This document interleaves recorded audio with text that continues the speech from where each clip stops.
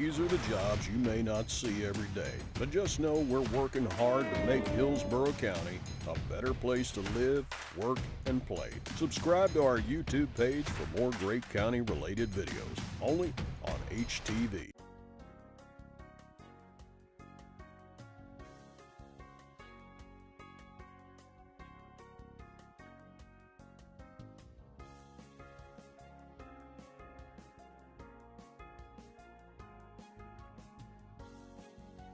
Flossing in the morning is a really great way to keep your teeth healthy and start the day. But when you're through, here's what you do. Throw it in the trash, don't flush it.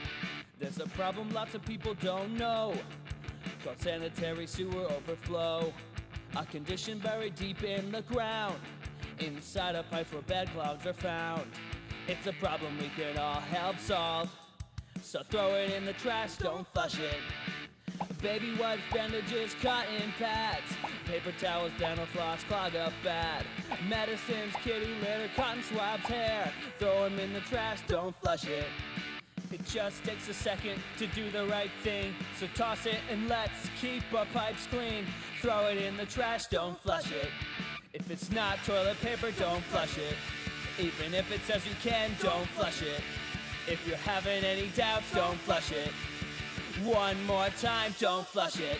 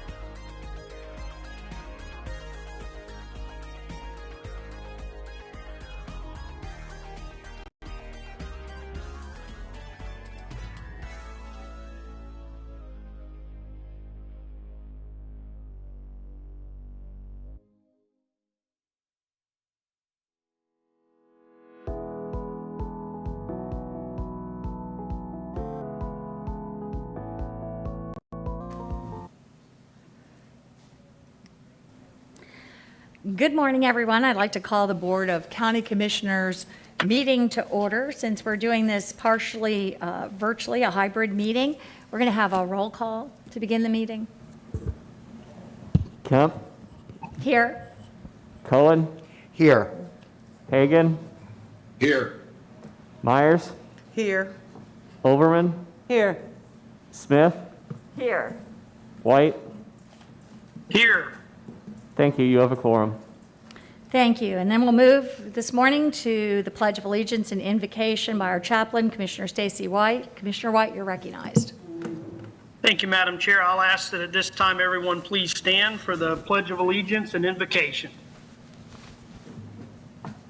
I pledge allegiance to the flag of the United States of America and to the republic for which it stands, one nation, under God, indivisible, with liberty and justice for all. Heavenly Father, I pray that you'll guide this board, our staff, and stakeholders as we make important decisions for this county this morning. I pray that you will guide us through this most recent wave of COVID. I pray that you will keep us safe and have this in the rearview mirror just as quickly as possible. Father, I also, as always, pray for our first responders and members of our armed forces. Pray that you will guide them, keep them safe each and every day. I ask for these blessings in your heavenly name. Amen.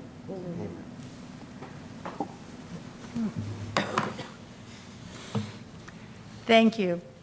And with that, at this time, before we get to the commendations, I'm going to request that a member please make a motion to waive the BOCC rules of order to allow during the duration of the emergency for us to our current seating arrangement, but for us to make seating arrangements appropriately during the state of emergency. So moved. Second.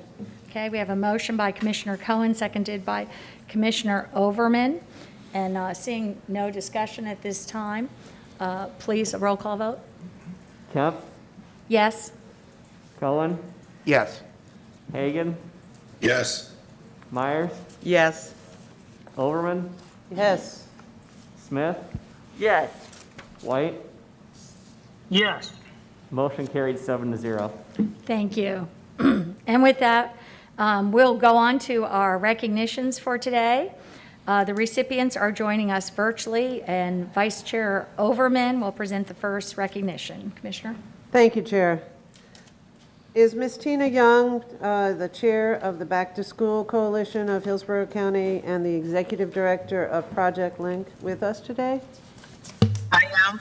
Excellent. Thank you for joining us. I appreciate it and welcome to this meeting. I am honored today to highlight the important work that your organizations do to help and protect the health and well-being of vulnerable children in our community. As the new school year begins, once again, the Back to School Coalition of Hillsborough County and Project Link have been so instrumental in raising awareness about the importance of immunizations and routine health exams to our children's health and welfare. I have the pleasure of presenting the following proclamation to Ms. Young in honor of the hard work the Coalition and Project Link have done for our community. It reads, whereas the Back to School Coalition of Hillsborough County is a partnership between government agencies, hospitals, community clinics, nonprofit organizations, service groups, private sector organizations, and the public school system, and whereas the coalition works to ensure no child misses the first day of school due to lack of immunizations or a physical exam, and whereas vaccinations and routine physical examinations help protect students from dangerous illnesses that can easily spread in schools, and whereas every child entering a Florida school for the first time is required to undergo a physical examination and receive certain immunizations, and current students must be up to date vaccinations. Whereas since 2005, the Back to School Coalition has sponsored a series of health events throughout Hillsborough County that provide free vaccinations and immunizations to all students from kindergarten to 12th grade, meeting the school entry requirements. And whereas the coalition-sponsored events encourage early immunization practices, promote healthy lifestyle choices, and cultivate parent and school interaction by providing resources so children can begin the new school year with confidence. And whereas this year's fairs were held from July 17th and will be to August 7th, now therefore be proclaimed that the Board of County Commissioners of Hillsborough County, Florida, does hereby declare August of 2021 as Back to School Readiness Month in Hillsborough County, thanks to the Back to School Coalition for its efforts, and encourages all parents to take advantage of the opportunity to have their children immunized and examined as they prepare for the new school year. Executed this 4th day of August 2021, signed by all 7 commissioners. Ms. Tina, would you like to say a few words? I would, thank you. I would like to thank Commissioner Overman and the other Board of County Commissioners for recognizing the village of community partners that assist Project Link in meeting the needs of uninsured and underinsured families within Hillsborough County. We had over 2,500 visitors to our registration website seeking medical services. Project Link was able to organize and coordinate 7 countywide health clinics offering routine immunizations, school physicals, and COVID-19 vaccines through our valued partnerships within the Back to School Coalition of Hillsborough County, which includes Tampa General, Health Park Pediatrics, USF Health College of Pharmacy, American Pharmacists Association Academy of Student Pharmacists, College of Nursing, USF Pediatrics, Hillsborough County Public School Health Services, Baycare Kids Wellness and Safety Center, Florida Department of Health, South University, and Can Do, along with all of our funders and sponsors such as Hillsborough County Health Services, Florida Blue, Kiwanis Club of Tampa Bay, Simply Healthcare, Humana, Casper Company, Public Supermarket, City of Tampa, and countless volunteers. We appreciate everything done to advance the growth and development of school-age youth within Hillsborough County. Again, on behalf of the Back to School Coalition of Hillsborough County, we thank you for this honor. Oh, it is absolutely, I believe, our pleasure. You know, being able to make sure kids can get back to school and have fun and learn is a critical, important part of a child's life. And I want to thank you for hosting so many back to school events. Do you have an idea of how many events may be happening this weekend and where some of them might be? Well, I know that our event will be at the Children's Board this Saturday, August the 7th. That's our final event. I believe there is also a event at the Raymond James Stadium that's offering school physicals. And I apologize, I don't know the rest of the community activities that's happening that's offering medical services for families. Well, that's quite all right. I'm glad to hear that there are several events, so, you know, check out the notices. Maybe we can get a list of where they are on our website so that people can find where they are as children go into school this week. My grandson went to school yesterday, or Monday. He started school in a fully, in a school that actually is mandating all the guidelines the CDC recommended, and it's really great that we see the opportunity to make sure our kids are healthy and safe. And thank you so much for being here today and all that you do. Sharon? Thank you. We'll move to our next proclamation or commendation given by Commissioner Myers. Commissioner? Thank you, Madam Chair. Are the following people here this morning?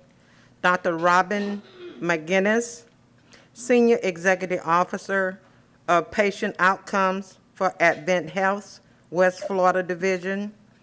Dr. Nihash Ahan, Executive Vice President and Chief Medical Officer of BayCare Healthcare System Incorporated, Dr. Douglas Holt, Director of Florida Department of Health in Hillsborough County, and Dr. Sebastian Strom, Chief Medical Officer for HCA West Florida. Yes, ma'am. Dr. Holt. Thank you all for joining us today. As COVID continues to impact our lives, our healthcare professionals have been working tirelessly to help Hillsborough County's residents and visitors stay safe and healthy. It's not an easy job, and their courage and strength serve as an inspiration to everyone in Hillsborough County. Today, we are honoring 4 organizations for their unwavering dedication, compassion, and service to our community. They are Advent Health, BayCare Health System Incorporated, the Florida Department of Health in Hillsborough County, and HCA West Florida. Each organization that is being honored today will receive the following commendation, which will be individually personalized. The commendation reads, the Hillsborough County Board of County Commissioners is pleased to recognize these healthcare providers for their dedication to improving the lives of residents while overcoming the daunting challenges posed by the COVID-19 pandemic. Since March 2020, Hillsborough County healthcare providers have worked tirelessly to collaborate to provide impactful and inspirational service to residents during the pandemic. Their hardening action, advocacy, and innovation help preserve quality of life, strengthen hope, and encourage all to adapt and adjust to difficult circumstances. Advocating for and implementing public health guidelines, provide health care to those in need, and coordinating the community's response to the ever-changing challenges of the pandemic are just a few examples of how these organizations have harnessed their creativity and determination to serve the public. Their efforts and their generosity are a testament to their compassion, resolve, and dedication to public service. The Board of County Commissioners of Hillsborough County, Florida, does hereby commend these organizations for their commitment and steadfast service in time of need, and thanks them for all they have done for the betterment of the community. Executed this 4th day of August 2021, signed by all 7 commissioners. I want to personally thank all of these organizations for your hard work and sacrifice they have made for Hillsborough County. And at this time, I'm going to remind each one of your comments, and we're going to thank you for that in advance. And at this time, we will hear from Dr. McGinnis. Thank you so much, Commissioner Myers, Chair Kemp, and all the county commissioners. We are absolutely humbled by this recognition, and we would all probably tell you that this is our job and our duty. It's what we do, but it is truly an honor to serve this community and care for them at Advent Health. You know, this last year would have not been possible without our leaders, physicians, and staff. We are so grateful for their experience and compassion, for their determination to rise above all of the challenges that were faced with us and provide world-class care to Tampa Bay. Every person in our organization, all 13,000 team members, have played an important role in making sure that we provided the safest care possible with the most advanced treatments. This recognition is really for them, for our frontline workers, our front door workers, for those behind the scenes in the lab, the pharmacy, people who recruit nurses, maintain our PPE supply, for the administrators. This is really, really for everyone. And honestly, there's more to do now to fight this virus. You know, we want our community to believe in science, to get vaccinated, and to protect themselves against COVID-19. There's still hope that we can put this behind us, and that's really what we want. Thank you again for taking this moment to recognizing us at Advent Health for the hard work that our teams are doing every day. And it's just been an honor to work with the health systems across the county. And we've really done a lot together. And thank you. Thank you. Dr. Hahn? Thank you. On behalf of Baker Health System, our 6 hospitals, numerous outpatient facilities, and almost nearly 10,000 team members that reside in Hillsborough County, I just wanted to express my sincerest and deepest thanks to Hillsborough County for this recognition and acknowledgement. Administrator Weiss, Chairwoman Kemp, Commissioner Myers, Dr. Holt, Chief Jones, Tim Dudley, Gene Early, and so many others have helped guide our county's response to this daunting and sometimes unrelenting pandemic. Thank you for the partnership. Thank you for the ingenuity, and thank you for your persistence during this pandemic. As we've demonstrated, there's nothing that we cannot accomplish if we work together during this crisis. With your help, we were able to open the St. Joe's Tower ahead of schedule and provide much needed bed capacity in the time of need last year. In addition, we were able to work together to set up drive-through sites to help the community when they needed testing capacity. Now, unfortunately, like my colleague Dr. McGinnis mentioned, COVID is surging again in our community, and our hospitals are facing a devastating bed crunch, worse than they were last year. I would ask that we come together again. We continue to push vaccination, wearing masks, and most importantly, we have to care for the sick and frail who need our help the most in this community right now during this time of need. Together, I have hope that we're going to be able to continue to safeguard the community, but we need to continue to work together. And I thank you for the partnership and the recognition. Thank you. Thank you. Dr. Holt? Yes, Commissioners, again, thank you so much for this recognition. It's much appreciated by the 400 members of my team at the Florida Department of Health, Hillsborough County. Also want to thank and recognize our partners who really comprise the public health system that has worked against this virus. Our medical community, the university experts, the staff at both Hillsborough County, the city of Tampa, general public, but also the elected officials from the initial EPG with Commissioner Merman, Commissioner Miller, and Commissioner Overman, Mayors Castor, Ross, and Lott, and School Board Snively, and now the entire Hillsborough County Board. We do have some unfinished business, but as before, it will need all of us to finish the job. Thank you, Commissioners. Thank you. And last but certainly not least, Dr. Strom. Good morning. I'm Sebastian Strom, Chief Medical Officer for HCA West Florida. I want to thank the Hillsborough County Commission for taking the time today to recognize the collective efforts of the hospital systems and caregivers in our community. And I also want to extend our appreciation to the Commission for the outstanding work you've done to keep the people of Hillsborough County safe. Early in the pandemic, our collaborative efforts brought together local sports teams in a community masking and social distancing campaign. And at Raymond James Stadium, our collective efforts led to an early drive-through testing center. Once vaccines became available, we collectively voiced the importance of that and encouraged everyone to get vaccinated, a message that remains critically important today. Together, we're making a difference in improving the health of our community. I want to thank you for that partnership. Thank you. Thank you. I want to thank each of you for your partnership, and thank you for all that you do for our constituents of Hillsborough County. Your service is to be commendable for what you do toward our residents, and thanks again. Madam Chair. Thank you, Commissioner Myers. We'll move now to the next recognition presented by Commissioner White. Commissioner White.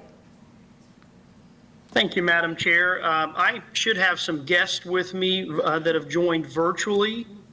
Sergeant Gerard Abbott, his wife Lori Abbott, and Frank Strom from our staff. Are you all with me? This is Gerard Abbott. I'm here. My wife isn't.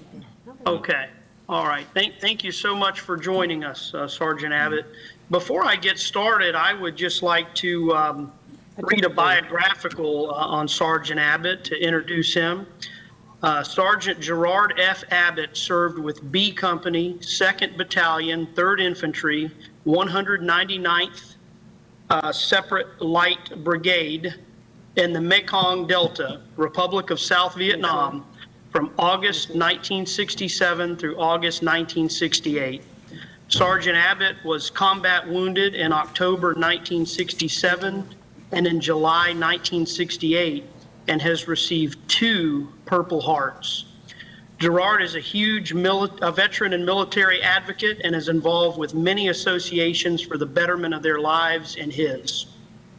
He's responsible for establishing the Purple Heart Memorial at Veterans Memorial Park that was completed and dedicated in 2015. For the last decade and a half, Abbott has volunteered with Operation Helping Hand at the Polytrauma Rehabilitation Center at James A. Haley VA in Tampa, a humanitarian effort for the nation's most wounded combat veterans. Gerard has also been with Veterans Administration Volunteer Services for 17 years. He's currently the Vice Commander of the Military Order of the Purple Heart, Chapter 535, the Purple Heart Memorial Chairman at Veterans Memorial Park, and the Post Commander at American Legion USS Tampa Post number 5. And I will ask Sergeant Abbott to say a few words after I present the proclamation. But before I present the proclamation, Madam Chair, I have a commissioner item F4, that is related to the presentation of this proclamation. So at this time, I'd like to make a motion to waive the rules and take up item F4 immediately after presentation of this proclamation. Second.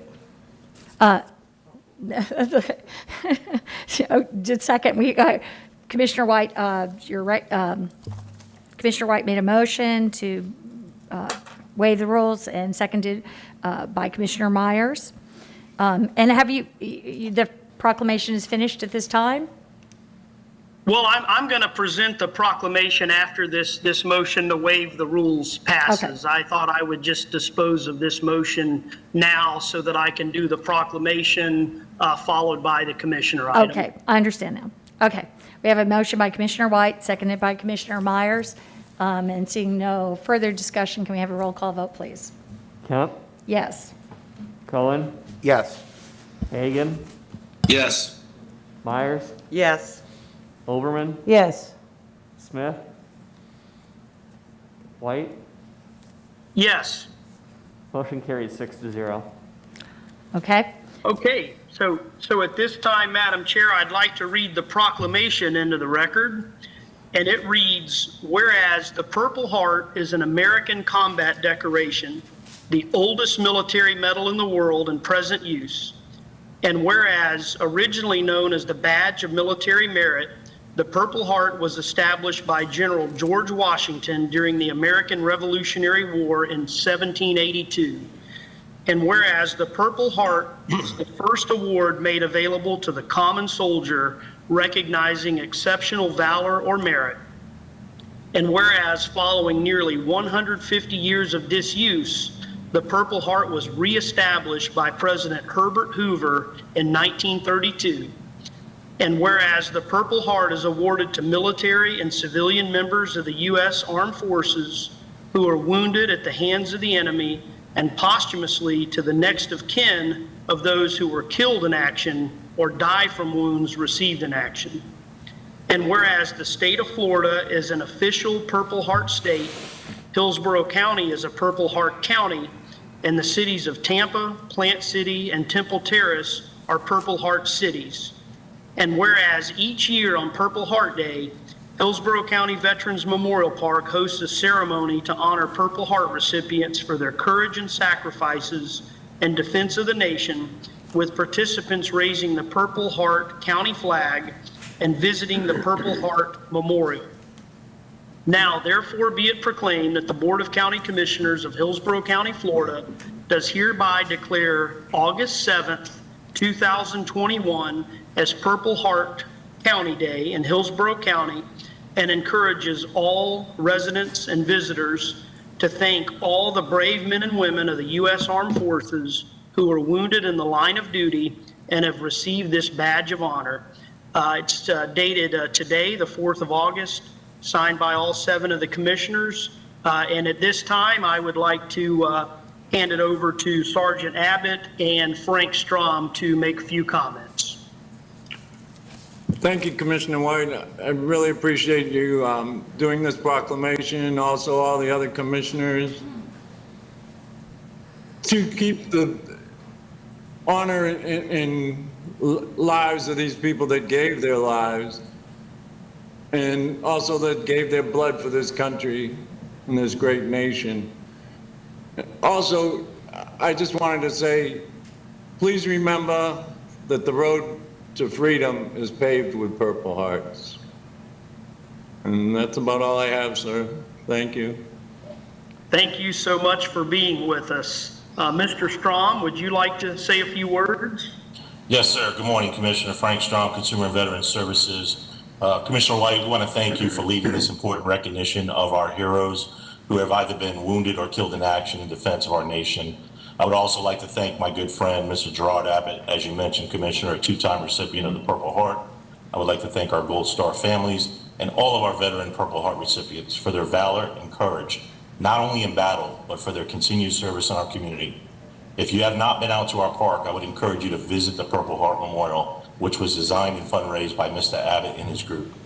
I would also like to mention that we just received word from the Department of Veteran Affairs National Veterans Day Committee has designated our park for the 5th year in a row as a regional destination for Veterans Day 2021. Again, I would like to thank you, Commissioner White, all of our Board of County Commissioners, and our County Administrator, Ms. Wise, for your continued support of our veteran community. There is no greater place for our veterans to call home than Hillsborough County. Thank you, sir. Thank you very much. Sergeant Abbott, you're obviously a veteran. Mr. Strom, I know you're a veteran as well, so I would like to thank both of you for your service.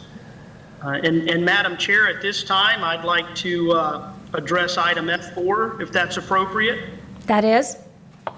Okay, very good. So I feel that it's an appropriate gesture to display the Purple Heart flag here at County Center throughout the month of August in recognition of Purple Heart Day.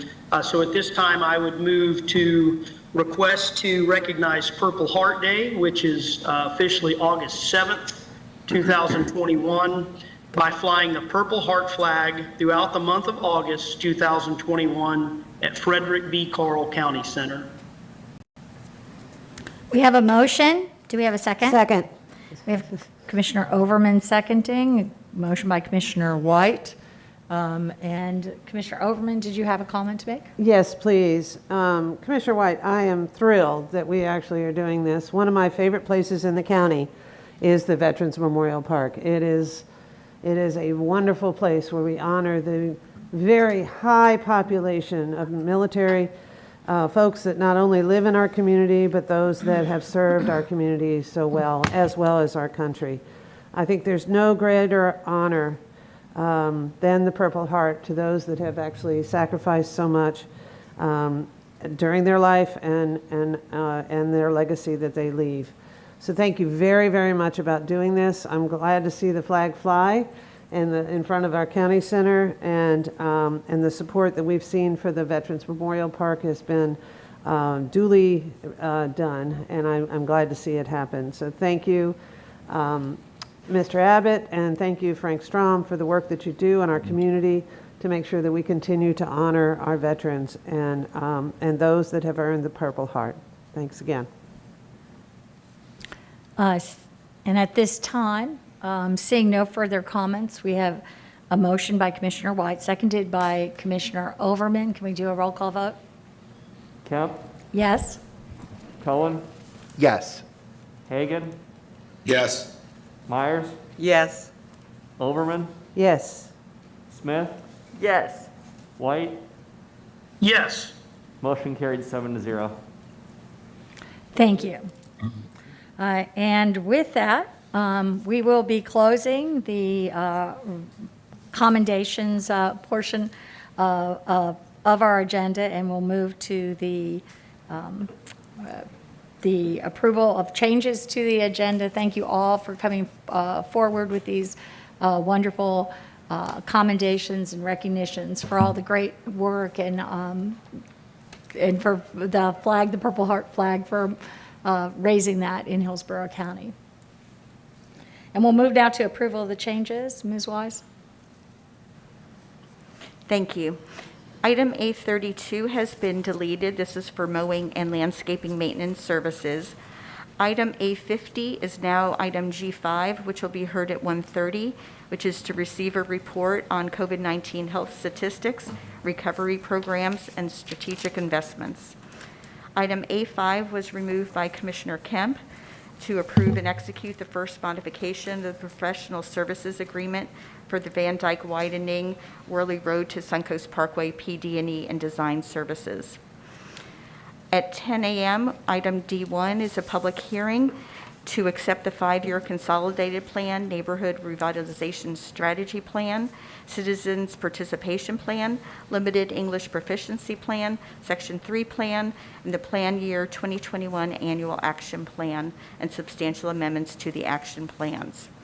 At 10 a.m., item D3 is to conduct the first of 2 required public hearings to enter into school concurrency proportionate share mitigation development agreement with the School Board of Hillsborough County and Greenpoint Communities, LLC for the Rodine Pit subdivision. At 10 a.m., item G4 is to receive a waste connection collection service update presented by the Solid Waste Department. This is related to items D2 and D4. And then at 10 a.m., item D2 is to hold a public hearing to consider amendments to establish the Hillsborough County Solid Waste Hardship Credit Program and to make additional amendments to align with the new solid waste collection contracts related to items D4 and G4. And then at 10 a.m., item D4 is to conduct a public hearing and adopt the resolution which establishes the solid waste non-ad valorem disposal and collection assessment rates, other user fees and charges, and solid waste disposal and collection rolls related to items D2 and G4. At 10:15 was going to be item F4 to request and recognize Purple Heart Day. This item you already took up earlier and waived your rules. Item F5 at 10:30 is to direct staff to bring back to the BOCC a report on the possible establishment of a first responders cemetery. That is Commissioner White's item. At 11:45, we will recess for lunch. At 1:30, item G5 is to receive a report on COVID-19 health statistics, recovery programs, and strategic investments. Those are the changes to the agenda. Thank you. We have a long agenda today. Do we have a motion? Move the changes. Second. Okay, we have a motion by Commissioner Overman, seconded by Commissioner Myers to move the changes. Seeing no further comment, please do a roll call vote. Kemp, Yes? Cullen, Yes. Hagan, Yes. Myers, Yes. Overman, Yes. Smith, Yes. White. Yes. Motion carried 7-0. Thank you. We'll now move into our public comments portion where we've opened the boardroom to very limited in-person public comments, so we're doing this both virtually and in person. The board welcomes comments from citizens about any issue or concern. Your opinions are valued in terms of providing input to board members. However, it is requested at the same time when you address the board that comments are not directed personally against a commissioner or staff member, but rather directed at the issues. This provides a mutual respect between board members and the public. The board has set aside a 45-minute period in the morning immediately following changes to the agenda for public comments. At the discretion of the chair, the board may again hear public comments at the end of the meeting. Anyone who wishes to speak virtually or in person during the meeting may do so by completing the online public comment form found at hcflgov.net/speakup. The form is open to the public for sign up 48 hours prior to the start of the meeting. An option is available to notify whether comments will be provided virtually or in person at the meeting.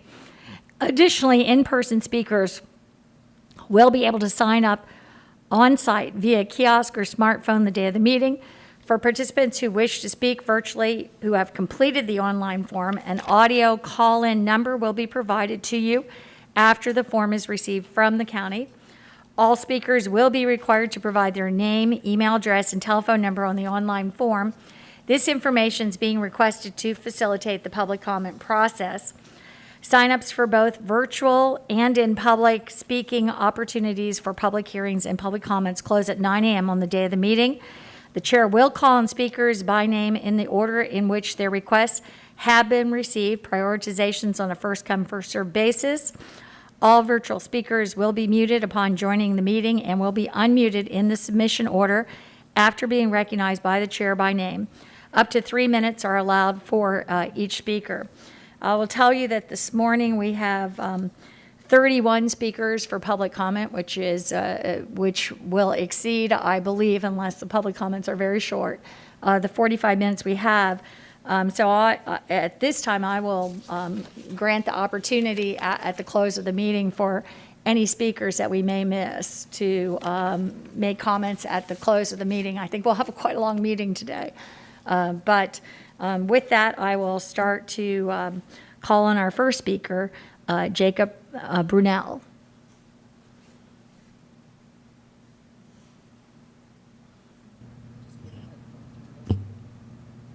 Is Jacob Brunel present? He's currently on the first floor and would like to be taken up to the second floor. Okay, well, what we'll do is keep moving until, and we'll wait for him to arrive. Chase Harrison.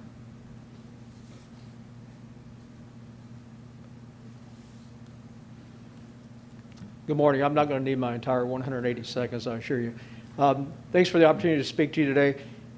What I think most people are going to be here for is about the mask mandate that's coming up. And as we move into a new cycle of COVID issues, and we're going to be starting to look at new ways to do it, I believe, unlike what happened Friday when the emergency order was just extended without being revisited, revised, or reviewed, these things need to be looked at. This current policy was written some 17 months ago.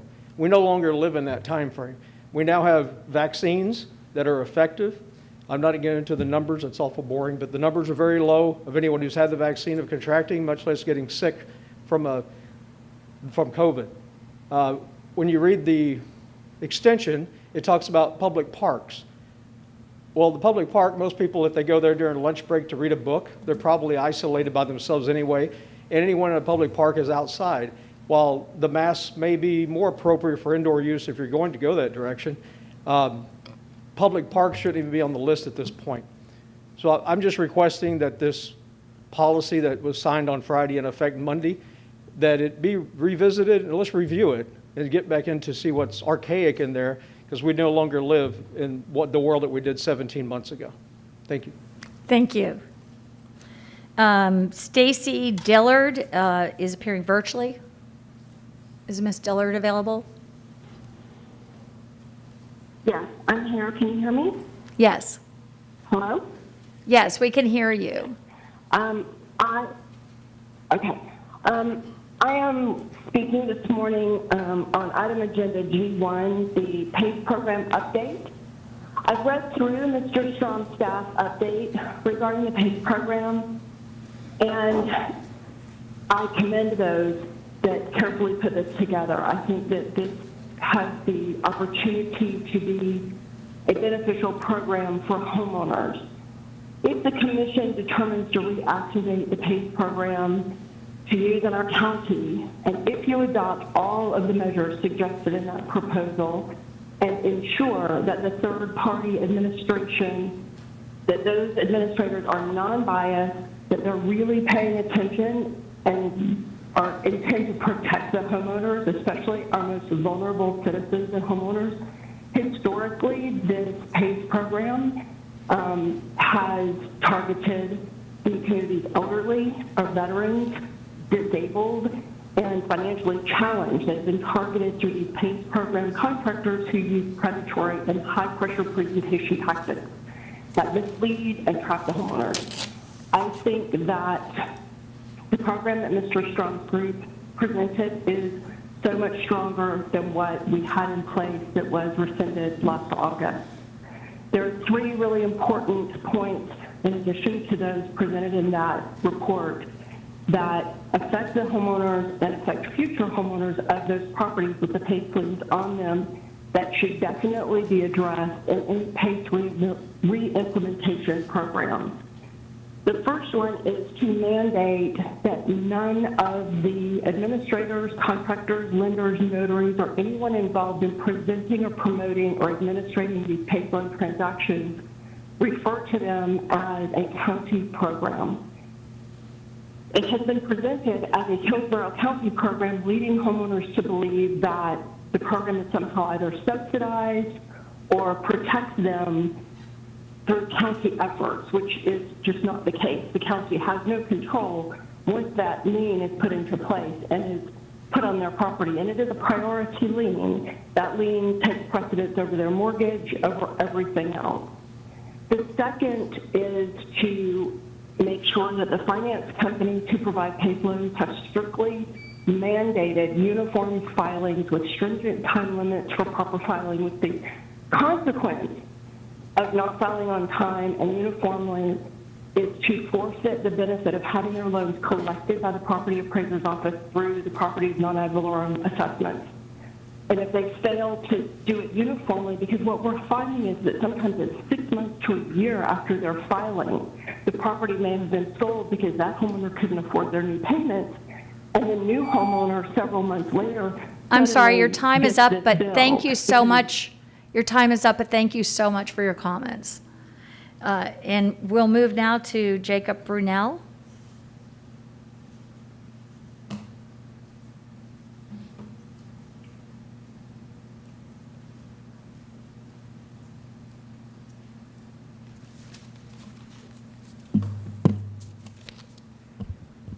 Jacob Brunel, Director of Government Affairs at Greater Tampa Realtors. Honorable Commissioners, we applaud your review of PACE financing in Hillsborough County. Some of you may recall the Greater Tampa Realtors warned of potential problems with inadequate disclosures and predatory practices. You may also recall the media attention exposing the inadequate disclosures and predatory practices we feared, including using your logos and phrasing to claim PACE was a county program. Many of our experiences with PACE financing mirrors what the 2020 staff report describes as victimization of elderly and less advantaged homeowners. We have seen unregulated PACE loans wreak havoc on vulnerable citizens under the guise of home improvement and energy efficiency. Contrary to the promises made in overzealous and often deceptive marketing, PACE loans often have little connection to the advertised energy savings. Therefore, our leadership voted to oppose the further proliferation of PACE and eliminate existing authorizations. Furthermore, Florida's largest trade association with over 200,000 members, Florida Realtors, has taken a formal position to oppose PACE financing overall. Like traditional mortgages, PACE financing is tied to the borrower's home. For many borrowers, PACE loans are unaffordable mortgage products that put them in danger of foreclosure. Like the subprime lending abuses that led to the recent financial crisis, PACE loans frequently target the most vulnerable, low-income families, the elderly, and communities of color. PACE lending has become an urgent problem in low-income communities where the product is actively sold, upending financial stability for homeowners whose neighborhoods are decimated by COVID-19 and the affordable housing crisis. Low-income families in Hillsborough County already have the option to utilize the U.S. Department of Energy Weatherization Assistance Program. This federal program reduces energy costs for low-income households by increasing the energy efficiency of their homes and is available through the Tampa Hillsborough Action Plan. Also, some nonprofits can provide affordable financing options for energy-efficient upgrades. We will not delve into further details as the PACE financing problems are evident, even with increased safeguards. We encourage you not to move forward with PACE financing in Hillsborough County.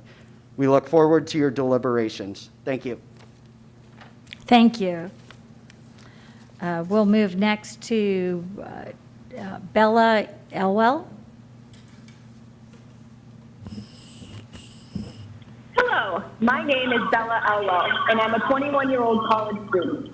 We stand here today because regardless of our calls to end the last mandate, we're here again addressing the same issue. Mask mandates are unnecessary, as many people, vaccinated or unvaccinated, wear them already. There's no need for another mandate. The data for mask effectiveness, infection rates, and death rates do not support a necessity for another mandate. Vaccination rates are up in Florida because many were promised that if they got vaccinated, everything would go back to normal and there would be no more masks. Is it fair then to go back on your word and make these same people selfish for not wanting another mandate? Mandates only breed contempt for the thing being mandated. Another mask mandate will encourage people to not get vaccinated as it makes them look ineffective. Reinstating a mandate on county properties will prohibit those who cannot or won't wear masks from freely exercising their right to engage in government. Will you bar victims, mentally disabled, and those with medical conditions from their duty in civil government for a redundant mandate? The Board of County Commissioners does not have the authority to reinstate another mandate, and the citizens of Hillsborough County do not support it. You work for us, not the other way around. If you will ignore our phone calls and our emails, then you will feel it when you try to get reelected. We will not stand by and watch a power-hungry board exercise more authority than they have right to. How many more voices must we raise before you hear us? Now you can see us, hear us, and we will not be ignored. We are calling on every member of the Board of County Commissioners to vote no to reintroducing the mask mandate. We're fully capable of knowing how to take care of ourselves and our health. There's no need for intervention from the Board of County Commissioners. Thank you.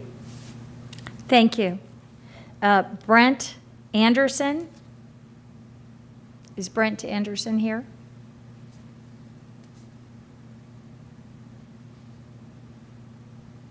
Yes, he is on the first floor, but would like to also be taken up to the second floor. Okay, then I'll move on until he's able to come.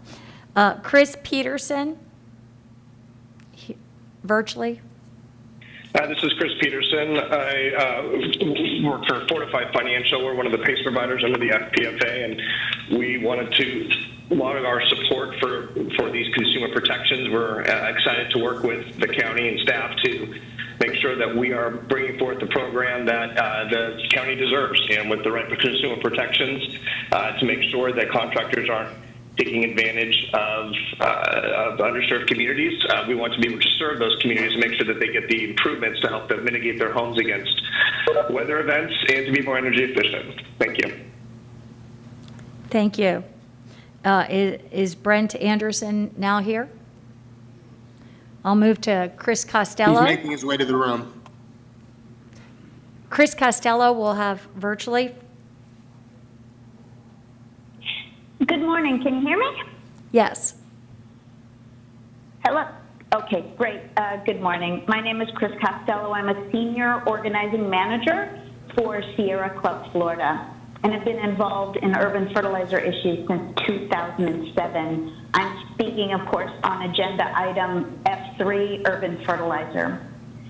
By the end of 2011, the year that this body last addressed urban fertilizer pollution, there were 5 counties and 39 municipalities covered by strict, no exemption, rainy season application ban urban fertilizer ordinances in the state of Florida. Right now, after 14 years since the first strict ordinances were adopted, there are 15 counties and well over 100 municipalities with strict rainy season bans. At the time, as the time has passed, as the past 10 years since Hillsborough County last addressed this, the newer ordinances have gotten even stronger and more protective than they were in 2011. Sierra Club Florida implores you to join your neighbors and choose this low-cost effort to stop urban fertilizer pollution at its source. The strict rainy season application ban is the backbone of urban fertilizer pollution management. The Sierra Club stands ready to help you through the process and look forward to positive action today. Thank you very much. Thank you. And at this time, I think we have Brent Anderson in the room.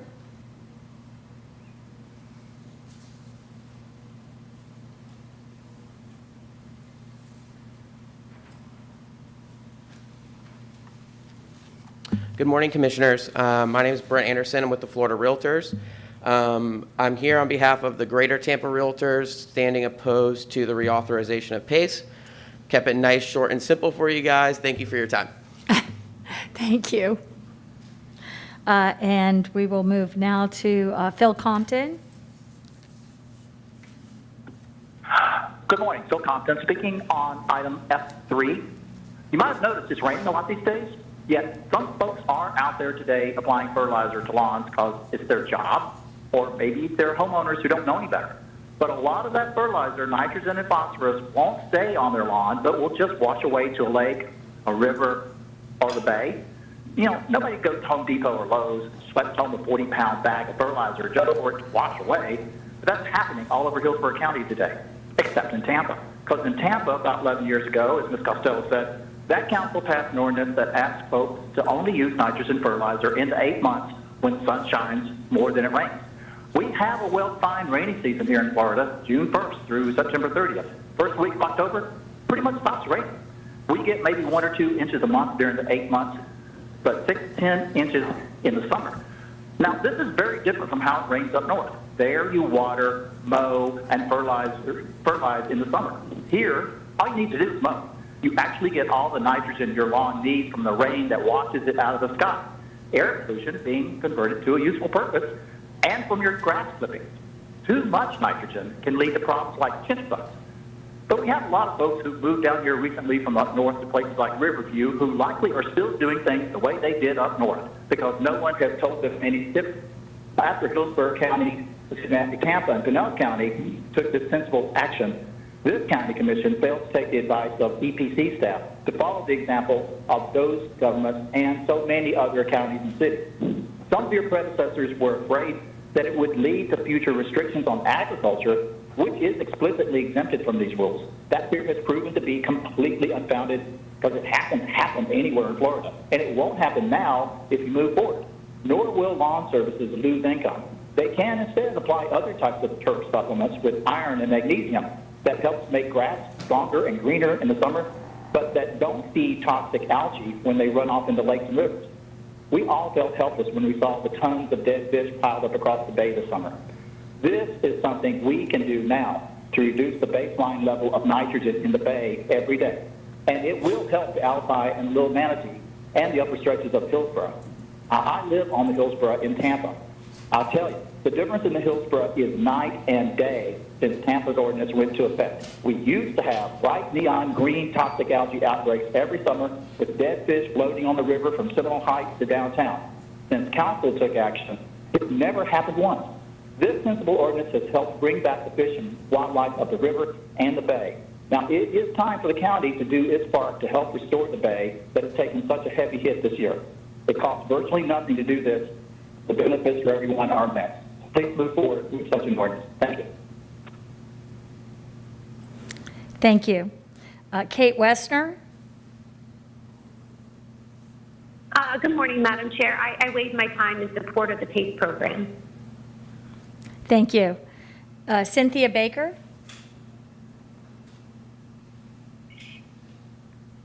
Good morning. Can you hear me? Yes, we can hear you. Yes, you can. Yeah. My topic is the Pet Resource Center. Our nation is always taught that if you see something, say something. But we have been screaming to this county and our commissioners for years to help our stray animals. You have been sent a detailed email this morning, a rebuttal to the very inaccurate PowerPoint that you're going to be presented by the Pet Resource Center. You asked for this report, Mr. Hagan, about 2 months ago, but it was just posted 3 days ago. And we have been working around the clock to point out all of its misrepresentations. For example, the director states that in 2020, there were only 3.5 dead dogs picked up by the county each week. He states a decrease from 2019, and that's completely inaccurate. Perhaps animal control officers were expedited by the rapid response team to pick up 3.5 dead dogs off the county roadways, but that doesn't take into account the dead dogs that the Department of Transportation picked up off of state roadways, Temple Terrace, or the Plant Food Divisions pick up their own for our county. It also doesn't take into consideration that there is a group of citizens right now who have been running around picking up 17 dead dogs that no one would or could respond to. I, in fact, myself just picked up a dead husky 2 weeks ago. These 18 dogs aren't even included in that number. And let's remember that there were very few cars on the roadways in 2020 because people were stuck in their homes and the stray dogs had much less chance of being hit by cars. Why did the director not point out on the PowerPoint how many dead dogs have been picked up in 2021? Just on the Lost and Found Pets of Hillsborough County Facebook page, there's a Rainbow Bridge album, and it shows that there were 174 domestic animals posted as deceased between January 1 and August 7 of 2021. That is way more than 3.5 dead animals, don't you think? This very small group of citizens also took in 57 strays that Animal Control and PRC absolutely refused to take since just this past March, and they are in debt in the thousands for their vetting at the veterinarians. Meanwhile, PRC just reduced their dog kennels from 300 to 137 and cat cages from hundreds to just 50. This director is hiding dogs in the shelter from the daily report. We are constantly finding them and sending PRRs and emails that are being ignored or they are being stalled until after these hidden dogs are euthanized. We are coming to you because we are so tired of it. We are volunteer citizens with more than a dozen years of experience fact-checking this shelter. We are not in search of the raises or the bonuses or the fake awards that Scott Chobotowski is. He could spend his time making a difference instead of creating misleading PowerPoints and falsifying numbers to make it Thank look you. like he's Your making time a is up. difference. Thank you. Thank you. Your time is up. Thank you. Doug Driggers.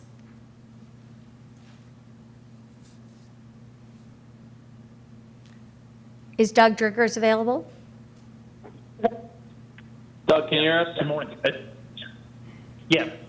Good morning, Commissioners. Can you hear me? Yes, we can hear you. I've called this morning to speak in favor of item G1 on today's agenda, reviving the Property-Assisted Clean Energy Program, otherwise known as PACE. The program provides property owners with an additional option for financing the cost of hurricane hardening and/or energy efficiency projects for their homes or business. Since PACE loans are often structured for longer terms than traditional finance vehicles, larger ticket items such as generators, energy efficient HVAC systems, or even solar panels are even more attainable through PACE financing than for many property owners. Thank you for your time. Thank you. Gerald White.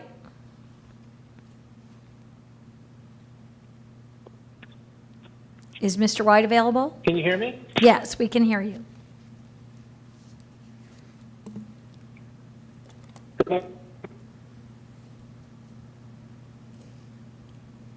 We can hear you.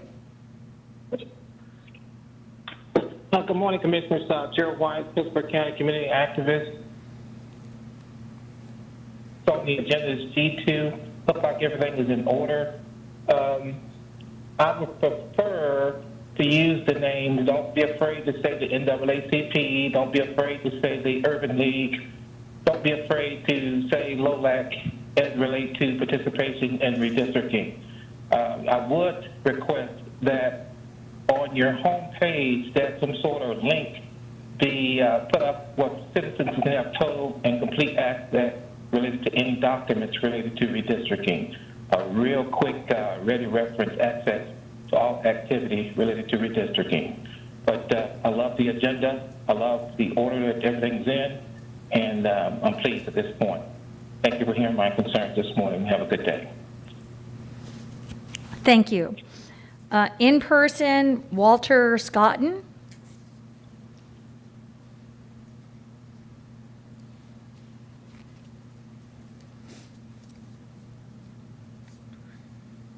Hello, thanks for allowing me to speak. The If reason you I'm could here, please keep your mask on, I'm sorry. Oh, I'm sorry. Mm-hmm.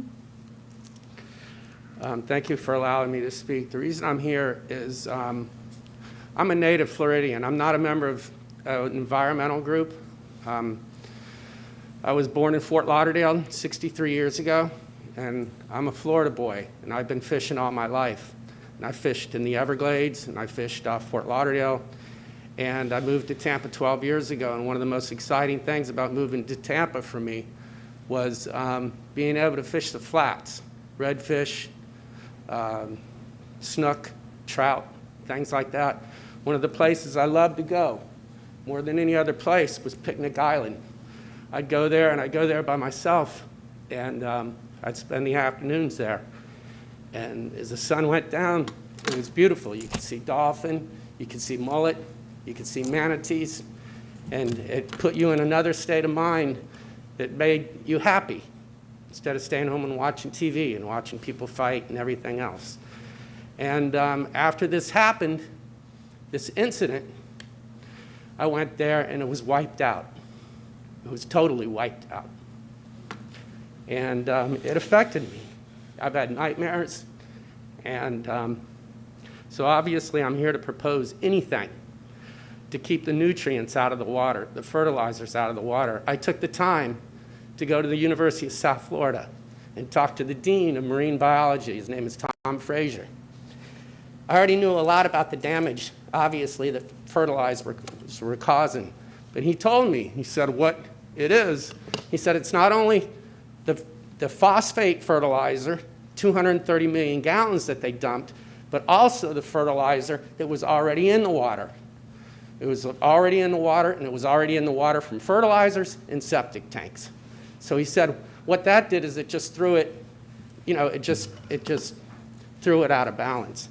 And, you know, the part about red tide and things like that, we understand now that these fertilizers are feeding red tide. They're feeding the organism in red tide, K. brevis, that's causing red tides to be worse. And, you know, I love the state of Florida. And I was so proud when I came through Tampa Airport because it promotes our environment. It promotes dolphin and manatee and birds and things like that. And then you come out and it's dead. And, you know, we're going to have to choose between whether we're going to have an environment and the economy we need in Florida based on tourism in a beautiful state, or we're going to be a flyover state. They're going to fly over to Costa Rica where they can fish and see the environment. But imagine a Florida that's clean and beautiful, and how many people we can put in this state to fill restaurants, bars, hotels, everything else. And fishermen are hurting bad. Thank you. Thank you for coming down. Sorry. Joshua Wastel.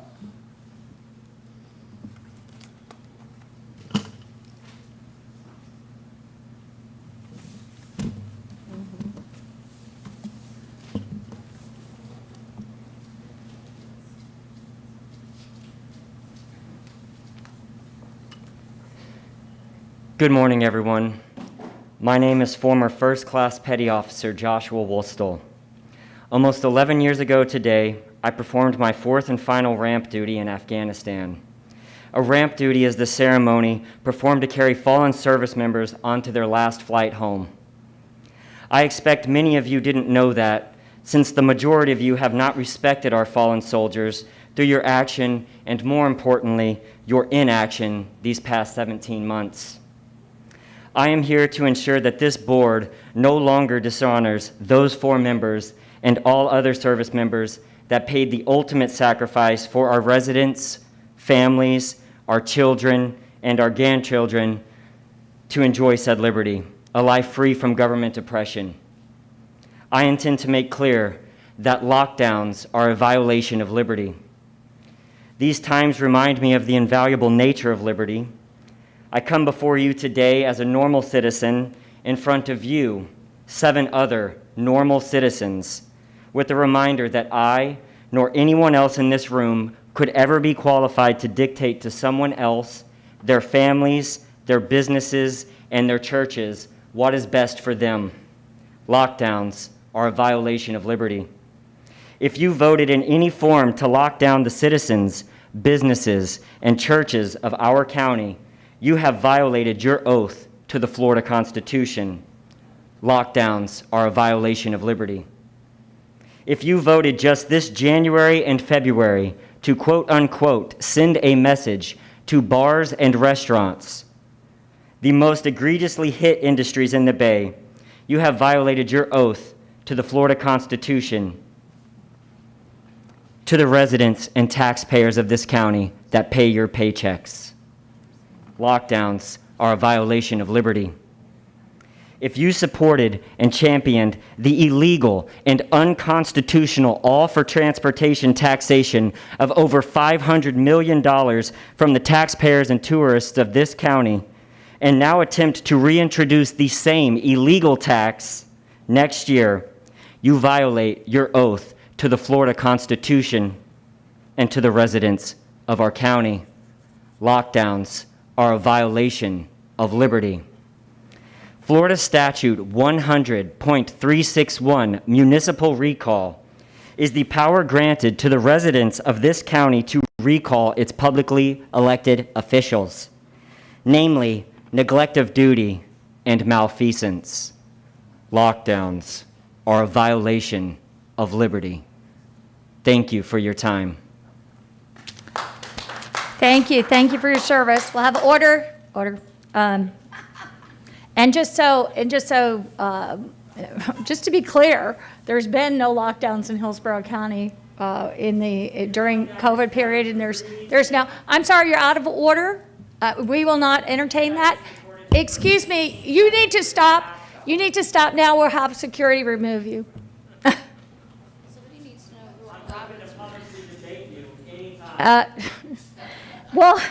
We'll have Susan Luthold is appearing virtually. Good morning. Can you hear me? Yes, we can hear you. Good morning. My name is Susan Luthold. Thanks for the opportunity to speak. My purpose is to encourage the board to avoid imposing further COVID mandates on the citizens of Hillsborough County. We are currently halfway through year number 2 of living with COVID with no end in sight. COVID will be with us for the foreseeable future, so it is time to stop the fear and divisiveness. The mandates never worked as intended. There were disastrous consequences such as harassment, belittling, bullying, as well as verbal and physical altercations that included citizens who took it upon themselves to police their fellow citizens due to their own fear and misconceptions about mandates and exemptions. As a reminder, here are just a few of the exemptions that were completely and often purposefully ignored from the actual Hillsborough County mask mandate. Nothing here, I quote, "Nothing herein shall require the wearing of face coverings by the following persons under the age of 8 years, persons observing social distancing in accordance with CDC guidelines, persons for whom a face covering would cause impairment due to an existing health condition. The requirement shall not apply when a person who is hearing impaired needs to see the mouth of someone wearing a face covering in order to communicate. The requirement shall not be applied in a manner that would conflict with the Americans with Disability Act." I am still livid that our very own public libraries took it upon themselves to refuse to allow exemptions. Adults and children with special needs were willfully discriminated against, and sadly they weren't the only ones. Instead of mandates, I propose a different approach, such as a campaign to educate and reassure the citizens of this county that they are in charge of the health of themselves and their dependents. Remind them of the steps needed to stay healthy, such as eating right and exercising. Remind them that they do not know the unique circumstances of every person, and the best thing they can do is be respectful and understanding. Keep in mind, as the Board of County Commissioners, you are not our doctors or mental health providers. You should not be mandating items that have more potential for harm than good. Please put an end to the bullying and divisiveness that accompany these worthless mandates. Shaming, bullying, harassing, and mandating are terrible tools that do not work. It is time to move on to something that does. Thank you for your time. Thank you. Representative Mike Beltran, I understand, is going to be speaking from downstairs.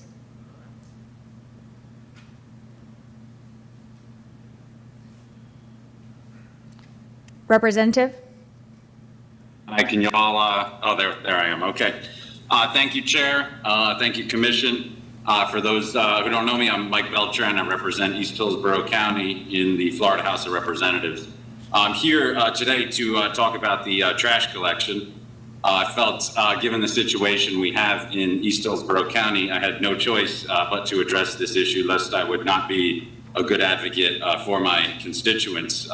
First thing I'll say is the commission has addressed the immediate problem, which is that trash cans were being left out for weeks in my community and in other communities, and that immediate problem has been addressed. I appreciate that. As you all know, there's a proposed increase in rates to be charged to the taxpayers and homeowners for waste collection. The trash services are managed by Hillsborough County, and they're subcontracted to several vendors.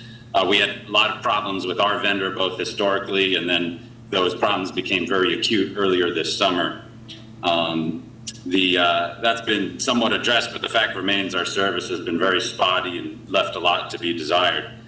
In future years, we're set to spend over $500 million on garbage collection, and we have a proposal for increased rates. The county has privatized this service, but it's ultimately the government's responsibility to ensure that there are fair rates and adequate service. I've always maintained that we need to show a good track record of service before we consider any price increases. And unfortunately, the service has been declining right at the same time that there's a proposal for the increase. I understand we've imposed financial penalties on the vendor responsible for the problems in East Hillsborough County.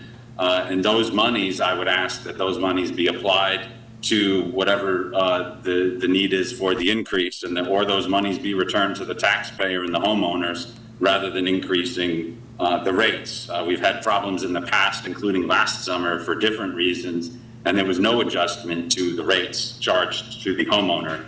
So I'm asking you to address the service before we consider any price increase. And the last thing I'd like to offer to the commission is we have privatized service essentially now, but it's being charged to the taxpayer through the county government.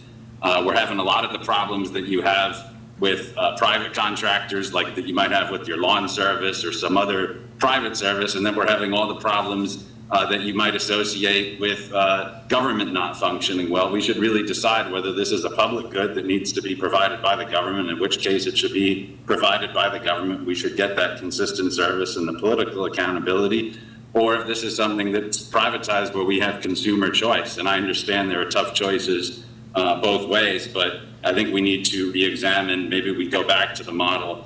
I hate to say it because I believe in limited government, but we go back to the model where we have county employees doing this work if we're not able to. Thank you get for good your service comments. going Your forward. time is up, but Commissioner. thank you. Chris Ann Hall.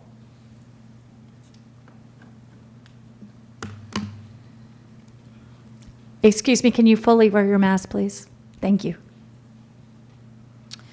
We should compliment our commissioners when they deserve it, and I'm here to thank Commissioner White for representing his constituents properly by keeping his oath and defending the Constitution of the U.S. and Florida by voting no on these mask mandates. Excuse me, can you pull up your mask, please? Thank you. I have the right to thank Commissioner White, and according to the Supreme Court of the United States, I have the same right to disagree publicly and even shame you personally when you are not keeping your oaths and not following the Constitution.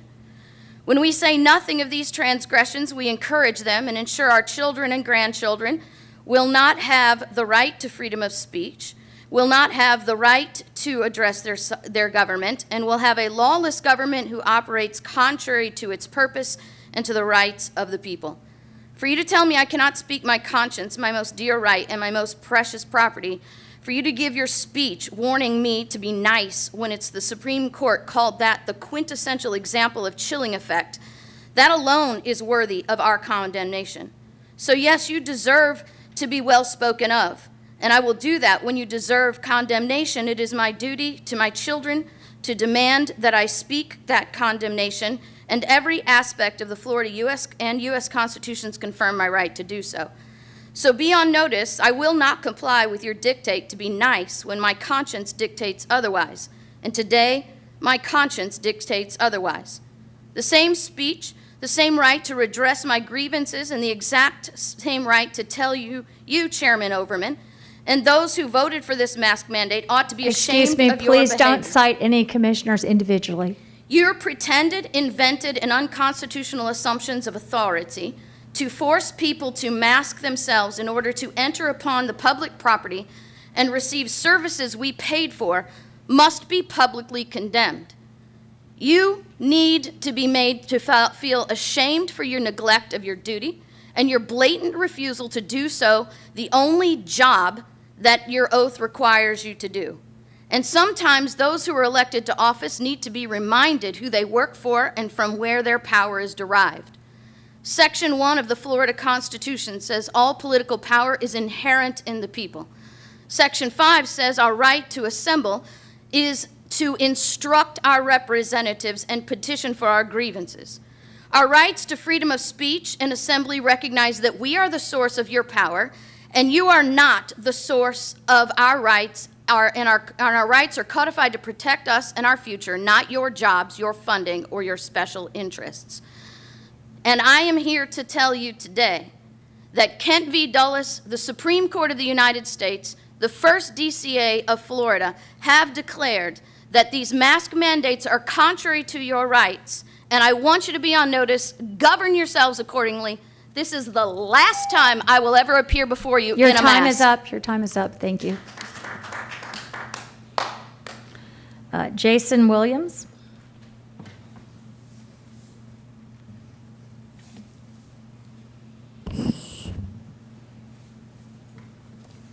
Thank you, Madam Chair. Good morning, and distinguished members. My name is Jason Williams, and I'm a Hillsborough County resident. So sorry, this mask is... They're sometimes difficult. I'm here today with many others in opposition of the new mask mandate. We are standing here again, fighting for our right as a person, as a citizen, to have the freedom that the U.S. Constitution, the Florida State Constitution, and God has given us. At this point, this is medical tyranny. We as a people can govern ourselves. We don't need you to make up rules and govern ourselves. We can do that by ourselves. We've trusted Dr. Halt. We've listened to you for months, and you said trust the science. The numbers in this county do not warrant another mask mandate. You told us to get vaccinated. People got vaccinated.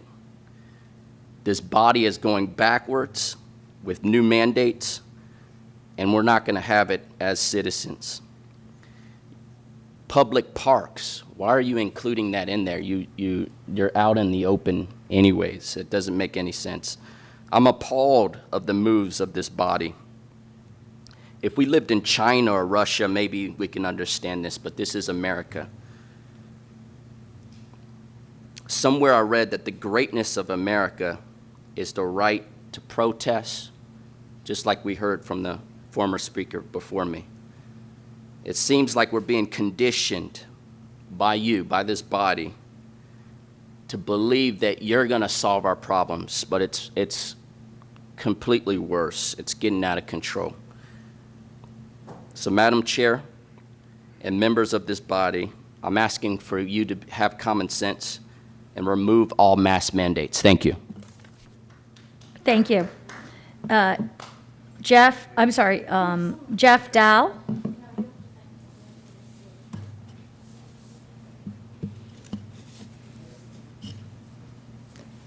Excuse me, you need to be wearing a mask if you're in the room.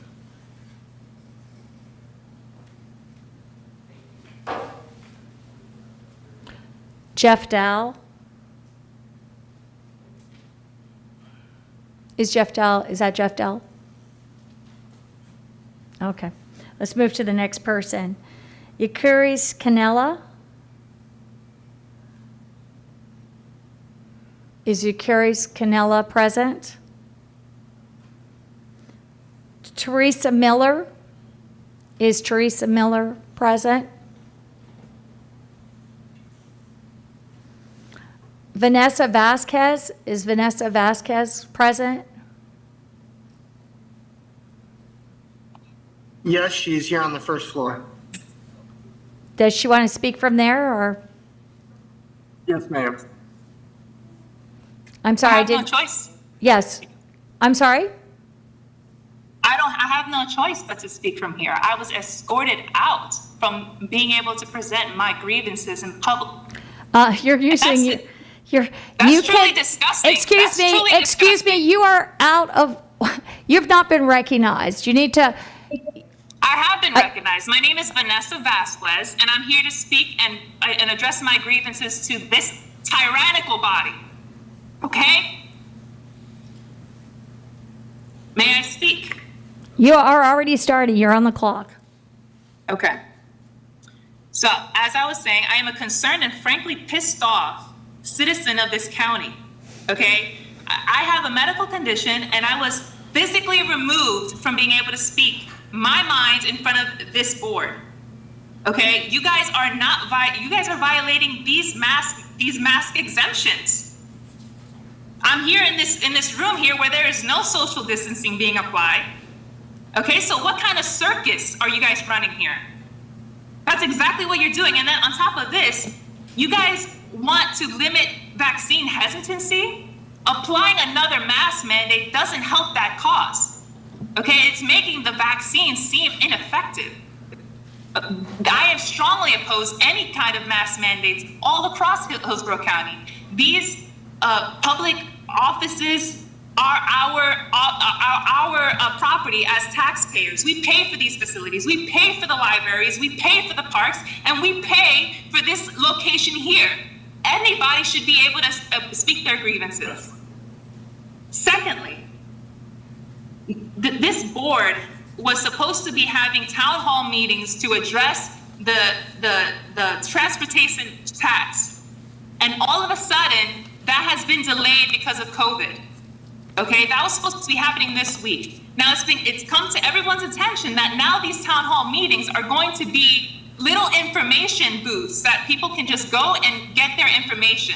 There's no more public comment being available for these settings. That is unacceptable. The people should be able to address their grievances to the board. You guys need to revisit that and make it a town hall where people can address their grievances and make public comment. Because we don't trust you. Okay, we have not gotten a penny back from the stolen tax dollars that were taken from us on the last transportation tax. Over $500 million were taken from us, and we still have not gotten that back. So you guys need to redress that and make sure that people can address their issues with that tax. And I'm over with this. Okay, you guys need to stop with this crap.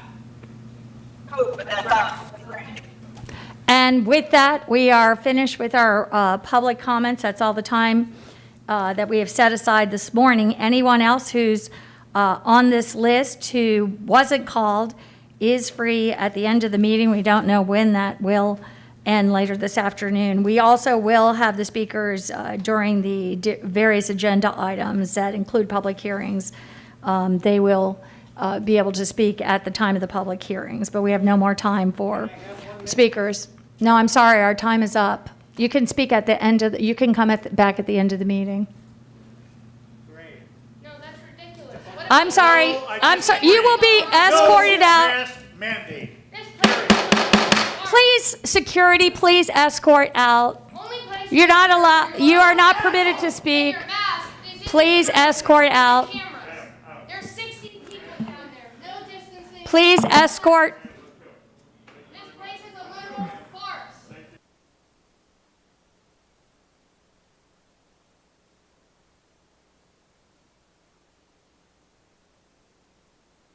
Please, security, escort them. You don't even believe in your own freaking mandates.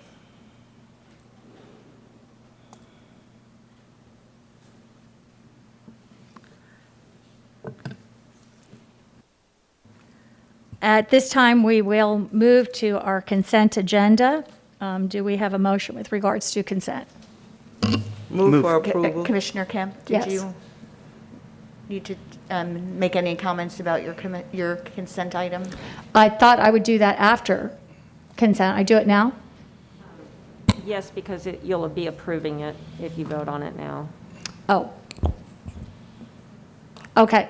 Are you pulling? I thought it was Yeah, I'm pulling the, my Yes, so I just understood you had pulled an item, but, you know, if you want to express why you pulled it and whether you need discussion or not, or whether you're inclined to just record your vote in a certain way so that then when we do vote on the consent agenda, it's clear that.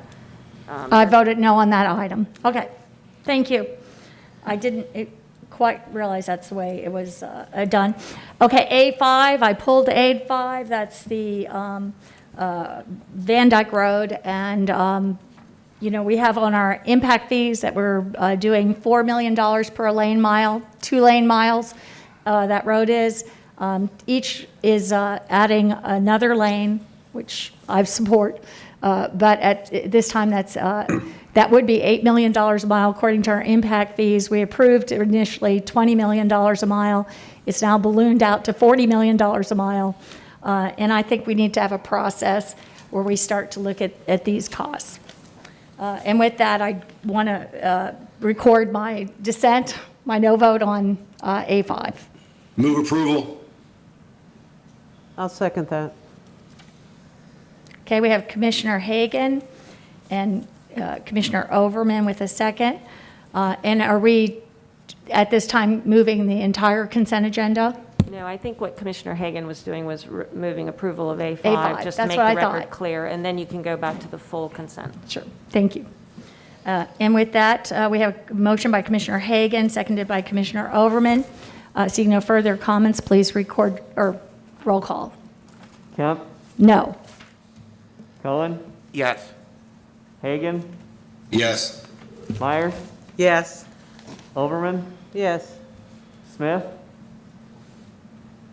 Yes. White? Yes. Motion carried 6-1. Commissioner Kemp voted no. And we will move to consent now. Move approval. Second. Motion by Commissioner Overman, seconded by Commissioner Myers. And seeing no further comments, please do a roll call. Kemp? Yes. Cullen? Yes. Hagan? Yes. Myers? Yes. Overman? Yes. Smith? Yes. White? Yes. Motion carried 7-0. Thank you. So we'll move now to our regular agenda. Ms. Wise. Thank you. The first public hearing is to conduct a public hearing to accept comments on the proposed program year, 5-year consolidated plan, and various other plans. This is a public hearing. Cheryl Howell is here to present this item. Ms. Howell? Good morning, Commissioners. Cheryl Howell, Director of Affordable Housing Services. This agenda item encompasses the 5-year consolidated HUD plan for CDBG home and emergency shelter grant funds, the annual action plan, and subsequent amendments, which include the limited English proficiency plan, the Section 3 plan that creates economic opportunities for funded projects, and the neighborhood revitalization strategy area plan, which identifies 8 specified areas, which include Plant City, East Lake Orient Park area, Gibsonton, Palm River, Ruskin, Town and Country, University area, and Wamama, which is really a tool to expand housing and economic opportunities through a more flexible use of the federal funding sources. Today, we're here to conduct a public hearing to accept comments on the proposed program year 2021 through 2025 5-year consolidated plan, the neighborhood revitalization strategy plan, the citizen participation plan, the limited English proficiency plan, the Section 3 plan, and the plan year 2021 annual action plan, and the substantial amendments to the action plan for program years 2016, 17, 18, 19, and 20. And B, to close the public comment period that started June 16th, 2021. And C, adopt the program year 2021 through 2025 5-year consolidated plan, neighborhood revitalization strategy plan, citizen participation plan, LEP plan, Section 3 plan. Approve the program year 2021 annual action plan and substantial amendments to the action plans for the program year 2016, 17, 18, 19, and 20 for submittal to the U.S. Department of Housing and Urban Development. The consolidated plan is a 5-year plan required by HUD for entitlement areas receiving Community Development Block Grant, Home Investment Partnership, and Emergency Solutions Grant funding. The 5-year consolidated plan outlines the priorities and goals for the expenditure of the CDBG home and ESG federal funding, and the updated citizen participation plan, the neighborhood revitalization strategy plan, and the LEP plan and the Section 3 plan. In accordance with the federal regulations, prior to adoption of these plan documents, the county is required to provide public notice, a 30-day public comment period, and a public hearing. The substantial amendments include funding year adjustments for current projects, reallocation of federal funding from previous action plan years as required by HUD, and additional new projects to utilize unencumbered funds. This action will allow staff to reconcile the HUD audit system and to expend earliest received grant dollars and program income. All projects in the action plans and substantial amendments were selected through a competitive RFP process. The approval of this agenda item will authorize the acceptance of public comments, close the public comment period, which began on June 16, 2021, adopt the 5-year consolidated plan and inclusive plans, and approve the program year 2021 annual action plan and substantial amendments. Affordable Housing Services has properly noticed the public hearing in the local paper and on the county website. The estimated fiscal impact of the program year 2021 annual action plan adoption is $11,167,125 based on an anticipated direct allocation from HUD and an additional $180,000 in projected program income.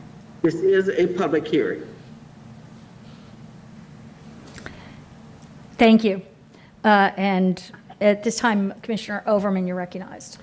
I know we have someone signed up for public comment, but I want to thank you, Cheryl, so much. Cheryl, Ms. Howell, I want to thank you for your team and for putting this very, very thorough document together. I encourage everyone who wants to see what our priorities are for Hillsborough County and to assist those in need, please consider reading it. It's 423 pages, so you'll have a lot of reading to do. But if you can't do that, please read the executive summary. There's a lot of need in this county. And with these priorities, we will make a substantial difference in the quality of the lives of our residents.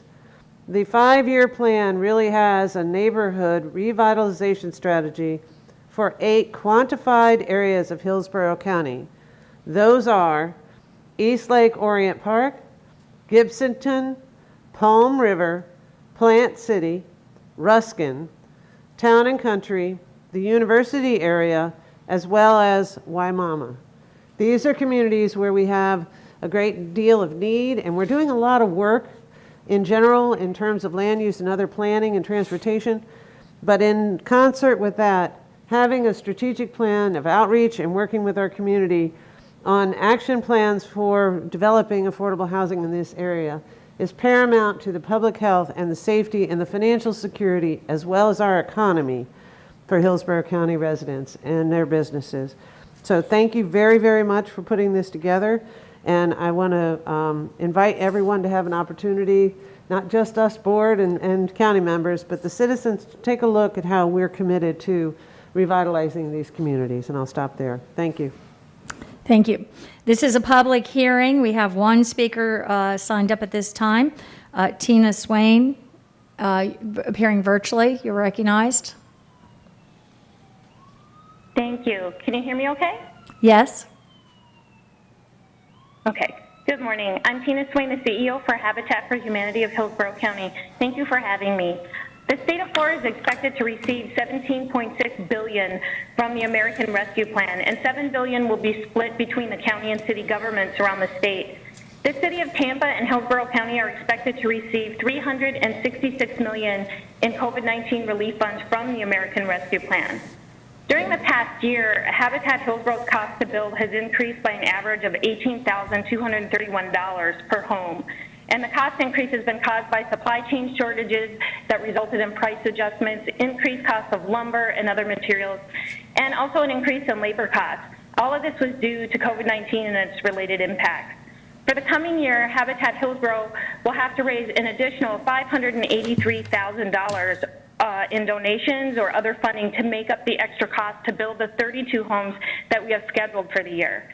And these expenses are on top of the cost for land and engineering needed to get the projects to the vertical construction stage. And I'm sure you're all well aware of the land costs, the rising land costs. It's crazy right now. But why would you ensure that the American Rescue Plan funds would go to organizations like Habitat? Well, Habitat Hillsborough does have a successful track record serving applicants who do not have enough income to be served by other home builders. Our ability to serve lower income households is due in part to our ability to generate our own mortgages that maintain affordability for our applicants. In addition, we have the experience to leverage grant dollars with the support of sponsorships, donations, and volunteer labor.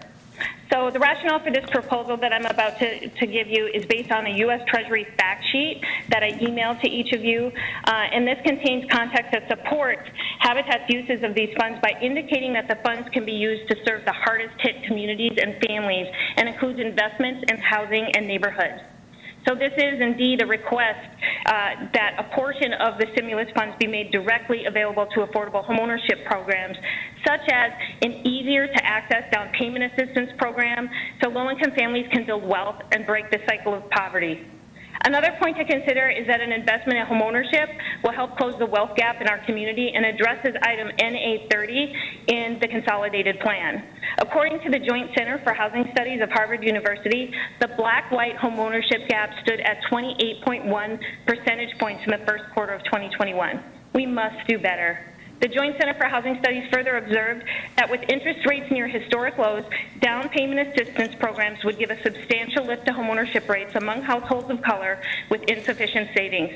When coupled with homebuyer education and counseling, as we use here at the Habitat, in the Habitat model, this support has the potential to reduce the black-white homeownership gap by 12 percentage points and the Hispanic-white gap by 4 percentage points. So whatever process that you use to deploy the American Rescue Plan funds, Thank you. please Your make it time is up. Thank you. Thank you. I don't see any other speakers at this time.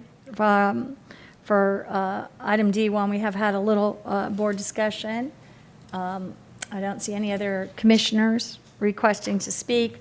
I will say it's quite a substantial item, and I would advise, like Commissioner Overman did, it's a keeper for me. I want to look through it a little bit more and see all that's in there, because it's quite a substantial backup.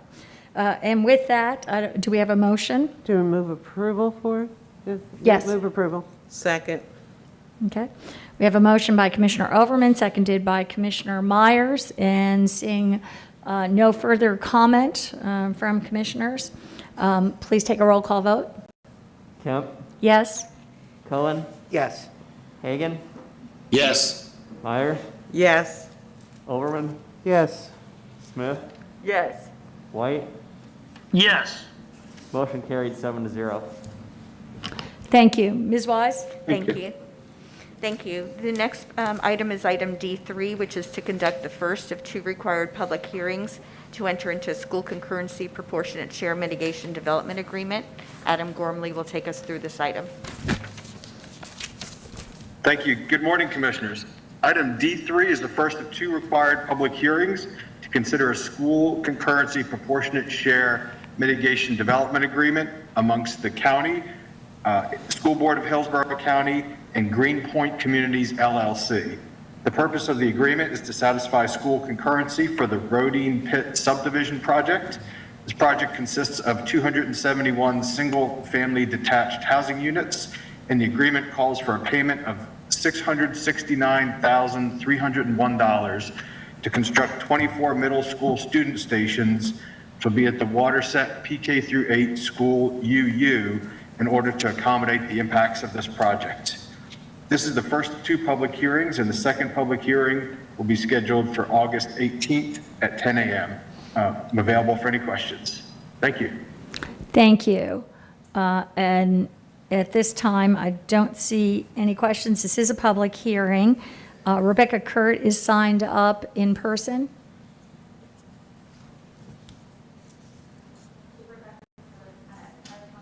Wait.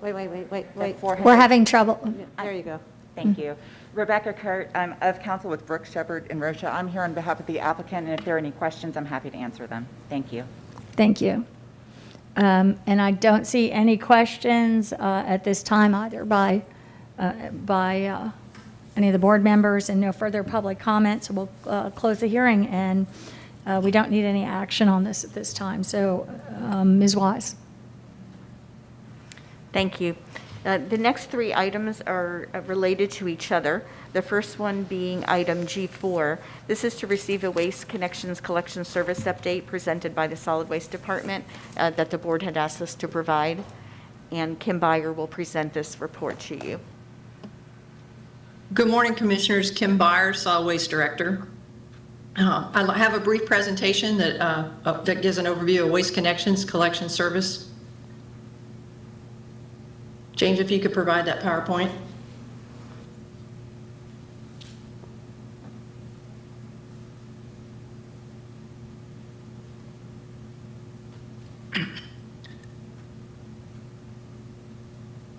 That's D4. This is item G4.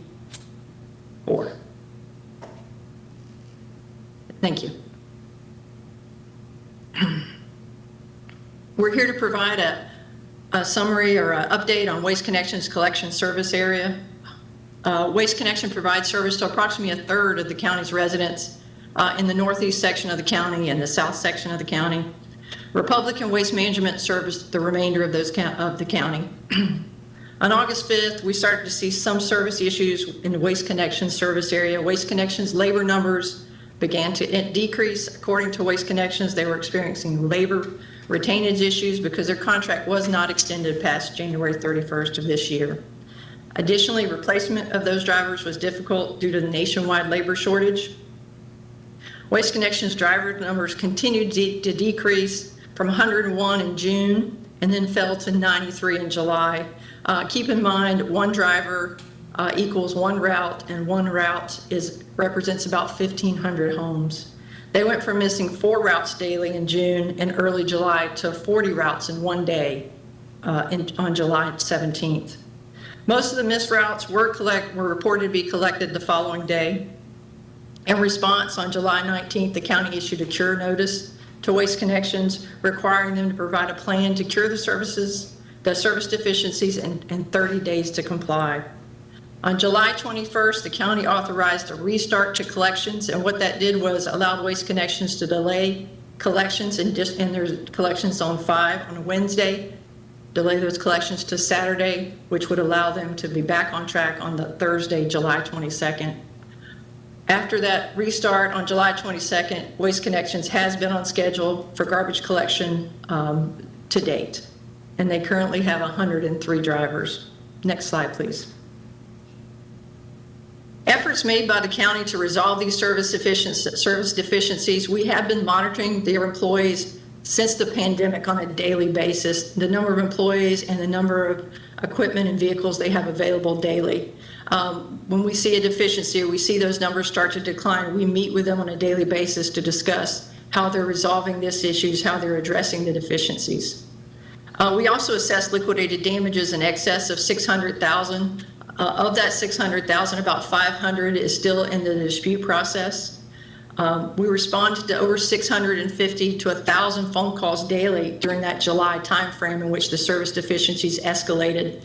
We actually preemptively hired 6 temporary employees in June and started training them in preparation for service deficiencies. We replied to over 840 emails and service requests on a daily basis during that July service deficiency area time frame.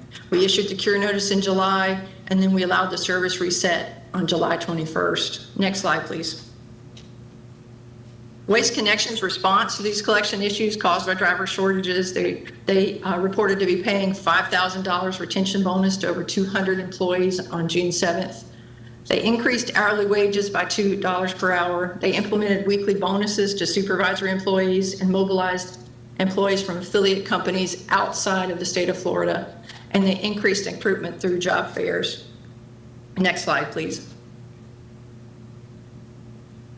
Some of the county's efforts, although Waste Connections is currently complying and collecting routes as scheduled, we are in preparation in the event for future service failures. And what we're doing is we're speaking with our new franchise collectors to help potentially facilitate early collection in their awarded zones early as their vehicles and labor become available. We've also had conversations with City of Tampa and Plant City to potentially assist in certain zones as needed. We've received a quote and a scope of services from our emergency debris collections contractor to assist with yard waste collection if needed.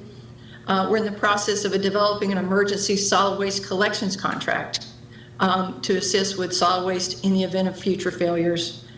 And we have a plan to potentially, as a last resort, develop a plan to delay recycling and yard waste collection to prioritize solid waste collections.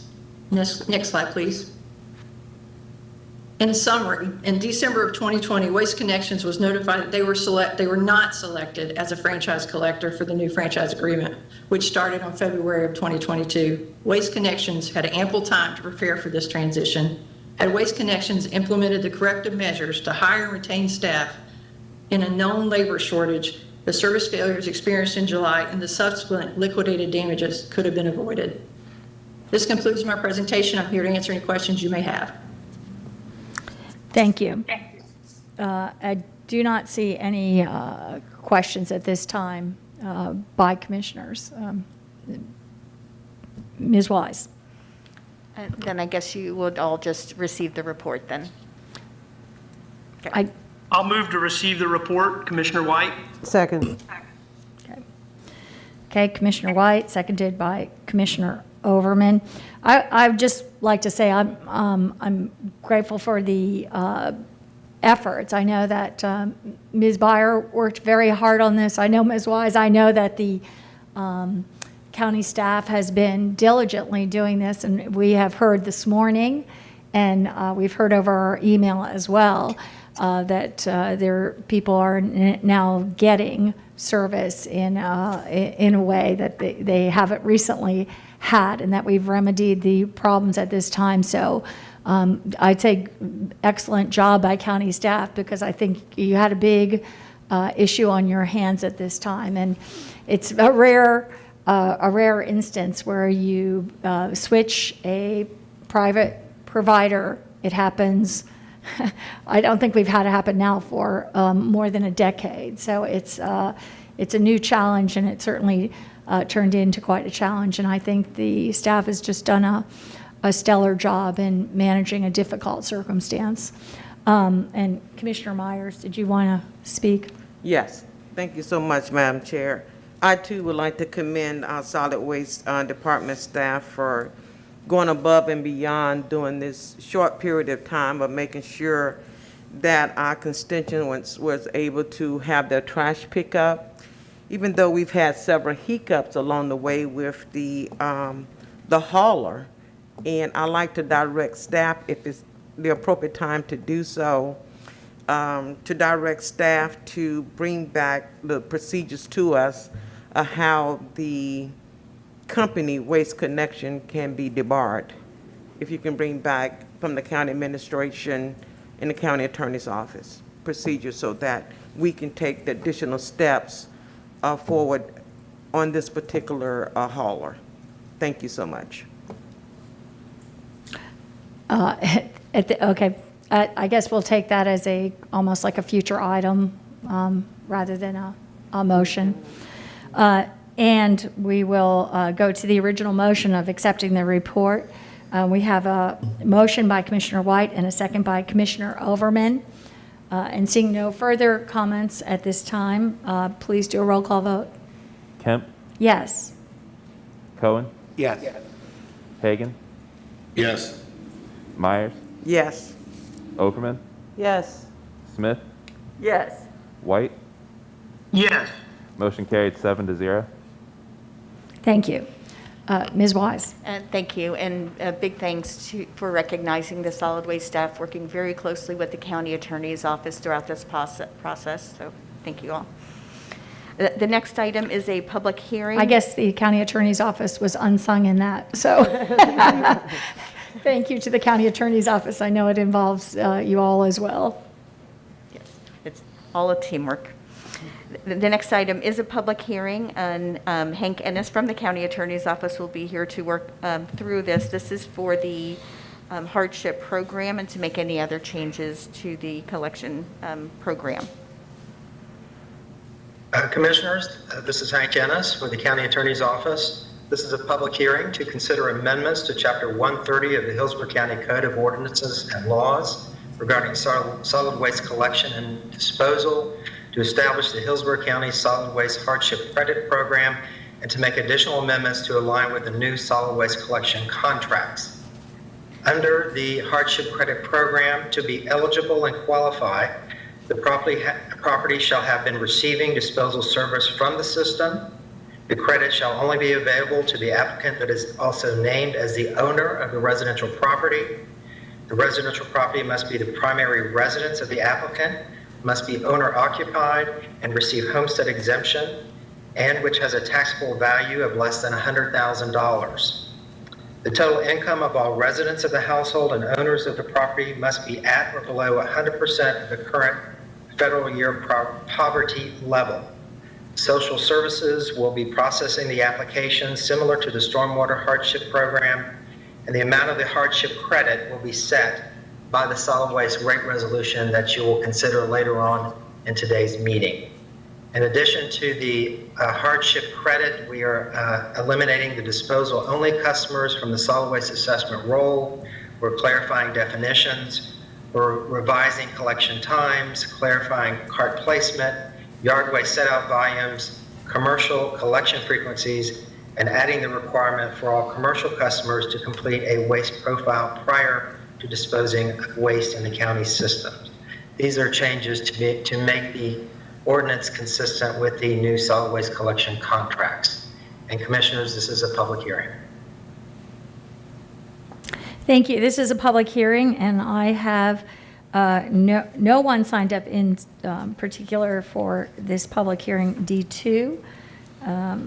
So I guess at this time, hearing no one speaking on this item, we'll close the public hearing and take a vote to move this item at this time. Commissioner Overman made a motion, seconded by Commissioner Smith. And seeing no further comments. I have a comment, please. Oh, I'm sorry. Go ahead. I just want to assure those folks that there's been a lot of work to make sure that those that are in a hardship position aren't carrying the burden here. And I want to thank our staff for working so hard to quickly implement this hardship program so that it could be up and running and assist our residents.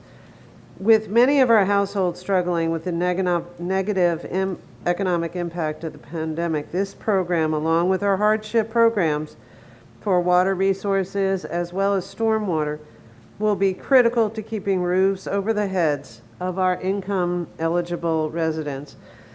I know that the timing of some of these programs tied to the tax roll, but I will reiterate my desire to create a streamlined application process to help our citizens that may have challenges in applying for benefits for all three programs at once at a time is the right course of action. I know our staff shares the same concern and are working on a solution, but I just wanted to highlight this concern that we work together for all of our hardship programs, that we simplify the process so residents that are eligible for the way this is designed to work well. In addition, as we move forward on this program, and we will make progress on our equity profile that looks at addressing inequities in our policy, that we take a look at ways that if this needs tweaking in the future, I've been reassured that we can tweak it in the future should we get there and we find that there's a way to create greater equity or to address any inequities that may show its face when we roll this program out. But that being said, I just want to say thank you and will support the motion. Thank you. Also, I'm just very pleased that the county, with this and with other programs, have gone above and beyond. I feel the call of duty to make sure that we have recognized that there are those who are challenged and have implemented hardship programs like this. So I think this is a good program and will hopefully help those who are in those positions. And with that, we have a motion by Commissioner Overman, seconded by Commissioner Smith. And seeing no further comments at this time, please do a roll call vote. Kemp, Yes?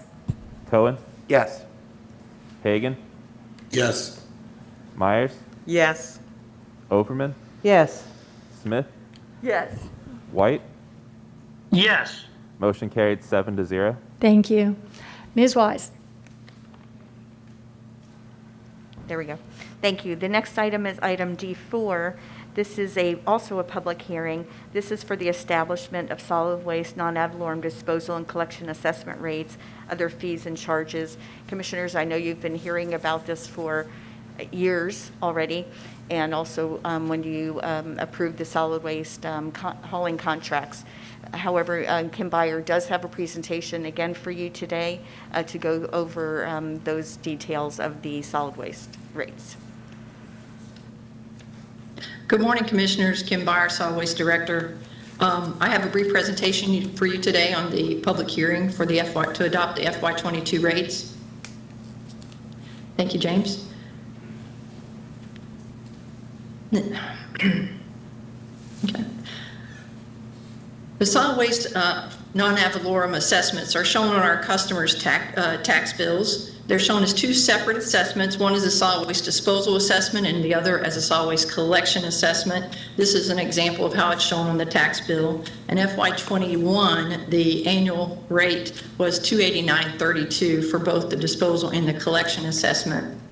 The solid waste assessment roll must be certified by September 15th per statute to be included on the FY22 tax roll. Next form, please, or next slide. This slide shows a 10-year historical summary of our solid waste rates, and as you can see, from 2013 to about 2020, we enjoyed low levelized solid waste rates. We are requesting an increase, a 22% increase to the FY21 assessment to $352.79. That's a monthly rate of $29.39 for 4 services, solid waste collection services weekly, in comparison to City of Tampa, who charges for similar services $34.91 monthly. Next slide, please. Just a brief history of the collections contracts and what's really driving the cost increases on the collection side. In 2013, we had a 7-year contract with Waste Connections, Waste Management, and Republic. It was a very, very good contract, very low rates. It started at $772 per month per residential unit at the beginning of the contract, and it ended at $832 per month. We would like to have extended this contract for several more years at this really great rate, but none of the 3 franchise collectors said they could not extend these contracts at the current rate. So we had to issue a request for procurement or proposals for a new collection contract in 2019. We put that procurement out. We received bids in August. The bids came in at over $20 per residential unit per month. So at that time, we rejected those bids. We needed time to restructure that RFP in order to help drive down those rates. And in order to facilitate that, we had to negotiate what we called a bridge contract with the 3 current franchise collectors. Through those negotiations, it was an 18-month contract that expires on January 31st. We were able to negotiate a $12.85 per month per residential unit rate. Again, we would have liked to have extended this contract, this bridge contract, even further to get through the pandemic and the labor issues in the market. However, none of the 3 wanted to extend past this 18 months. So we did, at that point, issue another RFP. We restructured the 2019 RFP, we restructured it, we put it on the street, and it was evaluated. It was awarded on June 3rd to Republic Waste Management and FCC. And at that time, the average cost is $1,870 per month per residential unit. And this is what's driving the increase to the collection assessment, is the June 4th agreement with Republic Waste Management and FCC. Next slide, please. What they're telling us that's causing this increase and on the collection side is the equipment cost, the labor, maintenance cost has increased substantially industry-wide. Our consultants have done a search throughout the industry and found that these new contracts reflect market value. Market value is about $20 per month per residential unit, and these are in the 18-20 range. On the disposal side, what's driving the increase is the operating expenses related to contractual services. About 74% of what solid waste does is contracted. Those contracts all have escalators and indexes annually, anywhere from 1 to 3.5% annually. In addition, our resource recovery facility, our waste to energy facility is approaching its end of life, and we need to invest in capital infrastructure in order to ensure that its long-term sustainability. Efforts to minimize these increases, we are restructuring debt to try to increase some of the rate impacts. On the operations side, we're looking at innovative ways to treat our leachate at our landfill, which is a large expense on the disposal side. We're also looking at increasing subcontractors at our transfer stations to potentially decrease some of the capital and labor costs at our transfer stations. And we've started to transfer about 50% of our waste in the evening hours between 7:30 p.m. and 5 a.m. in order to see efficiencies and effectiveness in the transfer of our solid waste. Next slide, please. Just a review on the residential assessment rates, the curbside collection, we are requesting an increase of $48.04 per year, or $4 a month. On the disposal assessment side, we're looking at an increase of $15.43 a month, or $1.29 a month per month. I'm sorry, $15.43 per year, or $1.29 per month. Other charges, we're requesting an increase on the commercial and municipal processable and non-processable disposal at our landfill and our waste to energy facility, in addition to an increase on the waste, yard waste processing and tire processing disposal fees. We're looking at eliminating $120 new customer cart fee. That's the fee that our new customers, when they go into a new home to get these new carts, they would previously have to pay $120. We're looking at we would like to eliminate that, include that on their assessment. We're asking to eliminate the disposal-only customers. That's those condos and townhomes who pay the franchise collectors for collection, but we assess them for disposal on their, not as a non-ad valorem assessment. Next slide, please. Here's a breakdown of how the increase, that 22% increase breaks down. It's currently $289.32 for FY21. Again, the majority of this increase, the $48.04, is those collection contracts that were awarded on June 3rd to FCC, Waste Management, and Republic. $1.79 of that is the disposal operation and maintenance. The contract fees we just talked about, the 3%, the 1 to 3% indexing on those contracts. 52 cents of that is the debt service, and $13.12 is the capital infrastructure funding for those the capital for the resource recovery facility and our landfill facilities, for a total of $352.79. Next slide, please. How do our rates compare to those that also receive twice a week garbage collection and operate a waste to energy facility? We're at $352.79 annually. The city of Tampa is at $418.92. Palm Beach is $425 annually, and Miami-Dade is at $484 annually. Next slide, please. We do offer discounts and credits. Our seniors 65 or older who apply can receive a 28.75% discount on their disposal assessment.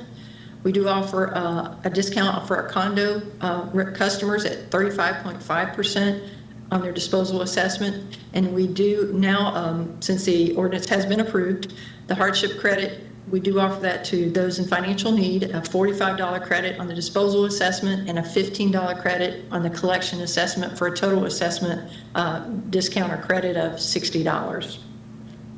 This concludes my presentation.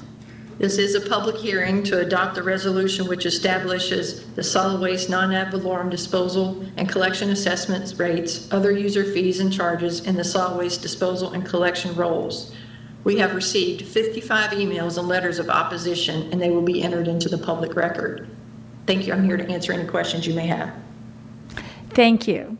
And with that, this is a public hearing. We do have a number of people signed up to speak this morning. We'll recognize the first speaker, Ralph Greenlee. Mr. Greenlee? Oh, you've been in here the whole time.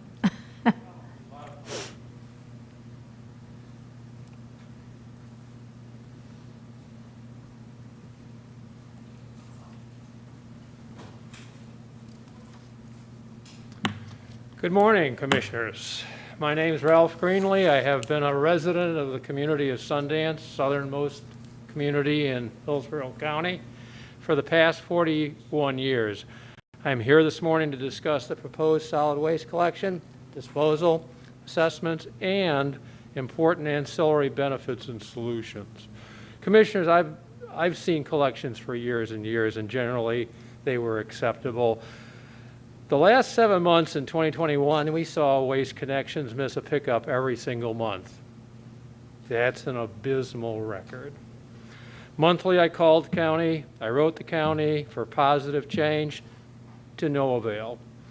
Think about garbage for 500 homes, 2,000 people sitting at the road, 96 degrees weather, Friday night until Monday afternoon or longer. Not a pretty sight, nor an acceptable smell.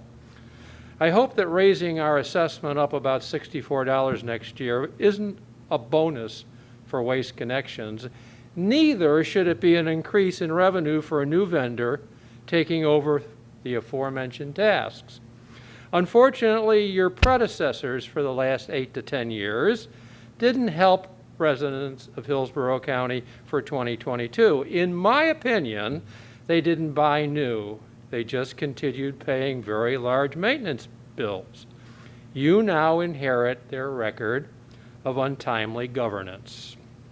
Many of our residents are elderly and will take the new proposal as an unexpected hit to their finances. I agree wholeheartedly with what I saw from legal. What about a hardship relief program next year for those who need the help? Here's something that didn't really come up. Being rural, our community has more than its share of yard waste. Trees and limbs are dying and dropping. We pick them up, we cut them up, we get them to the transfer station. Do you realize that, again, over that same 10-year period, your predecessors have constantly reduced the amount of yard waste we can take to a station during 1 year without actually paying more money, okay? The reductions went something like this: 10 tons, 5 tons, and now we're down to 2 tons. I know I've paid. In the time where you and we want to make our homes and keep them in tip-top shape, in my opinion, it's unwarranted that the BOCC would want to layer this new 2021 tax on everybody. Please figure a way to take care of these costs for our folks who today are Mr. struggling. Greenlee, thank you. Thank you. We'll move next to Leroy Lentz. Leroy Lentz did not call into the meeting, Madam Chair. Okay. Representative Mike Beltran. I don't know, is he downstairs? No? Okay. I know he already commented on that in public comment. Charlotte Greenberg. Yes, I'm here, Charlotte Greenberg. First, I want to thank Commissioner Hagan and the Solid Waste Director Byer for working with us so closely during the recent debacle. I understand the problems with the vendor that you didn't renew the contract for. I understand that. The problem is that as we see service go down, we see fees go up. The situation needs to be examined a little more closely in terms of who's contracting out with whom. I think Representative Beltran hit the nail on the head as far as looking at perhaps getting the county back in to operating its own solid waste system. Because from what I heard from the director, there's a lot of companies contracting out for a lot of services. I must say, on the second point that I'm going to make, oh, and I wanted to thank everybody on behalf of the Sanctuary of Livingston HOA for that. I have a question. You mentioned that condos had a consideration that the county could give. Do HOAs also? The second thing that I want to talk about is something that had me clutching my pearls. From Florida Trends' recent edition, we are looking at an article saying it's recycling a waste. And I'm looking at people who propose recycling now saying recycling is not a solution for the future, period. It never has been. Jennifer Jones, director of Florida Gulf Coast University's Center for Environmental and Sustainability Education. From Marshall Stamen, Broward businessman who for decades consulted for companies on reducing their waste costs. I've been an environmentalist my entire life. I grew up in the recycling business. I'm disillusioned. It is time to think about recycling and whether or not it's paying its way, and I believe it is not. I'm asking you, please, to do a deep dive into the recycling issue, whether or not it's paying its way, whether or not we continue. The problem seems to be, according to Florida Trend, that once China stopped buying America's trash, the economics of recycling didn't add up for many Florida to get a handle on before we have another disaster with recycling costing humongous amounts of money and not paying its own way, not doing any good for anybody.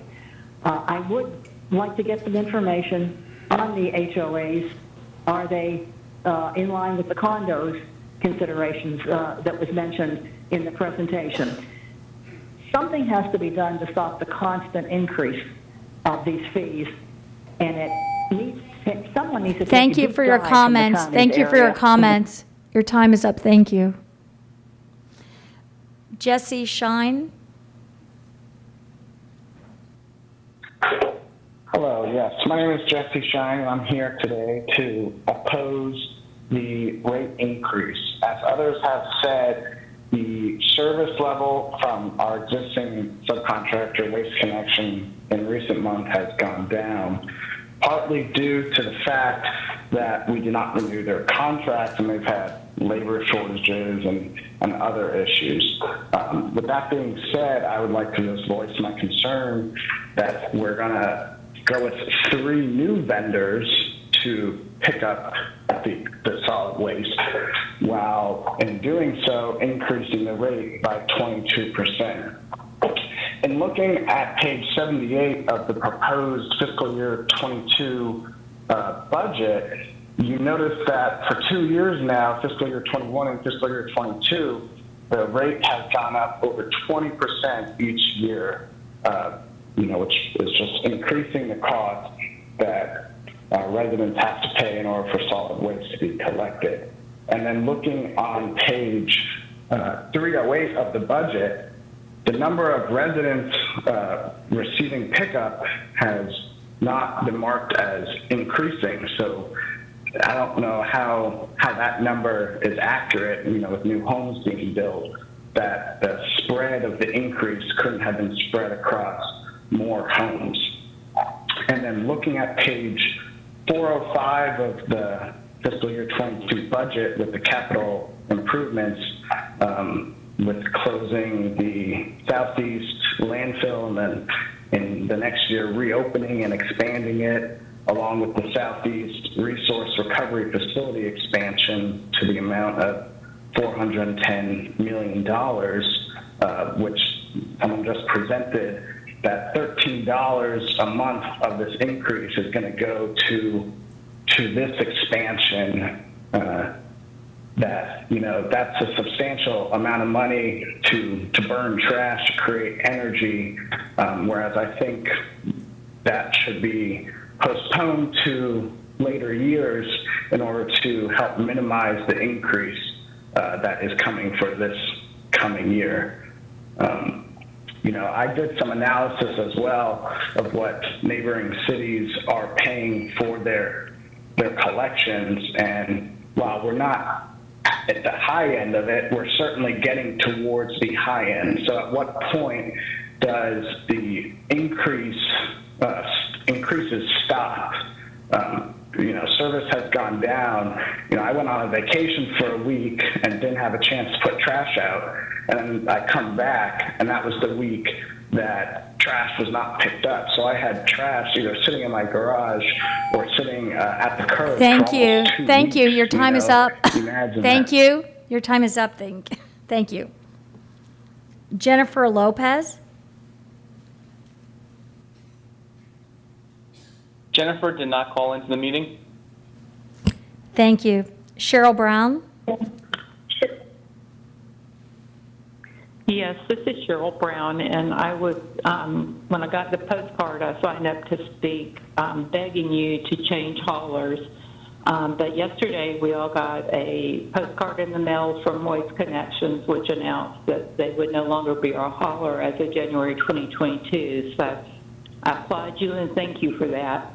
They were blaming it on COVID, but our problem started the minute you switched haulers. And I had been talking to Commissioner Hagan's office, and the last time I talked to his aide, he said that you all had renewed the contract because they were the low bid. Low bid doesn't always mean good service, and there hasn't been a week gone by since you switched to this company that something didn't get picked up, whether it was recycled trash or yard waste. So thank you, Commissioner Hagan and others, for looking at this in the Waste Department, and I look forward to a new hauler in January. I hope you could do it sooner if possible. Thank you. Thank you. And the final speaker we have here, Alan Verens, in person.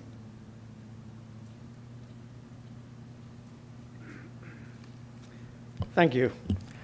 Yep, I would have to agree with all of the people who have spoken in opposition to this increase. You're probably aware of these green letters we get of the proposal, which states no reasons for any increase, and I've heard some here today, at least somewhat reasonable. But if my numbers are right, there was a 42% increase last year, and this year it's about 22%. So that's on top of that last increase. And I'll probably be the only speaker to leave here before my time is up, but I hope that you can find a way to at least reduce these increases. It's never going to go back down, and comparing it to other counties maybe is not the best way to do that either. My mother always said, compare yourself to the best, not the worst. But so please do what you can to keep these costs down. Thank you. Thank you. Your comments are appreciated. And with that, I believe we'll close the public hearing. There's no one else to speak. Is that correct? That is correct. I'll assume so. Thank you. Okay, with that, we will move at this point to board discussion. And I don't see any board discussion on this issue at this point. Commissioner Smith. That was me. Sorry. Thank you. I live in one of the zones that is served by Waste Connections. And so I've been living with the frustrations of the terrible service from Waste Connections myself. My neighborhood has been missed a number of times. Probably the same number as some of the other speakers here. But I am assured that not only is Waste Connections back on track now for the balance of their contract, But our county has developed fallback plans using the other haulers to pick up any slack in the future, guarding against the kinds of problems that we've been hearing so much about, and a couple of us have suffered ourselves. I very much understand the frustration of people in these zones who have had bad service and are not happy to see prices rise at the same time. But the decision to raise rates was actually made back when we negotiated the new contracts. And by the way, the new contracts do not include Waste Connections. That has been possibly a piece of the problem, but also may be reassuring to a couple of the speakers who were hoping that the new haulers might offer better service. I'd like to ask a question of Ms. Wise. Because one of the speakers talked about how we'd raise prices and now we're raising them again. But how long is this next contract, and are we done raising prices to pay for it? I would also ask Kim Byer to help me with this too. But there are certain escalators that are inherently built into the contract as well, that either Kim can explain or even the county attorney's office. Ms. Byer? Yes, I can answer that. This current FY22 is 4 months of the old contract and 8 months of the new collections contract. So next year, there would be a proposed increase on the collection side to fully show the new collections contract at the $18 per month per residential unit. There are plans also for the increase on the disposal side. I do have our rate consultant here with Raftellus to answer those questions on how those rates are developed and those increases are shown. Thank you. I think that does it. That was all included in our presentations as we decided on negotiating the contracts. And I know that the county administration and staff worked very hard to negotiate the best possible price for the level of service that our constituents want. We surveyed our constituents, our customers, and we asked, would you prefer to have a lower level of service in some regard if that would help keep the prices down, say once a week pickup or less pickup of recycling? And the answer was that the public adamantly does not want to lower their service for what would really be a small decrease in the price. So we did hear from the public and incorporate that into this process. I'm very glad that we've implemented a hardship program to keep fees low for those who are struggling financially. That's really important. And I think one of the speakers was asking about that. That is done. That's done today. These new prices are in line with other municipalities and other counties that offer this level of service. We have already unanimously approved the new waste hauler contracts. And those contracts can only be paid if we raise the user fees to pay for them. The only other option would be to subsidize the cost with tax dollars and take many millions of dollars out of our general fund and then decide which road doesn't get widened or which other facility doesn't get completed, so or some other service gets reduced. So, you know, I wrestled with the idea of delaying this vote. I ultimately there was a point raised with me in discussions with staff that that would be unfair to the citizens who have turned out to speak today, who have been speaking to us, who would have to then come back to speak to us again. I've been there. I think if the fact of the matter is we can only pay for this level of service with this level of user fees that we've already agreed to, then we ought to go ahead and do that today. And I think any commissioner who wants to vote against the rate hike now ought to help us understand what alternative source of funds could be used to pay those contracts. What the options are that I don't see. But to me, we've already made this decision. The cost is justified, and so I'll move approval. Commissioner Smith, before, we Second. have a motion to move approval by Commissioner Smith and seconded by Commissioner Cohen. But before we do anything, I'd like to do a roll call to see if we have the 2 virtual commissioners present. Kemp? Commissioner White's here. Cullen? Yes, I'm here. Hagan? Hey, I'm here, my hand's raised to speak. Oh, okay. Now I see the hand. Do you want me to finish? Mm-hmm. Myers? Here. Overman? Here. Smith? Here. White? Here. Right, Great. you have the floor. And I just, so we have a motion by Commissioner Smith and seconded by Commissioner Cohen. And we didn't have very many the speakers. I appreciated the comments and points that were made. But I know on social media that Commissioner White, you expressed a lot of issues with this particular move. And I just wondered if at this time, are you going to be supporting this?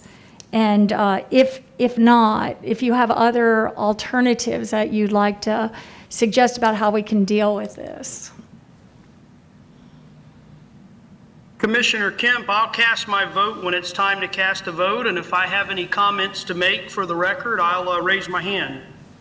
Okay, so, and then Commissioner Hagan, you're recognized. Thank you, and I'll be brief. And I understand our needs and the pricing challenges, but with the massive service failures, the timing really couldn't be worse for a rate increase. So that's why I'm going to be unable to support it today. But like I said, I do understand all of our needs and the challenges that we have. It's just the timing is very poor right now. And Commissioner Hagan, just to clarify the record, because I know Commissioner Smith said that you voted, or that there was a unanimous vote to support the RFP for these new 3 companies, but I believe that you voted no on that, didn't you? No, I don't think so. It was unanimous to move from Waste Connections? The contract? Are you asking me? Yes, I was just. No, I'm be honest with you, I don't recall. I'm assuming the answer is yes, but I don't recall that actual vote. Okay, I just wondered as we move on. And so we have, and Commissioner Overman, you're recognized. Thank you, Chair, and I appreciate it. You know, it is, the timing of this, I agree, is most challenging. And as we heard from one of our constituents, you know, we got handed a very difficult decision to take a look at our services, to address the fact that our contracts may or may not have been in the past, not this one, but in the past, may or may not have been written in such a way that helped the haulers be able to deliver the services that our citizens deserve. So in the renegotiating of the contracts, in the RFP that we went through to find haulers that could deliver, Adjustments were made in those contracts in order to improve the opportunity to make adjustments as our world changes. But also does require that we are fiscally responsible. And while this board, more than I think many, have had to make some really tough decisions to bring the fees and costs associated with the services that our citizens need and deserve, we've had to face the fact that those costs have gone up over time. And so we are unfortunately in a position of having to do some catch up. The timing of having that occur also when we have a previous vendor that was not going to be renewed fail at the services at the same time that we are accepting or proposing an increase in the rates, unfortunately has made it very difficult and confusing for many of our constituents. But it would not, in my opinion, be responsible to delay bringing costs and the fees associated with providing those services, taking into consideration we've put a hardship program in place to help those that would be harmed and carry a disproportionate share of the cost as compared to their income. I believe that it would be financially irresponsible of us to delay it at this point. As painful as that decision is. No one likes raising fees, no one likes raising taxes, but at the end of the day, we can't deliver services if we don't have the revenues to be able to provide those services and to pay those vendors that are providing the service a fair wage or a fair right for how they actually do business. And that I will be supporting this motion.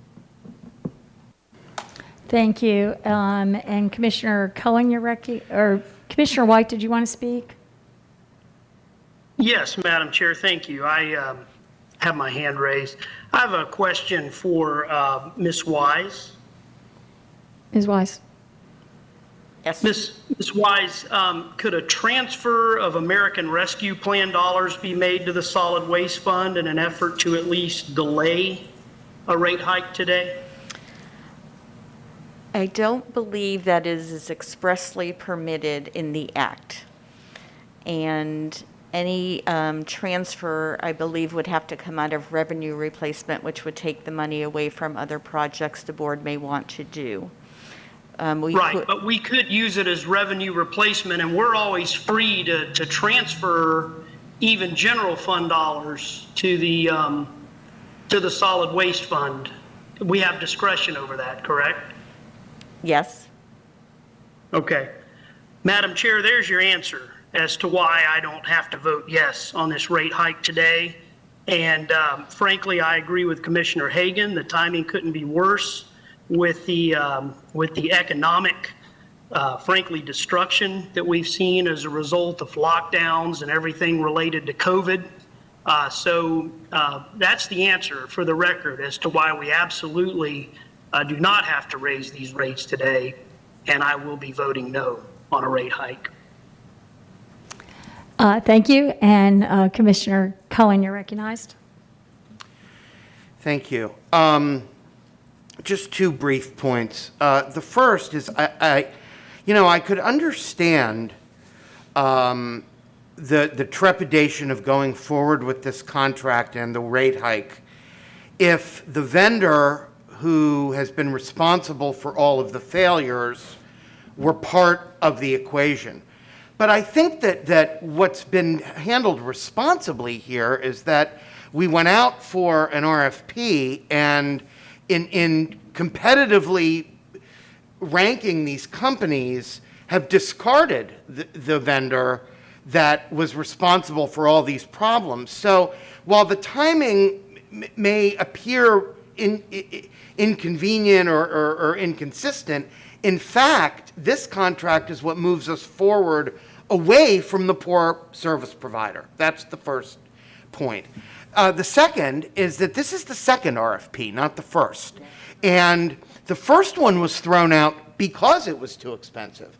We went back, and this happened before I was on the board, but we went back to the table in order to try to bring these costs down and went through this process a second time. So it's not as though we haven't tested out these rates against what the market will bear. We didn't accept higher rates. We went back to the drawing board and attempted to bring it down. The third thing I would say is that because of where we are in this process, I believe that if we don't go forward with this, we really run the risk of not having any service for our customers come January. And if people think that the missed routes that we've experienced have been bad, let's actually try out what it's like when the entire system collapses. So I am not in any way a person that wishes to vote for rate increases. And, these are difficult votes, and no one wants to do it. But given the circumstances we face and what we have seen over the last few months, I believe at this point it would be irresponsible not to go forward with this, contract. Thank you. I see no further commissioners wanting to speak, and well said by, I'm sorry, Commissioner Myers, you're recognized. Thank you. Your And hand thanks is to all not the up on mine. commissioners for your comments, but Commissioner Cohen, you could not have said it any better. And thank you for your comments. At no time, whether it's 10 years ago or 10 years in the future, no one ever wants a rate increase for anything. I'm just going to be honest, including me. But when the time comes and you have to pay, you have to pay. But what we should be mindful of when we approve the rate, and hopefully we would approve it today, and I'm going to support it, that we make sure that the vendors, the three haulers that we have, that they perform the services to the best of their abilities, and our constituents are very happy. And this concludes my comments. Thank you. And to all the commissioners with their comments, I think comments very well taken. I also would feel as though I am being irresponsible if I didn't support this. I don't know where we would be if there was a majority no vote today. I think we'd be, I don't know what that dark road would be that we'd be going down, but as Commissioner Cohen pointed out, there wouldn't be a lot of garbage being picked up on it. And, I think just a couple of points. Our rates until last year had been flat for more or less a decade and far below other surrounding counties and areas. So it's very rare that you don't get that increase for so long, but that's the nature of having private companies and doing these bids and putting it out. So there have been exceedingly low rates for the service that we've provided for a very long time. And that has, we no longer had those contracts in effect. And that's why last year we did a temporary lift for the contract. I certainly would never want to use our general funds to pay for anything.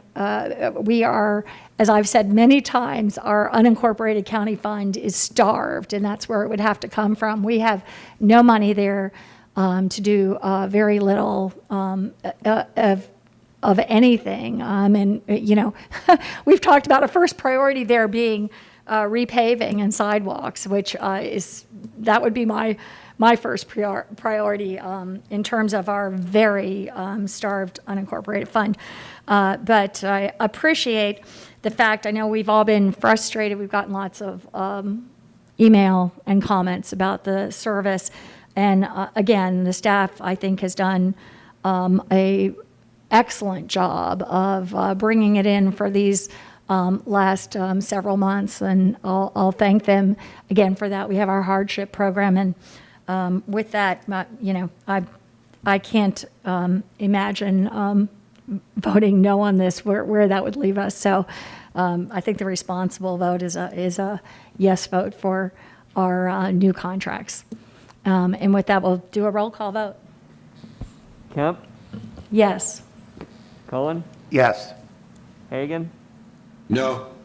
Myers? Yes. Overman? Yes. Smith? Yes. White? No. Motion carried 5-2. Commissioners Hagan and White voted no. Thank you. Ms. Wise? Sorry. Thank you. The next item is Commissioner White's item. Item F5 is to direct staff to bring back a report on the possible establishment of a first responders cemetery.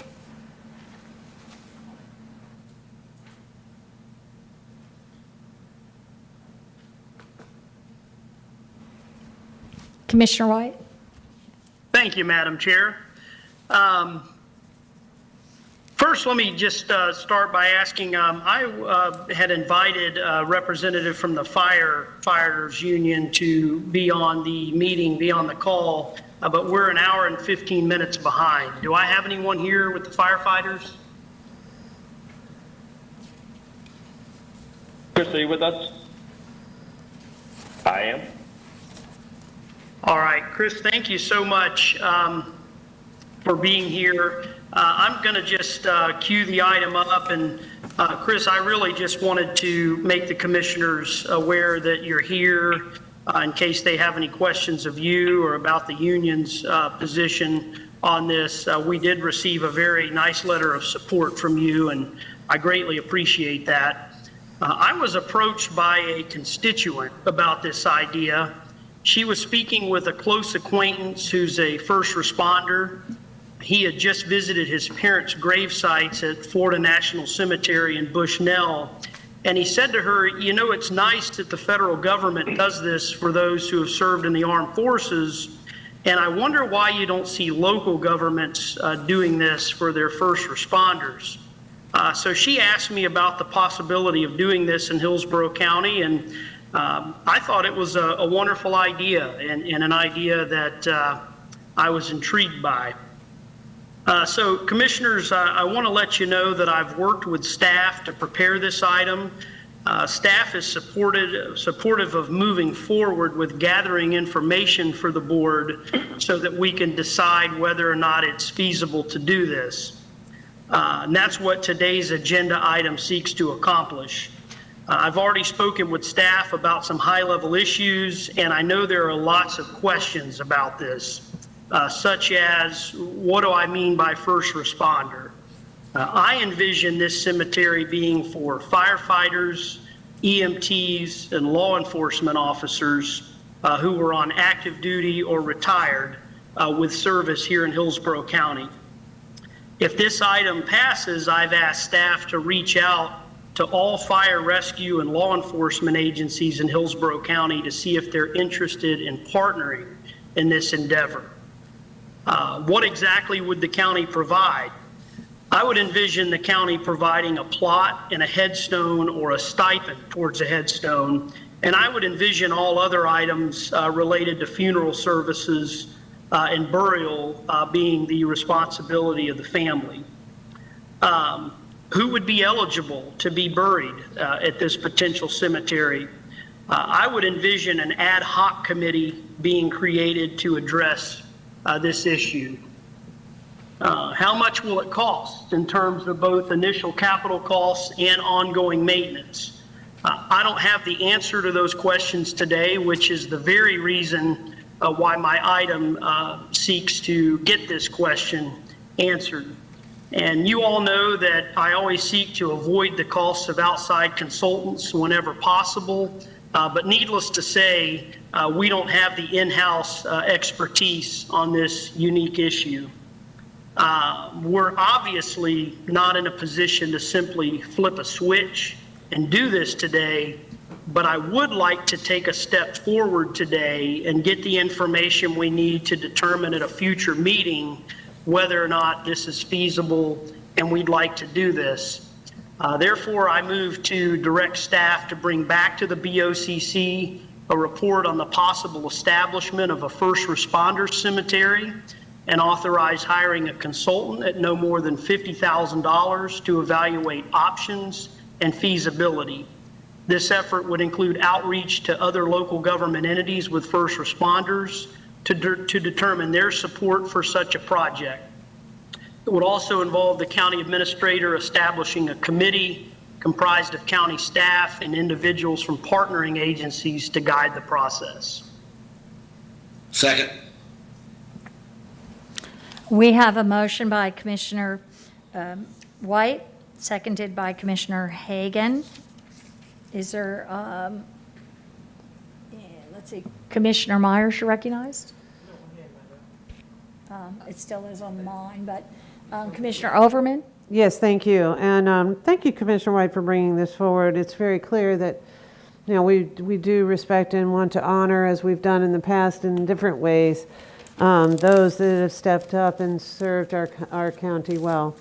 I do have a question. If you could include in your in the report an estimate of the ongoing costs as well as the potential structure that could possibly be put into place between you know, maybe either nonprofit or fraternal or county, you know, public-private partnership to make sure that this is cared for well. You know, we do know that off the top of my head, you know, there are costs associated with maintaining a cemetery. You know, we do know with any property, just from our experience with maintaining various different parks and other areas that we have, that there's ongoing costs associated with that.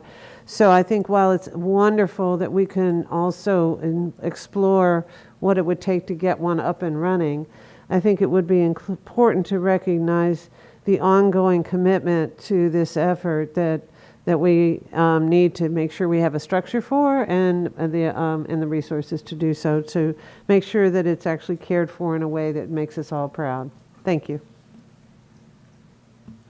Okay. Madam Chair, may I speak to that? Yes.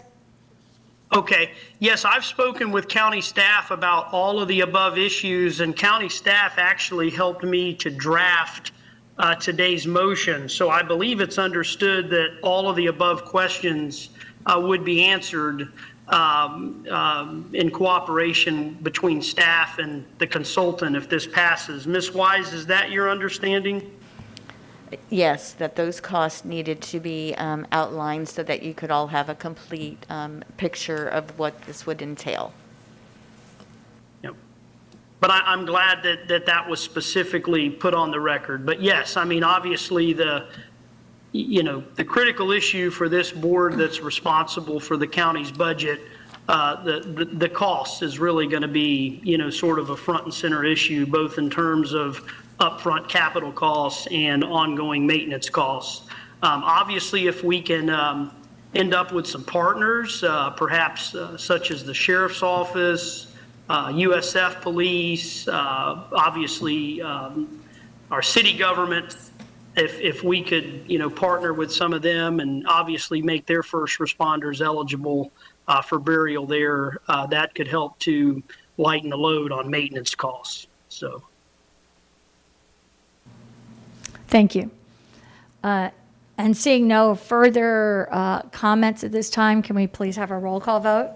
We have a motion by Commissioner White, seconded by Commissioner Hagan. Kemp, Yes. Cullen, Yes. Hagan, Yes. Myers, Yes. Overman, Yes. Smith, Yes.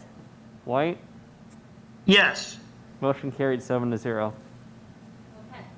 It looks like we have completed all our time certains.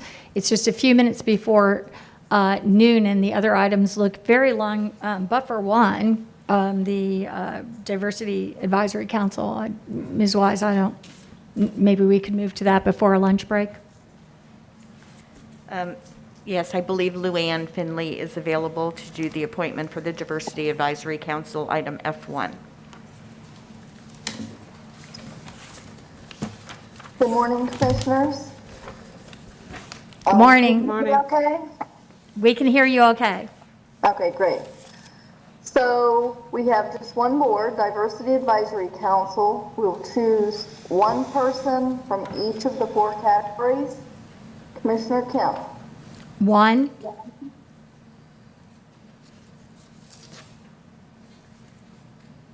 Oh, do I do all of my votes now? Yes, please. Okay, sorry. 1, 4, 6, and 7. Commissioner Overman. 1, 4, 6, and 7. Commissioner White, 1, 3, 6, and 7. Commissioner Cohen, 1, 4, 6, and 7. Commissioner Hagan, 2, 3, 6, and 7. Commissioner Myers, 1, 4, 6, and 7. Commissioner Smith, 2, 4, 6, and 7. it will be Miranda Henderson for the Caribbean position, will be Nan Park for Far East Asian, Majid Vasai for Middle Eastern, and Donna Robadero for Northern and Southern European. That's it. Thank you. And it looks like we are taking a break for lunch at about 5 minutes to noon, and we can return to the boardroom at 1. Commissioner Camp, if you could all take a vote to accept that Oh, yes. We need a vote to accept the appointments. Move to confirm. It's Commissioner Second. White. Okay, we have a motion by Commissioner White, seconded by Commissioner Overman. Actually, Myers. Myers? Please do a roll call. Kemp, Yes. Cohen, Yes. Hagan, Yes.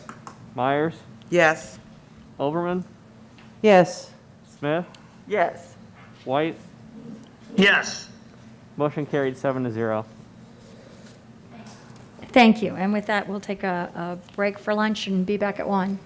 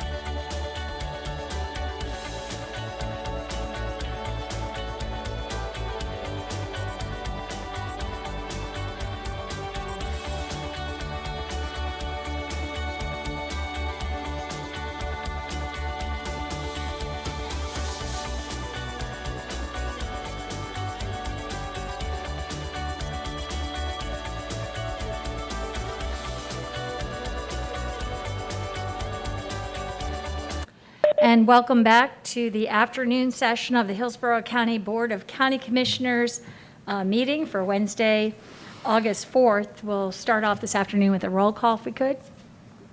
Kemp, Here. Cullen, Here. Hagan, Here. Myers, Here. Overman, Here. Smith, Here. White. Here. Thank you. You have a quorum. Thank you.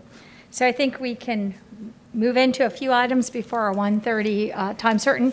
Ms. Wise. Thank you. Our first regular agenda item is item B1. This was Commissioner Myers asked us to come back and propose a BOCC policy allowing county employees to attend certain events.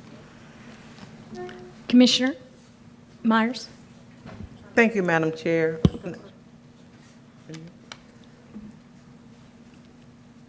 Yeah, I don't know if Mary Helen Ferris is on to introduce it and then Yes. turn it over to Commissioner Yes. Myers. Yes, this is Mary Helen Ferris. We worked with HR and the commissioner to bring back this policy, basically to allow employees to attend certain events, and it allows the county administrator to establish guidelines to put this in place. I'd be happy to answer any questions. Thank you. Thank you, Madam Chair. You can't get a report any simpler than that, and thank you so much. That was a good one sentence. Thank you so much, Mary Helen Ferris and the HR department and the Ivy Martin. Thank you so much for your support. Commissioners, as you have heard, as we, as elected officials, we have the opportunity to attend many community events. And this is an opportunity for our employees. You know, we always thank our employees for what they do for the county. When it's hurricane, when it's COVID, they're out there. But this is an opportunity for them to join us, whether it be the Pride Parade, the MLK, our Gasparilla Parade. And we think about the championships that we have won, the Super Bowl, the Stanley Cup, that they can come and be a part of the festivities along with us with the approval of their direct report. Now, we know every employee going to want to go when it's a championship Super Bowl for the Bucks. We get that. And we know at the same time we have to continue to provide the services to our constituents. And so it's up to the county administrator to make sure that her direct reports allow the employees the opportunity to participate in these various community events. And so I'm going to stop right there because I think this is a win-win for our employees. And keep in mind, I was a former county employee before I became a commissioner, so I do understand and continue to support our employees. Thank you, Madam Chair. Commissioner White, you're recognized. Thank you, Madam Chair. Commissioner Myers, thank you for bringing this item forward. And I was so pleased to see the words, but not limited to, in the policy, because the policy references the MLK parade. I believe we have multiple MLK parades throughout the county. We have the Florida Strawberry Festival Parade, which celebrates the fact that Plant City is the wintertime strawberry capital of the world. The Brandon 4th of July Parade, which I believe has the distinction of being the longest running 4th of July parade in the state of Florida. Have an outstanding Christmas parade in Plant City, and Ruskin hosts an outstanding Veterans Day parade. So we have a lot of great celebrations that go on throughout this county, and I'm glad that it doesn't limit the county administrator to the parades that are mentioned by name. And I would just ask Ms. Wise to be mindful of the outstanding celebrations that we have in South and East Hillsborough County as you're developing your framework of procedures that'll go along with this policy. Thank you very much. Thank you. And seeing no further comments, we have a motion by Commissioner I move for the Myers. Approval of item B1. Second. And seconded by Commissioner Overman. Seeing no further comments, please do a roll call. Kemp, Yes. Cullen, Yes. Hagan, Yes. Myers, Yes. Overman, Yes. Smith, Yes. White. Yes. Motion carried 7-0. Thank you. Ms. Wise? Thank you. If we can move on to commissioner items. The first one is Commissioner Smith's item F2, regarding coming back to the board meeting with a realignment of certain BP funds.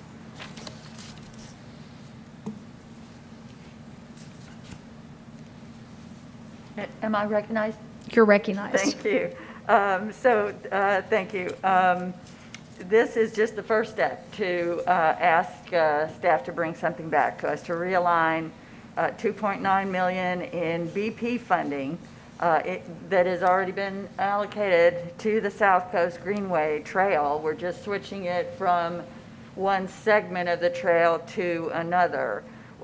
When we were allocating funds from the BP oil spill, the board voted to put $3 million towards Phase 6 of the South Coast Greenway Trail. This has been a long-running project with several segments and a couple steps forward and one step back sometimes in the progression. But at this point, staff has suggested that these funds that were previously designated for Phase 6 of the South Coast Greenway would be better used for the Phase 3 segment at this time. And you can see why if you look at the maps in the backup that I've provided. Phase 3 is the next section heading north from the phases that we are in the process of getting built, while Phase 6 is the next section above that. So we should be building Phase 3 first before Phase 6 rather than skipping over it, which would leave a gap. So the intent is to use this money along with what is already allocated for this segment to go as far as possible in getting this segment built from Big Bend Road north to Sims Road. And that this piece or the trail in this area, I'm not sure about which segment it's in, but in this area, this includes a pedestrian overpass over Big Bend Road. And I'm really hoping that pedestrian overpass can be something other than a train trestle looking thing, but more of a signature structure for our county. So I'm looking for something creative in that PD&E study, which is ongoing now, especially since we are eligible for state funding for this South Coast Greenway Trail because it is an integral part of the state Sun Trail system. So as I said, the source of these funds has been approved and comes from the BP oil spill money. So my motion is to request staff to come back at the August 18, 2021 board meeting with the realignment of $2.9 million in BP funds from the South Coast Greenway Trail Phase 6 Gibsonton segment to the Phase 3 Adamsville segment. Second. Thank you. So we have a motion by Commissioner Smith, seconded by Commissioner Cohen.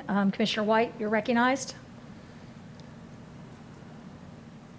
Madam Chair, I forgot to lower my hand from the last item. I'll do that right now. Okay. Commissioner Overman, you're recognized. Thank you, Chair. And thank you, Commissioner Smith, for bringing this forward. We've got a lot going on in the last couple of weeks, so I am just asking, is this to complement the flag item that was on the list? And could you...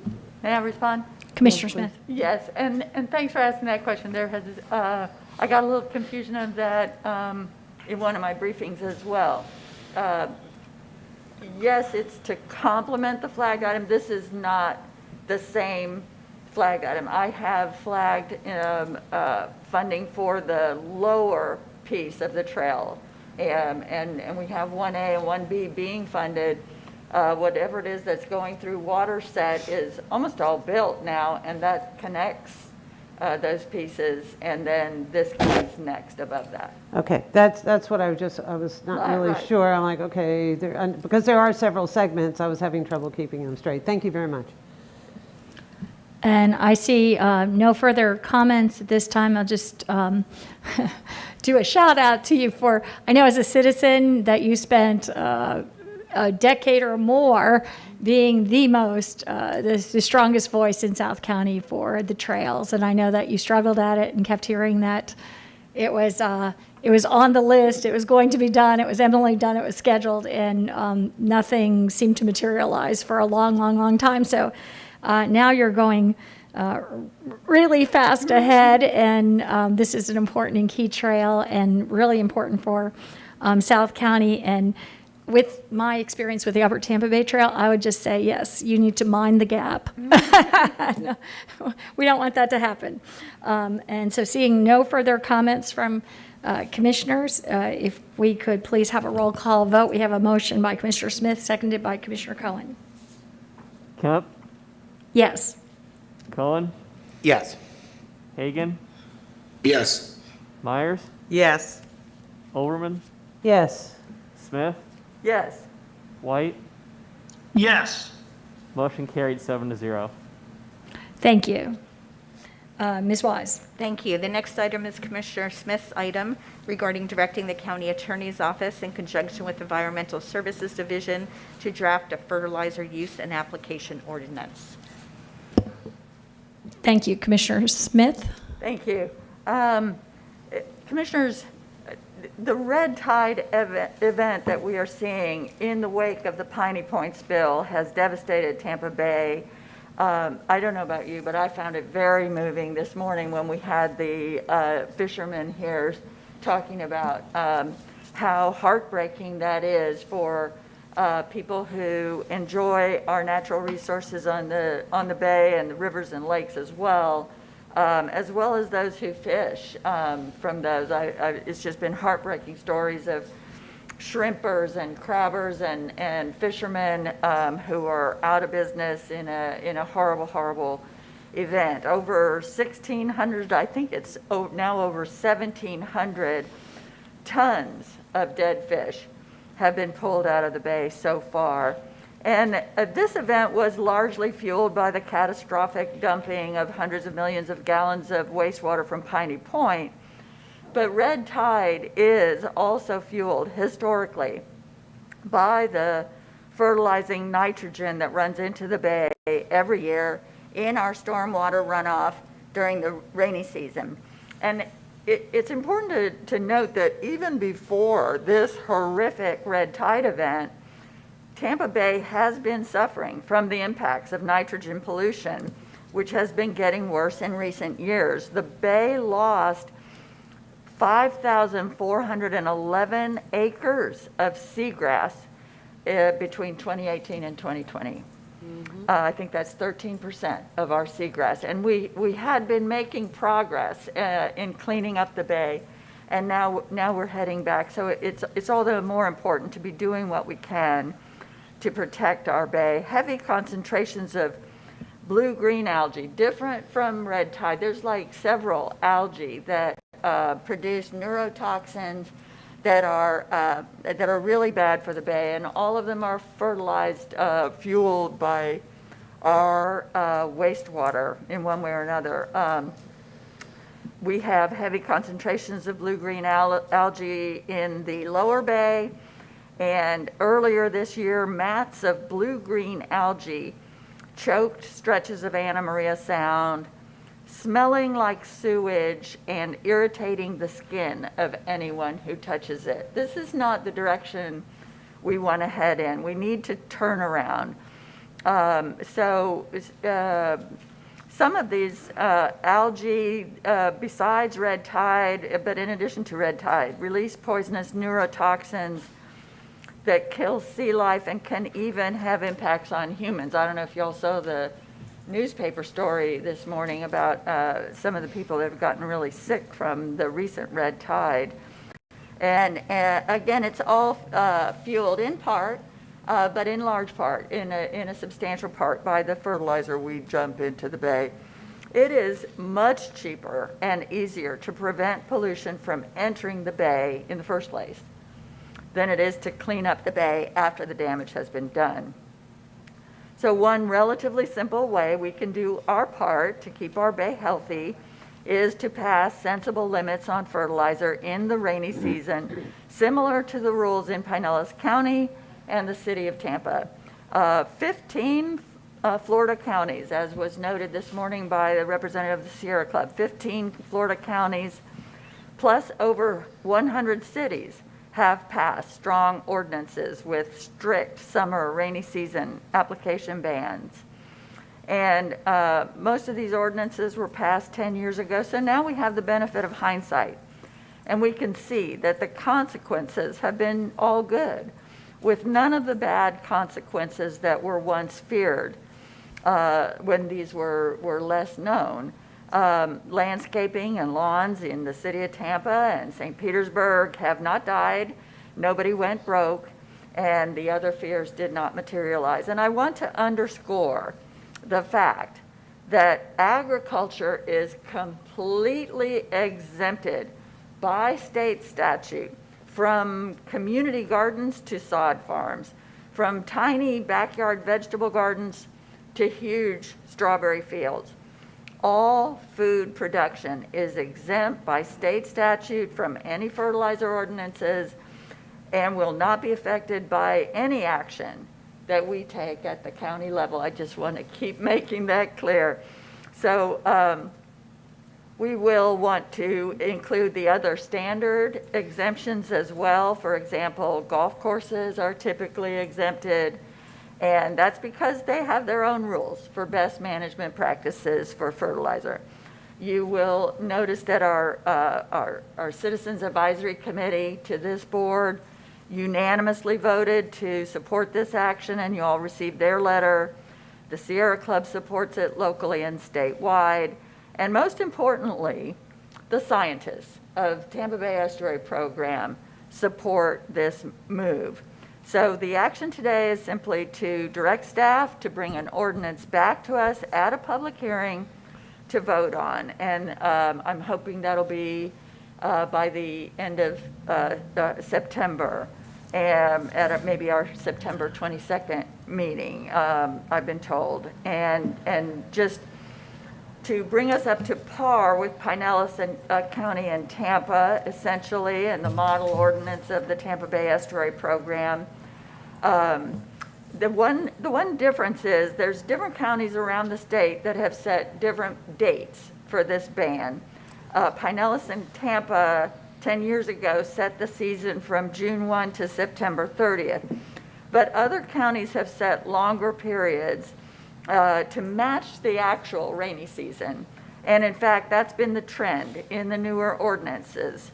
So they include the whole rainy season through November, and that's what I hope we can do with our ordinance. In fact, you know, I was thinking, well, you know, it is also important to be consistent. And just then, a couple of weeks ago, the St. Pete City Council has passed a resolution to ask the Pinellas County Board of County Commissioners to extend their season past September 30th. So I feel like if we would, I'd like to make our application ban during the entire rainy season to coincide with hurricane season.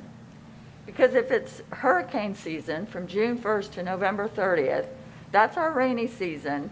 And it's, I've talked to some of the local scientists who think that, well, in fact, the idea came from one of the local scientists. So I would like staff to run that by our scientists at EPC and Tampa Bay Estuary Program as they work on our ordinance, and hopefully we can include that because, of course, hurricane season is our rainiest period, but also making our fertilizer ban the same as hurricane season makes it easier to inform and educate people. It's easy to understand. This is the time you get your hurricane kit together. This is the time to put away the fertilizer. And so I know, so that's the one difference I want. I would like to have. One other major difference, we have to have Pinellas County and Tampa also ban the sale of nitrogen fertilizer during the rainy season. And I wish we could do that too. But unfortunately, the state has preempted local governments from doing that. Pinellas and Tampa were grandfathered in before the state law, so we will not be able to enact a sales ban. Ours would just be an application ban, along with some of the other points that are in those other ordinances, like when you do apply nitrogen fertilizer in the other season, it needs to be 50% slow release. There's some other details like that in the other ordinances. They're all pretty consistent, and so I just would expect staff to be bringing us back the similar ordinance, except for with a longer, without the sales ban and with a longer period of hurricane season. And so with that, I have to read my motion. My motion is to direct the county attorney's office in conjunction with the Environmental Services Division to prepare a draft fertilizer use and application ordinance that addresses best management practices and procedures to mitigate environmental impacts from specific categories of fertilizer uses, and understanding that staff will also be working with the staff of EPC and Tampa Bay Estuary Program, who is very willing to help craft our ordinance. Second. Okay, we have a motion by Commissioner Smith, seconded by Commissioner Overman. Commissioner Overman, you're recognized. Thank you, Chair, and thank you, Commissioner Smith, for bringing this forward. I was about to when I realized you already had. So I'm very happy to see this is done. As a City of Tampa resident, when we were debating the pros and cons of adopting this in the City of Tampa, I worked hand in hand with Mr. Compton, who spoke this morning, and definitely felt the pain of Mr. Scotton that actually mentioned about the fishing. One of the reasons I love living here in Florida is enjoying being on the water, although lately I haven't had any time to do that. But I do want to make the case that while I was and still am very concerned about the issue associated with, the Piney Point release and things along those lines, fertilizer in general, as a consequence of the runoff, causes a significant amount of damage, as you alluded to in your presentation. And where we haven't seen a serious problem with red tide is up in the upper Tampa Bay section, where the regulation in place limiting the use of fertilizers during that period of time, red tide hasn't been as much of a problem in that area, largely because there's less fuel that feeds red tide, as well as the algae blooms. There's been a significant improvement of the Hillsborough River, the upper Hillsborough Bay, because that area is restricted, whereas our other rivers outside of the City of Tampa's flow, have clearly felt the pain of not having this kind of strategy to reduce the impact on our bay. And as we've heard, our economic livelihood oftentimes is very dependent, and the quality of life is very dependent on making sure that our waterways and our sea life are protected and healthy. So I'm very much looking forward to this. The companies that offer fertilizer for sale make the appropriate adjustments to have the appropriate nutrient mix within the City of Tampa. The stores know what they can sell and what they can't, so it does not cause a disruption in the business. And I think it's one of the best practices we can do to be good stewards of the resources we have in our community. And thank you very much for bringing this forward, and looking forward to seeing the ordinance passed. I'll stop there. Thank you. Commissioner Cohen, you're recognized. Thank you very much. I also really am very grateful to you for bringing this forward. I voted for this ordinance 10 years ago on the Tampa City Council. And at the time, we really didn't know if it would help or not. We thought that it would. The science told us that it would, but we really didn't know. And it's been a decade, and I can tell you categorically that it absolutely made a huge difference in the water quality. And one of the things that was so upsetting about the gentleman who spoke this morning about Picnic Island is that the city of Tampa put a lot of money into Picnic Island, making it into a beautiful beach, only to have the water quality go down so much that all that work has really come to naught. And I think it's a great reminder that these issues are not just about the environment that we love, they're also about our tourism economy, which will not be able to recover if the perception remains that our beaches are infested with red tide. Water doesn't know any boundaries, and it's a wonderful thing that the city of Tampa and Pinellas County have this ordinance in place. But if we don't join them and also do it, it leaves a big gaping hole in terms of what can be put into Tampa Bay. And we really need all the governments that surround the Bay to be on the same page in order to see the maximum results from taking this kind of an action. So I am excited to vote for this again. I know that it worked the last time. I want to just close by remembering the victory parade on the boat that we were all on the other day. Commissioner Myers and I were standing there looking at the water, and it was disgusting. It was awful. The water smelled. It had a red color to it. And anybody that was out there that day got a scratchy throat. It was actually a hardship spending a good deal of time on the water. And we just can't have that. We have got to take whatever steps we're able to protect the most valuable resource that we have. And Tampa Bay, if it's not the most valuable resource we have, I would like someone to tell me what is. And this is something that will go a long way toward improving the quality of the water. I said that was my final point, but I do want to make one last.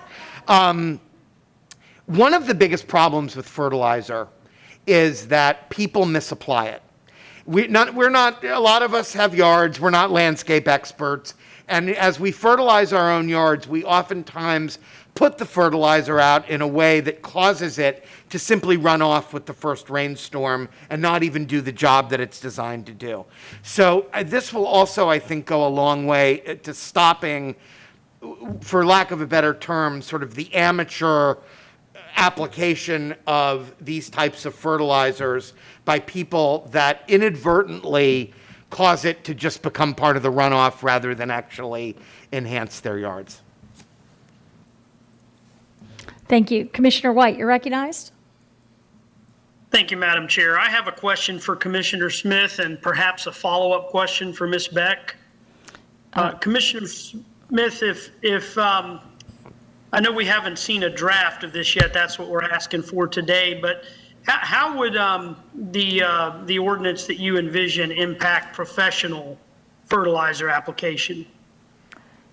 Thank you, Commissioner White.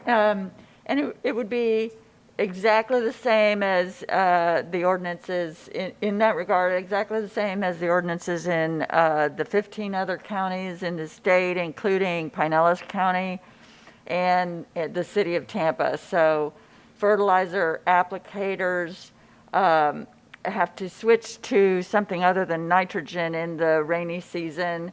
There are also points in there about, well, we already have in our EPC rule points about the distance from water, the fertilizer-free zone. So that's a wash, but it wouldn't be any more impact than in any other municipality with a strong fertilizer ordinance. Very good. So professionals would be able to fertilize during the rainy months, but they would have options in their arsenal that have either a lower nitrogen content or that are nitrogen free, correct? Correct. Okay. Iron and magnesium are used in the other jurisdictions during that season, and that actually has a nice alternative greening effect during that time. Very good, thank you. So I have no further questions at this time, Madam Chair. Thank you. Commissioner Overman, did you have another comment to make? I'd like to actually try to address part of his concern and Commissioner White's concern, because I have a unique set of plants on my property, and I hire a cooperative extension trained gentleman to fertilize quarterly. And he does change the mix during the summer months or during what would be ultimately be hurricane season months. But he does change it in accordance to the appropriate application. And I don't see a significant difference, you know, from the winter to the summer. But so I would assure that the professionals know what they're supposed to do and what they're not supposed to do. Once we put this into place, they'll make the appropriate adjustments to make sure that people's yards and plants and trees and things do well.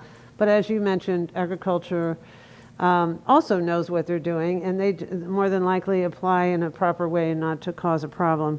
But raising the awareness never hurts. I think what's also important is this works in concert with our encouraging our community builders that the Florida Friendly Landscape process. We provide an incentive to developers and individuals building homes to put in Florida Friendly landscaping that typically thrives in the summer months when we have that much rain, and it does well in the winter months when we have a bit of a drought, with limited fertilizer application. I mean, that's the whole point of that kind of application, to not only make sure that we're minimizing our water usage in order to preserve water for drinking water and other uses, but also to make sure that we're being good stewards. So I like the idea of this actually complementing our strategy of encouraging Florida-friendly landscaping, which that information can be found on the Cooperative Extension website for Florida Cooperative Extension, and complements our efforts to, like I said, to be good stewards of the land. So thank you. Thank you. And seeing no further comments at this time, thank you once again, Commissioner Smith, for bringing forward this important and timely article. Like you, hearing that fisherman speak this morning was truly heartbreaking and very compelling. But as Commissioner Cohen said, even in that our water here at Tampa Bay, right around the city, isn't usually so affected by this, but that's how massive and imposing this all is. Just popping up on my news today, there's a dead zone in the Gulf of Mexico this summer that's bigger than Connecticut. Oxygen depleted water off Louisiana and Texas. So that's not coming from Florida, at least at this time, but we have got to do anything and everything. And I know that back in the time when this was first being looked at by the city and county, I know that we talked a little bit about it because you had been lobbying as a citizen to have this passed by our county commission at the time. I also remember going to the city. I remember sitting in some of the commission offices here as part of Sierra Club. And I know I couldn't quite remember because it was complicated exactly what happened and the legislature moving in and what was happening. So I'm glad to bring this back and try to do our part to do as strong as we can here in Hillsborough County, like so many other jurisdictions around us are doing their part to try to mitigate this terrible red tide and the other damage that we're doing to our environment and to our water with these fertilizers. And seeing no further comment, if you could please take a roll call. Kemp? Yes. Cullen? Yes. Hagan? Yes. Myers? Yes. Overman? Yes. Smith? Yes. White? Yes. Motion carried 7-0. Thank you. Ms. Wise. Thank you. Our next item is the time certain item G5, which is to receive a report on COVID-19 health statistics recovery programs and strategic investments. This item most recently has been on the consent agenda, but we have a lot of changes going on right now, and we wanted to be able to bring that to your attention. We have Tim Dudley, who will first give an update on some actions that we're taking regarding testing, and then Dr. Holt is here and Dr. Salemi from USF to go through some charts on the statistics, what's occurring. So with that, we'll turn it over to Tim Dudley then. Thank you. Good afternoon, Commissioners. Tim Dudley, Office of Emergency Management Director. I'll be providing an update on current COVID testing and vaccine operations throughout Hillsborough County. With the COVID-19 cases increasing due to the Delta variant, Hillsborough County will be temporarily opening 2 free public testing sites. Some residents are reporting wait times of up to 3 days to be tested at some of our local pharmacies. While there are many private COVID-19 testing locations available here in Hillsborough County, the county is opening the 2 temporary sites out of an abundance of caution and to enhance our community testing capabilities. The 2 walk-in sites locations will open on Saturday, August 7th. They will be open 7 days a week, 9 a.m. to 5 p.m. And the locations are the Palm River Park Community Center at 725 South 58th Street, Tampa. And the second location is 1101 East 139th Avenue in Tampa behind the Code Enforcement Building. All testing will be conducted indoors. 500 tests per day will be available at each site on first-come, first-served basis. We will have rapid tests available, and PCR testing will be available upon request. Appointments are not needed.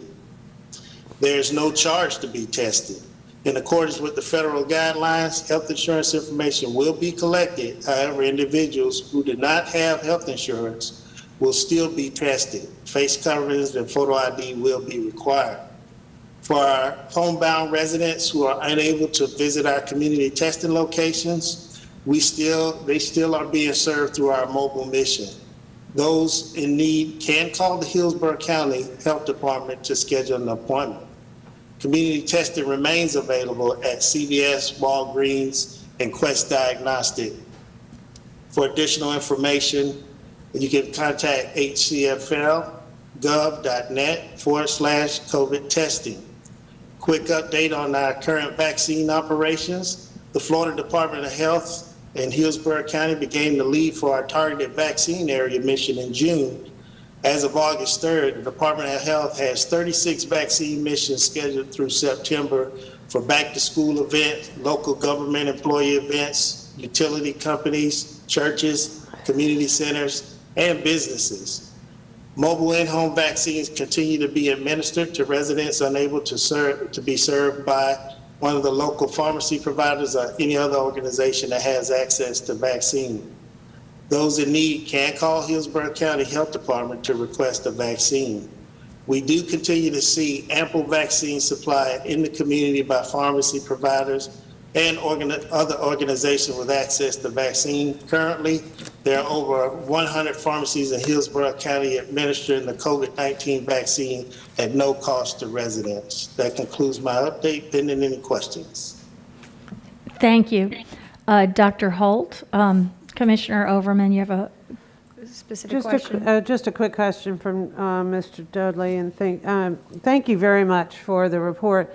Is it possible that you can notify communications of all of those testing and vaccine sites that'll be happening over the next, say, month or 2, with a single source for people to look? You know, people are getting busy to go back to school. They're juggling the schedules a little more than they may have recently, and having a single place to go look for that information that you're coordinating would be very, very helpful, not only for us to share, but also for citizens to locate the information. Is that an option or something you can work on for us? Yes, Commissioner. I'll work on that with Communications Department of Health. Excellent. Thank you very much for your work. I appreciate it. And Dr. Holt, we have next. Yes, good afternoon, Madam Chair and Commissioners. This is Dr. Doug Holt, Florida Department of Health, Hillsborough County. I think it's been well reported that COVID has undergone a significant major mutation, so we're now dealing with this Delta variant. It turns out that this is much more contagious. It's compatible to chickenpox, which is more of an airborne spread. Our vaccines, while remaining very effective at preventing severe illness hospitalizations, you can become infected even if you're vaccinated. What's different with Delta is that you are now as contagious as someone who's not been vaccinated. So the result of this is that our unvaccinated population are very vulnerable, and the result has been a dramatic surge. Today we have Dr. Jason Salimi. He's presented it before. He's an associate professor at the College of Public Health. He will provide an update of the epidemiology. Dr. Salimi? Thank you, Dr. Holt. I appreciate the opportunity to address the board once again. I wish I was the bearer of better news, but I'll try and run through this pretty quickly. Unfortunately, many of our COVID-19 metrics that are meaningful are headed in the wrong direction in the past 4 to 6 weeks. So we start first with cases. And so as you can see by this bar, again, I think this has been all over the media, just relative to 1 week ago, we've had a 50% increase in cases. In the most recent week, we are over 110,000 cases in the state of Florida for the week. Just compared to 4 weeks ago, not that long ago, we've had a 6-fold increase in cases. And if we go back 6 weeks, we've had a 10-fold increase in cases. And so again, this is nothing new. There are a lot of factors that are driving this, but suffice it to say that cases are going up pretty dramatically. This is just a comparison. So the county level map on the left is 4 weeks prior to the most recent report, and the county level map on the right is based on the most recent weekly report from the Florida Department of Health.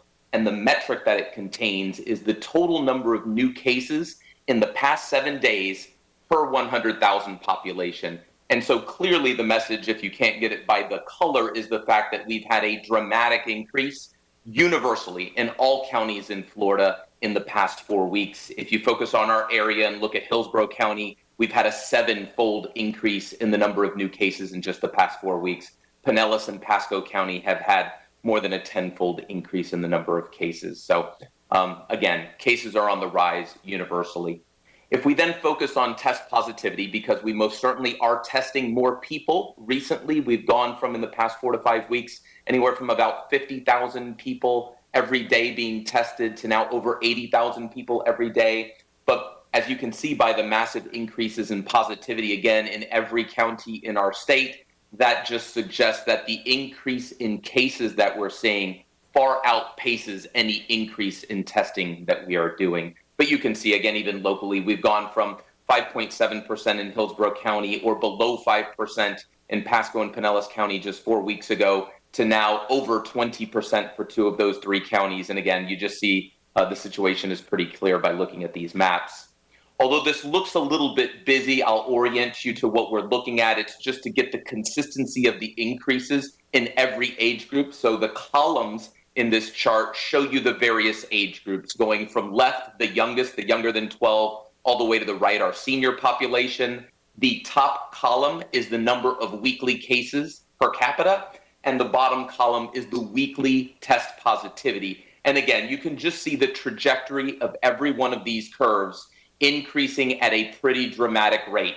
You can see that the rate of new cases is the highest for those individuals aged 20 to 39 years of age. But again, the increase is universal. I would like to at least point out that you can see on the far right in the top column for those 65 years of age and older, the increase is still pronounced, but it's less steep relative to all of the other age groups. And you can say primarily this is probably being driven by a combination of the fact that our seniors are the most heavily vaccinated group in our population, and they're probably taking more precautions if they're not vaccinated. So that's at least why we're seeing the increase. Although it is steep, it's not as steep as other age groups.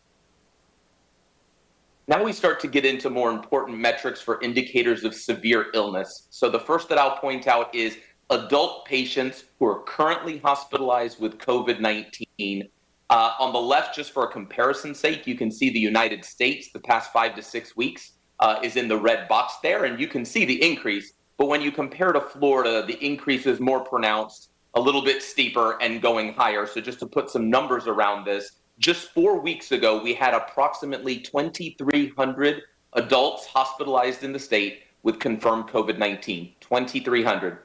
Just today, I pulled some information based on information yesterday, and we're at almost 12,000. So from 2,300 to 11,906 adults currently sitting in a hospital with confirmed COVID-19, dramatic increases.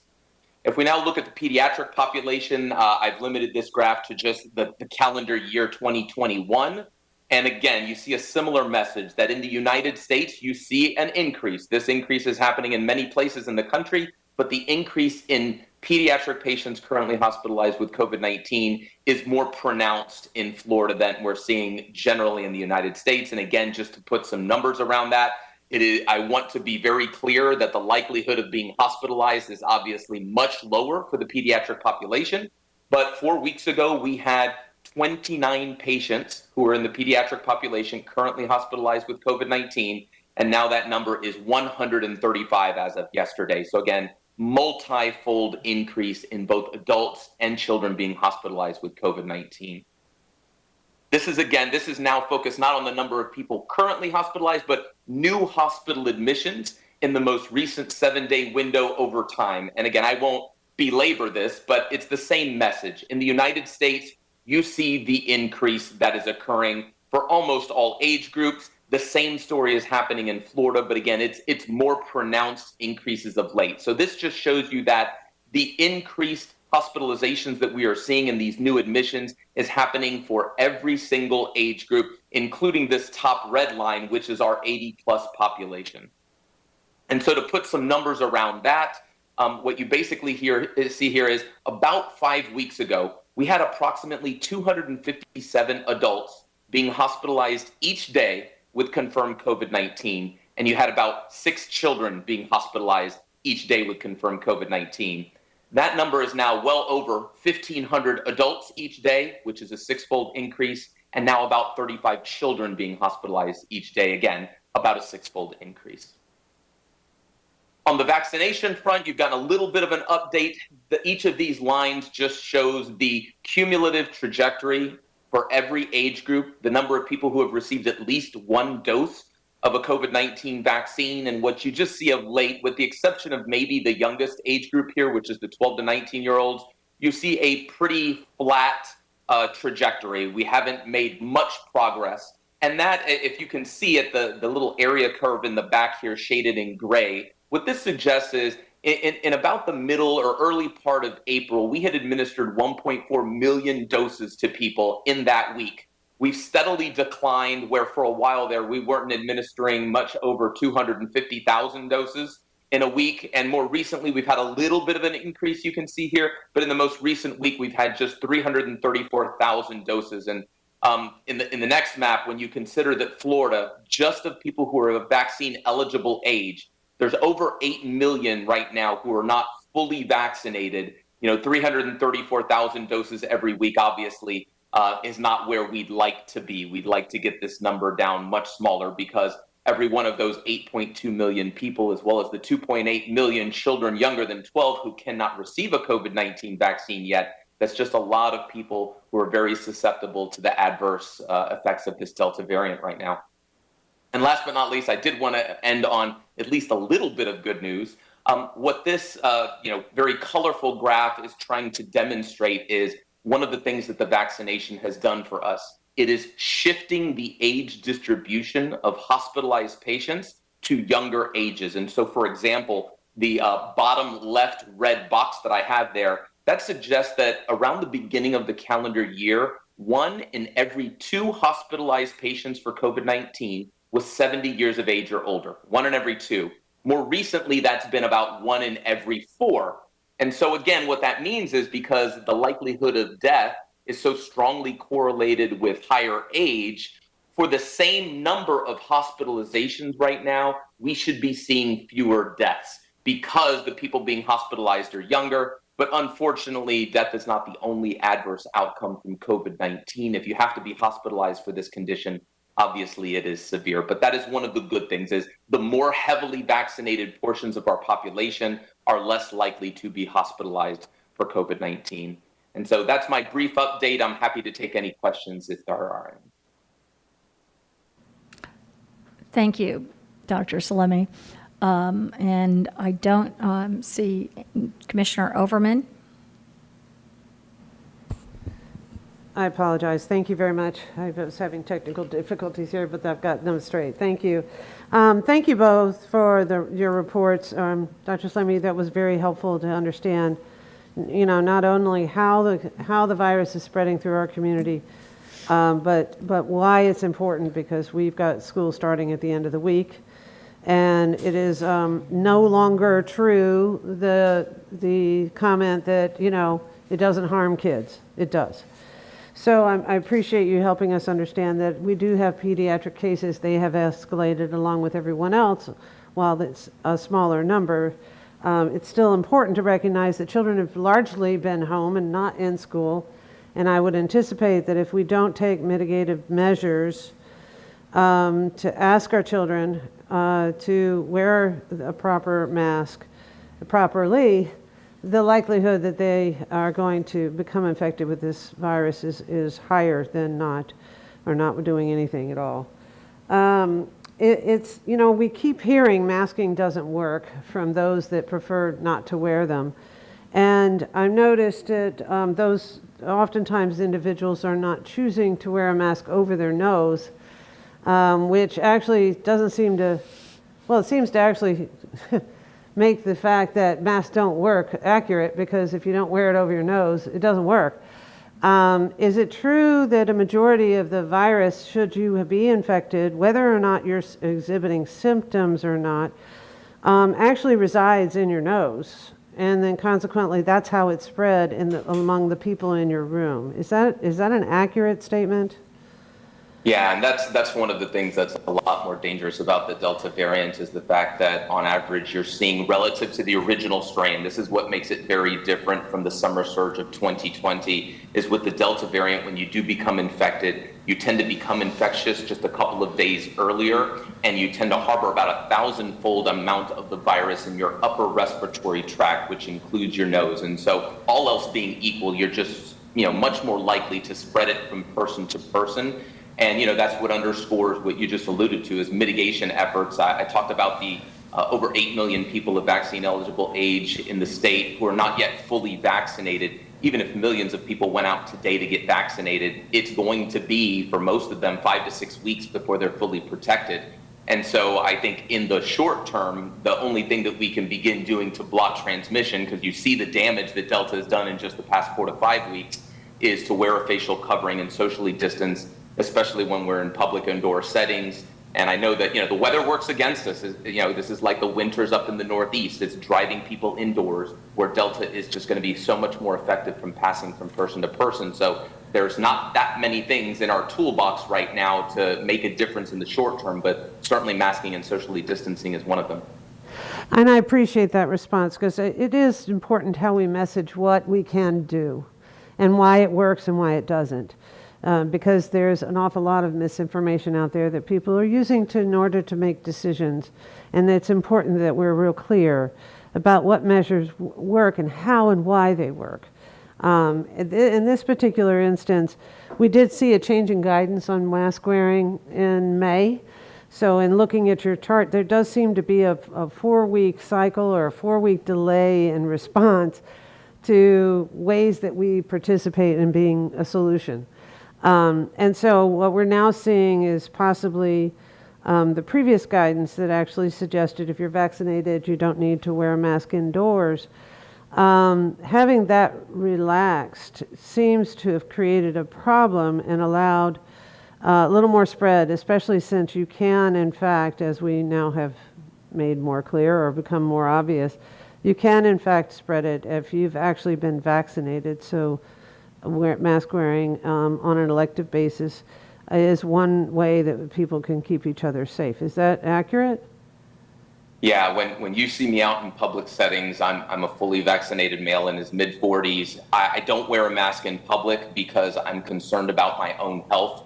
If you look at the data, as somebody who is fully vaccinated and who has no, immune system disorders, I feel like even if I were to get infected, the likelihood that I'm going to get severely ill, anything outside of maybe like some flu-like symptoms, is exceedingly small. But I do wear a mask when I'm in public indoor settings because I know how many people are still vulnerable. I know as a fully vaccinated person, I can absolutely get infected. I can harbor a lot of the virus in my upper respiratory tract. And if I don't take mitigative efforts, I can pass it along to other people who are in close proximity to me. So again, I want people to understand that they should have peace of mind by and large if they're fully vaccinated. Again, there are exceptions to that, but most people who are fully vaccinated will be well protected from severe illness. That's not why we're asking you to wear a mask when you're in public indoor settings. It is because we have so many people who are not fully protected through full vaccination for a number of reasons, and we have children younger than 12 years of age. Although the likelihood of severe illness is much smaller in them, it is still there, and we're seeing increases in children being hospitalized. So it's mainly to protect them and to curb the spread of this virus. It's dangerous when we let community spread stay high, because the more opportunity that the virus has to continue replicating, it increases the likelihood that we could see other variants emerge. And we never want to see, the one thing that could be a wrench in all of this is if we had what's called an escape variant, a variant that can evade our vaccine-acquired immunity. That would be dangerous. So again, for a number of reasons, it is a prudent step for people, even if they're fully vaccinated, to continue wearing masks when you're in public indoor settings. I appreciate that. And then one last question. We've seen and we've heard locally here, maybe not in other places, but locally here, it appears as though we've got a trend of our hospitals becoming more burdened with those patients that have gotten exposed, whether they, were vaccinated or not, but largely because they were unvaccinated. But even in some cases, we see vaccinated patients in the hospital, although maybe not in the ICU. Based on the cycle that we just talked about in the terms of, an increased number, in lower levels of vaccinations, and then now what we're seeing in the way of positivity, and then the capacity that we currently have in the hospitals, if you were going to guess about where we're going to be in terms of capacity over the next 2 weeks, what do you see as being the biggest risk that we have to prepare for? Yeah, to be honest, I think there are people who probably have much better expertise as clinicians who are actually working in those hospital settings and hospital administrators. Capacity is such a complicated thing. It's not just having the beds available for people, but it's having the staff that are able to provide quality care to make sure that they're getting the supportive care that they actually need to either keep them alive or, keep them from succumbing to the effects of COVID-19. Obviously, it's not a good sign. I've certainly heard from a lot of local facilities that they're seeing more patients with COVID-19 than they've seen at any point in the pandemic. So clearly, because the hospitalizations have been increasing at such a rapid rate, you start to get concerned about the abilities for these facilities to provide quality care. And it's not just that, what else happens? It's not just the care for people who get infected.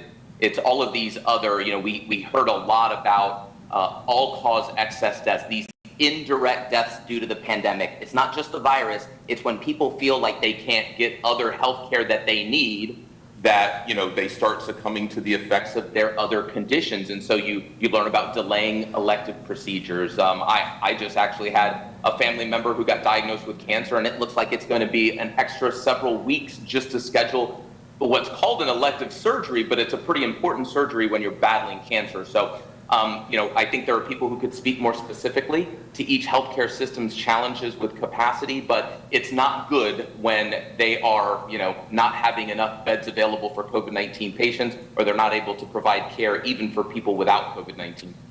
Thank you very much for your report. Chair, I'm done. Absolutely.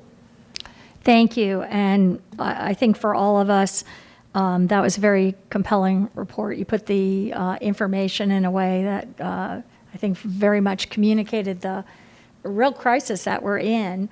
I'm still not sure when I go out in public that it is well understood that we are in the worst phase of this COVID-19 infection that we've ever been in. Our number of people in Florida that are getting this are higher than they've ever been for a year and a half. And that's with some 50 to, in Hillsborough County, I think 55% vaccinated. Is that correct, that we have 55%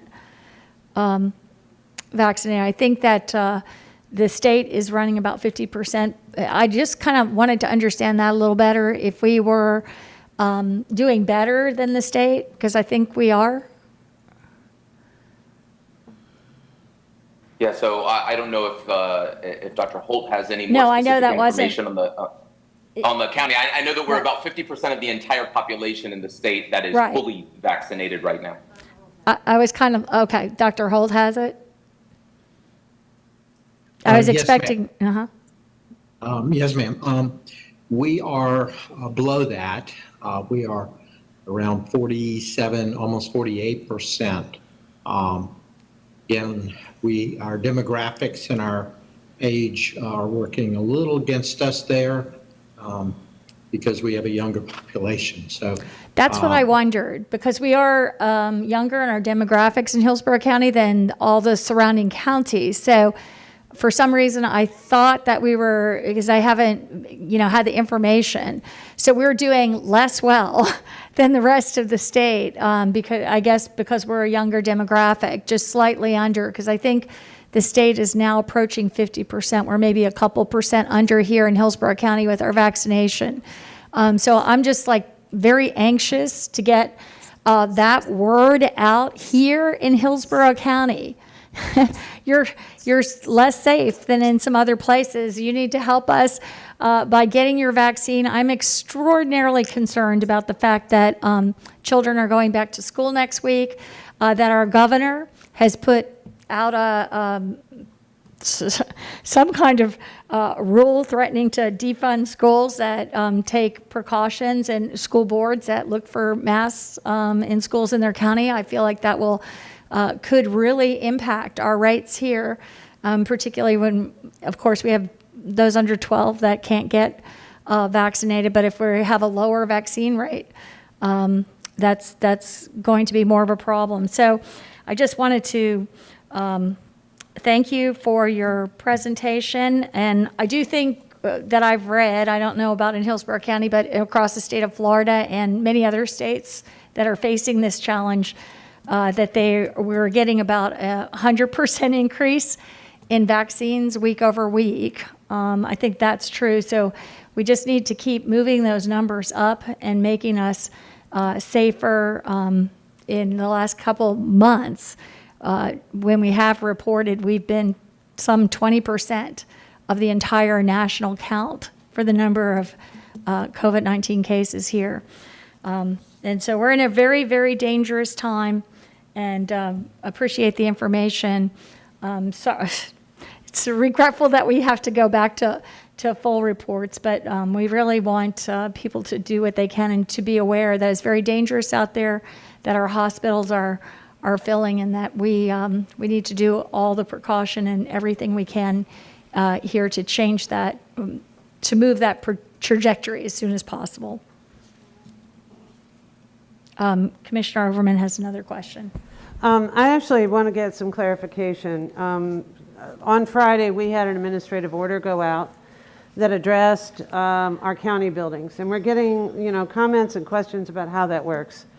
And because we have so many of our citizens that interface with our buildings, whether it's be the libraries, community centers, parks and rec centers, here at County Center, there's a variety of buildings that the county owns it's important to address the administrative order that was issued on Friday, but also, and I'll ask our county attorney to address, what's possible for not only in the way we adopt our administrative orders that our administrator has put into place, but also in terms of businesses and how they operate, just to reiterate what's allowed that you're aware of, and the things that we've put into place that have actually prohibited harassment and those kinds of things. Could I ask Ms. Wise to address that issue and then follow up with Ms. Beck's comments on how the law can be implemented by business owners, as well as how employers will interact with their employees? That would be very helpful. I think we had some time for that update. So thank you. Sure, because there seems to be a bit of confusion, just some clarity, that there was an administrative directive issued by me on Friday that everyone is required to wear a mask in our county, inside our county facilities. There are exemptions for children and people who medically cannot wear a mask, and we will provide service in another manner, as that has happened, in fact, today as well. So that is for only our county facilities. There may be some confusion whether that it's for other businesses or whatnot. It is not. It is only for our own county facilities. And this is to protect the public, and it's to protect our staff. Our staff who is providing a service to our community every day, and we want to ensure that they are protected. And so that is why we put that in place. It is consistent with the CDC guidelines. We do keep that in mind. We've made some changes to this, to our policies over time where we were not requiring it, and for the public where it was recommended. But when the CDC guidelines changed, we felt it was important to change as well, and we will continue to monitor accordingly. Thank you. Ms. Beck? Yes, thank you, Madam Chair.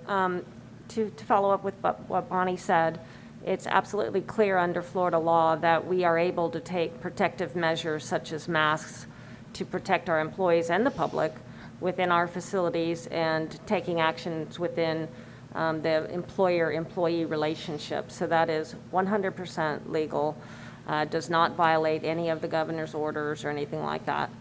And I think it's worth noting that just this summer, the Florida legislature actually enacted legislation which has been set out in Section 768.38 of the Florida statutes that provides for protection to both businesses and public governmental entities when they follow any of the state, federal, or local health guidelines. It actually serves to minimize liability. So all of that makes perfect sense under the current construct of Florida law.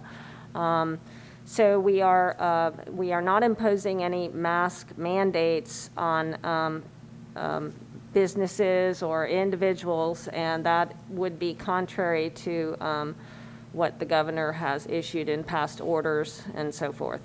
But we do still have in our toolkit, I guess, an ordinance that was passed last summer that protects people's right to wear masks. And if you recall, that was passed in June of 2020 and is fully in effect and provides individuals, if they did have a situation, with some measure of protection if they choose to wear a mask. And of course, businesses can implement whatever they feel is appropriate for their patrons and employees and not be in violation of any Florida laws. There's nothing that inhibits that. Did that answer your? Thank you. Okay, thank you. I see we're going to have a vote to receive the report. So do we have a motion? Commissioner Overman, second. Oh, Commissioner Myers. Thank you, Madam Chair. Just have a couple of questions for Dr. Salemi and Dr. Holt. The information you all just shared with us is, I just don't know what to say about it. It's much needed. So many people have contacted our offices about not wearing the mask, and as the students return to school next week, I would like to know if it's possible with the school district, which is Superintendent Addison Davis, USF interim president Rhea Law, and HCC president Dr. Ken Atwater. Is it possible to share the same information with them that they can share with their student bodies? Because this is at a very pivotal time, this COVID-19 and the Delta virus. And we have so many young people who really do not believe that it exists today. And the information you all just shared with us on COVID-19, we know it exists. I know for a fact that it exists. I've lost 3 of my sorority sisters to COVID-19. And when you hear of someone who have passed, it really hurts. And we have the young people out in the community really don't believe that it can affect them. And we know it can. I know it can. You say wear your mask. Just as we've had over 8 people to come in here this morning and want to argue with us about the mask rule, but I'm hoping there was somewhere today to listen to your presentation to see that COVID-19 and the Delta virus is real. Okay? So if you can look into how you can work with those 3 entities to share the information. And I know when I was in school, we always had a general assembly where the students gather together and whatever information they wanted to share with the student body, we received it all at the same time. And this would be a good way to share this critical information with the student bodies of the various entities I just mentioned. Thank you so much. Commissioner Cohen, you're recognized. Because there was so much public comment this morning about mask mandates, I think it's very important for a moment to go back to what the county attorney just said.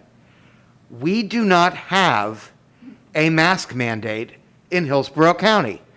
This board is not considering implementing a mask mandate in Hillsborough County. Even if we wanted to, we know that we are constrained under the law and unable to do that.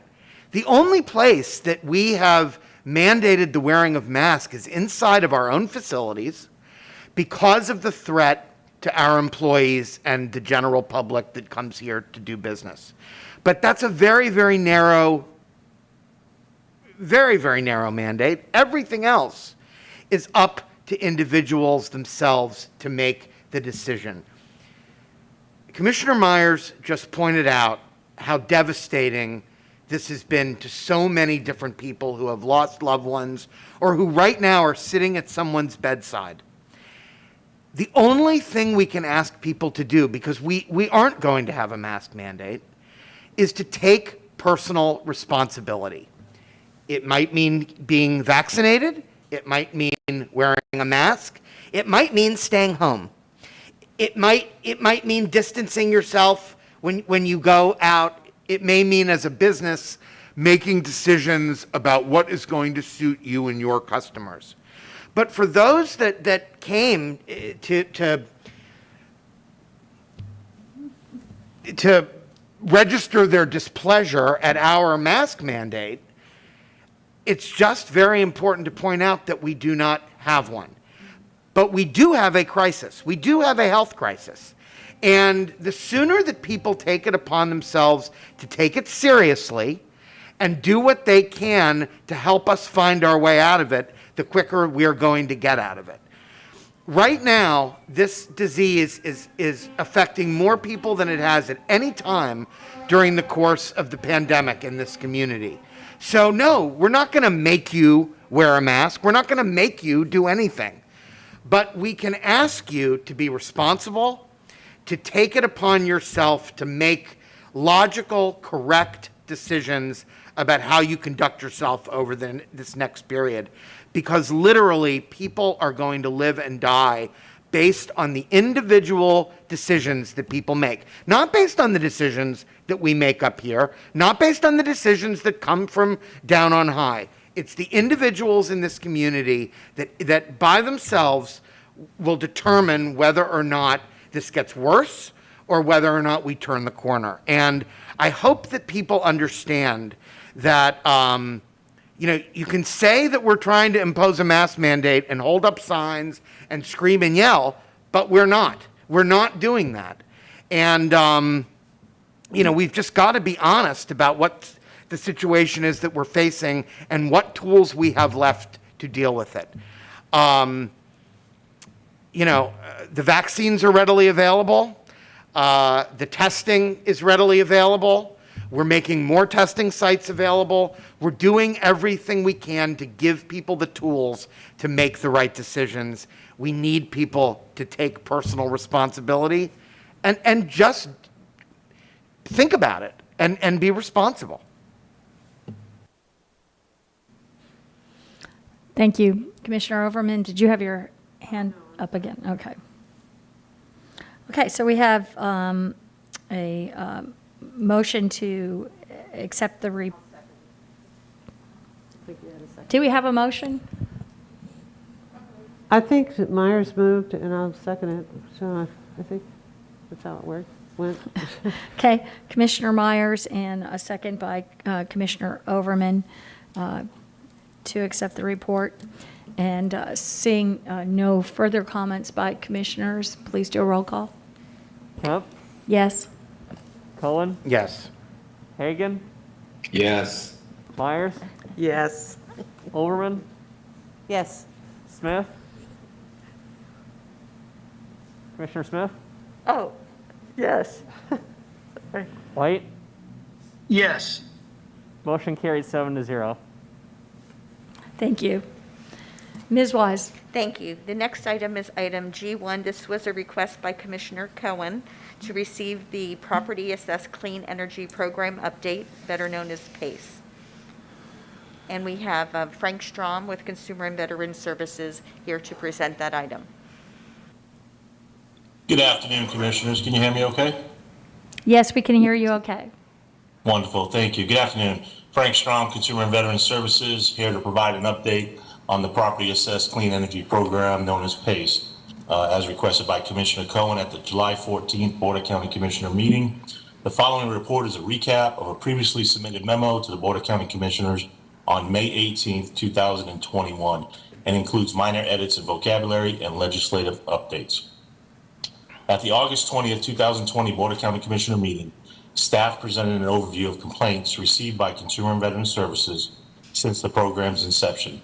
Between March 2018 and the current date, Consumer Protection Services received 19 complaints against PACE program contractors and/or lenders. These complaints involved the potential victimization of elderly and less advantaged homeowners. After board discussion, the Board of County Commissioners moved to terminate existing agreements with PACE providers. At the December 2nd, 2020 Board of County Commissioner meeting, the board authorized staff to engage in conversation with stakeholders to review and identify potential program enhancements with stringent consumer protections in place. Staff met with stakeholders and collectively, they were generally in favor of protections that would allow for a successful program in Hillsborough County to include upgraded reporting, contractor verification, a requirement for providers to inform consumers of other options for low interest rate energy home loans, a documented review of a homeowner's financial capacity to participate in the program, and increased sanctions against providers for violations. The Greater Tampa Realtor Association did not indicate support of a PACE program in Hillsborough County. I would like to highlight, at the time of the original memo submitted to the board, there was pending state legislation, House Bill 387 and Senate Bill 1208, and if passed, would have amended Florida Statute 163.08 regarding the types of PACE improvements that qualify for specified financing, ability to pay, and similar consumer protections. The legislation may have potentially preempted some of the program protections staff had identified in the report. However, these bills did not pass the legislation. Briefings have been held with each county commissioner's office, and the feedback provided to staff was invaluable and has been included in the submitted documents to the board. Commissioner, this concludes my report. I and Eric Olson, my manager of consumer protection, are available to answer any questions or concerns. We also have our tax collector, Ms. Nancy Milan, and Ms. Jennifer Castro on the call as well. Thank you. Thank you. And Commissioner Cohen, you're recognized. Thank you very much. And I'll be brief because in order to even move anything forward, we would have to send this back to the county attorney in order to prepare a resolution. And at that time, we could talk about the details of whatever program we may or may not be willing to go forward with. I would just say that we've heard a lot from people that are for it, a lot from people that are against, but the fact of the matter is that these programs often are the only possible lifeline that a person can get to make the repairs necessary to stay in their home. And while there's no question that the consumer complaints that were lodged were valid and important, there's an awful lot of work that's been done to put safeguards into the system so that those types of abuses don't happen again. And without going too far afield in analogies, I would just say that there are a lot of industries out there where we deal with the bad apples by dealing with the bad apples, not by necessarily getting rid of the whole program. In this particular case, there's an added incentive to have something like this because it allows for financing of things that provide for energy efficiency, things that people may not be able to afford to do on their own.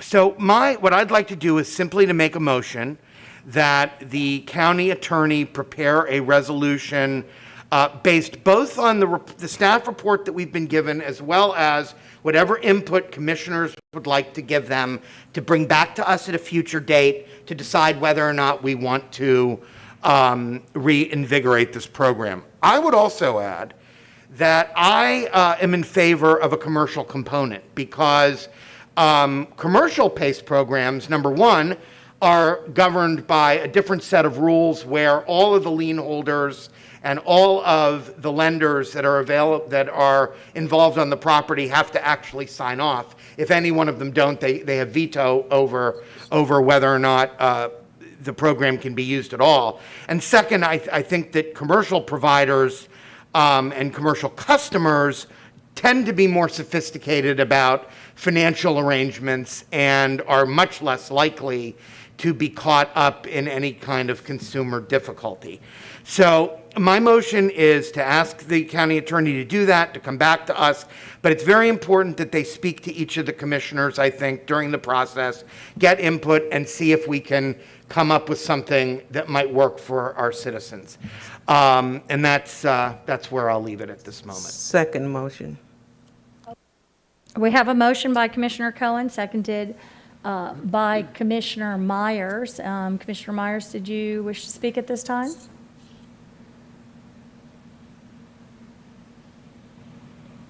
Yes, County Attorney Beck, when you're bringing that back, can you look at the options of a pilot as well as when you talk with the commissioners to weigh both, in the information? Yeah, I didn't catch the one word, to look at what? As a pilot, for. Oh, pilot, yes. Yes, for like absolutely. 6 months or a year. Or to- different time some durations and yes. so forth, absolutely. Thank yes. you. Okay. Commissioner And Commissioner, I think it's Commissioner, I didn't see her hand on here, but Commissioner Smith? Sorry, I was clicking the hand icon itself and not the raise hand words. I'm honestly torn at this point because I don't like the PACE program. I don't like the structure of it. I can't imagine I'm going to vote any other way than no on the final version, just fair warning. But I do also feel philosophically that that we should operate in a way that allows commissioners to bring back their best shot at entertaining something in the court of ideas here. But I have to say my objections are not going to be fixed by stronger consumer protections or things along those lines, because my objections are that the way this is structured for county, it puts the county government in the spot of being a collection agency for some real high interest loans that are just by nature high interest loans that are not fully in our control as far as the contractors and the third parties, and that's where the problems have been. And then meanwhile, we put, and by we I mean the tax collector, county tax collector adds another 2% fee. It's interesting, there's a little spin in the background here being put on that saying we don't charge it to the, quote, citizen. We don't charge that 2% to the citizen. They even put little quotes around it. But somebody's paying it, and we're getting it, you know. So it's being absorbed in the fees that will be charged and passed on by the third party. And meanwhile, the whole process of us being a party to a loan where to low-income people, because let's face it, there's nobody sitting here that's going to finance a roof or a solar panel with a PACE loan. All right, this is targeted at low-income families who have no other options and may be financially not as even informed about what their alternatives are. And so we can hand them many pages of information, but I just am very uncomfortable with the entire program. And then finally, at the end of it, we're the ones, nobody's taking a risk except for the homeowner who might lose their home and us who might take it because that lien is a superior lien. I mean, I just hate this program. I will, in the interest, having said all of that terrible stuff about it, I will go ahead and not stand in the way of having you bring back something to the board, because I do believe in that. But I got to say, you might as well, if you're counting your votes, know that this is going to be a no.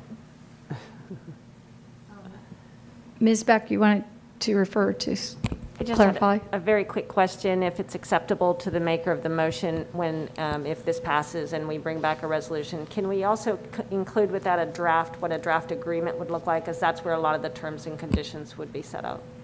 That's a good idea, yeah. I'll wait. I have my hand up, but I'll wait till the others are done. Commissioner Overman? Thank you. Yeah, we've actually tackled this a couple of times already. And some of my concerns still exist. You know, obviously, the underwriting associated with any kind of financial instrument will not only cost money, it requires oversight and regulation. And the fact that the risk is usually measured, the interest rate risk, or the interest rate is oftentimes correlated to the risk, and yet there is no risk to the provider of the service and the lender, because it's a first lien position against someone's home, okay? And while I wouldn't be opposed to seeing something like this associated with maybe a commercial PACE program, because a commercial PACE program would be with a organization that frequently has legal representation and financial stewardship and talent, that they would, to be able to discern whether this would make sense for them.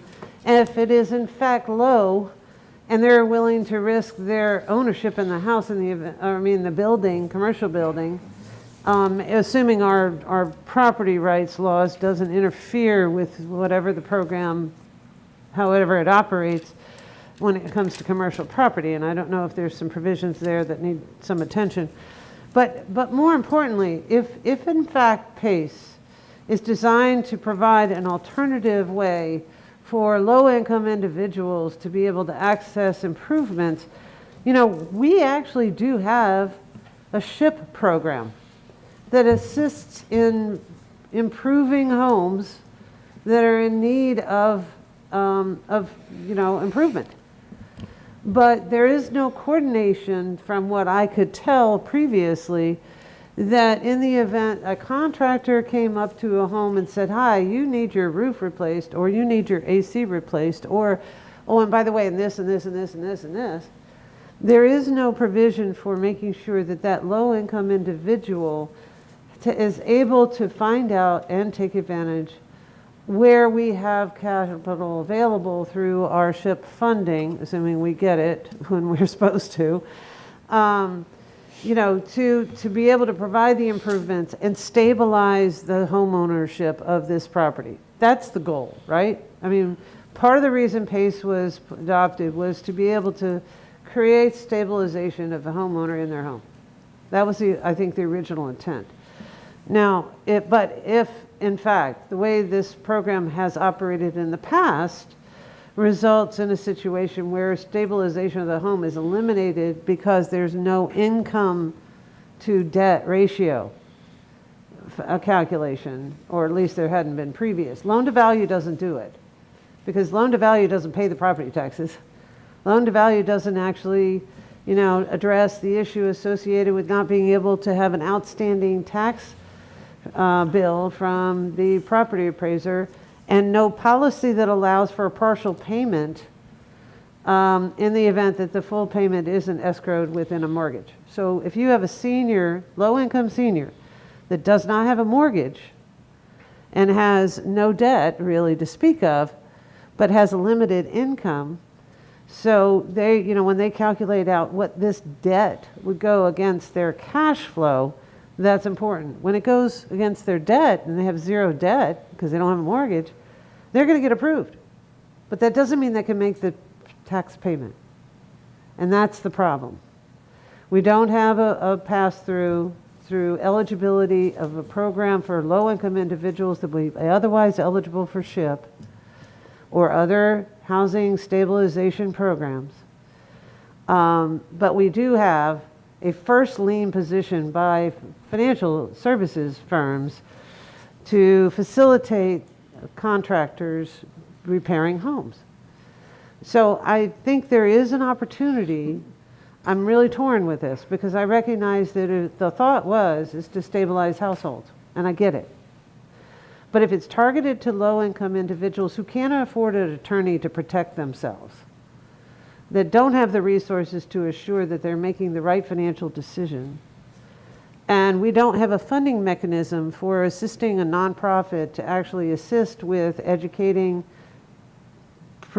basically doing the underwriting or assuring that the financial institution is doing the proper underwriting, nor a process to assure that the work that was done is satisfactory to all parties, we don't have a system that actually has accountability, and that's the problem.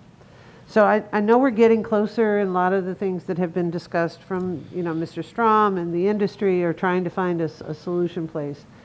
But what we have right now, or what we've seen in the past, isn't necessarily productive. We've got to see a more proactive solution to make this work and to actually protect our citizens, as well as make sure that we develop a strategy that does help stabilize low-income individuals to allow them to stay in their home when the home needs repair.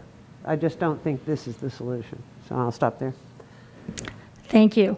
I'm absolutely not torn in the slightest about this.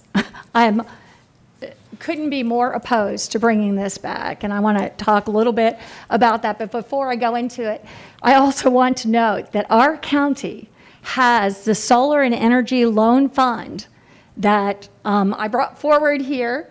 The county supports it. It's a not-for-profit with a $7 million loan bank that does exactly this kind of function with counseling and guidance and loans and help and follow through on a contractor for anyone in this situation in Hillsborough County. It's an excellent program. I'll bring it back so the new commissioners can understand what this program is. We need to be really proud that we have this resource.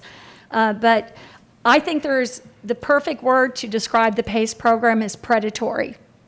Absolutely predatory program aimed at low-income families, seniors, communities of color, non-English speaking residents, and they target and they go door to door how they do this. It's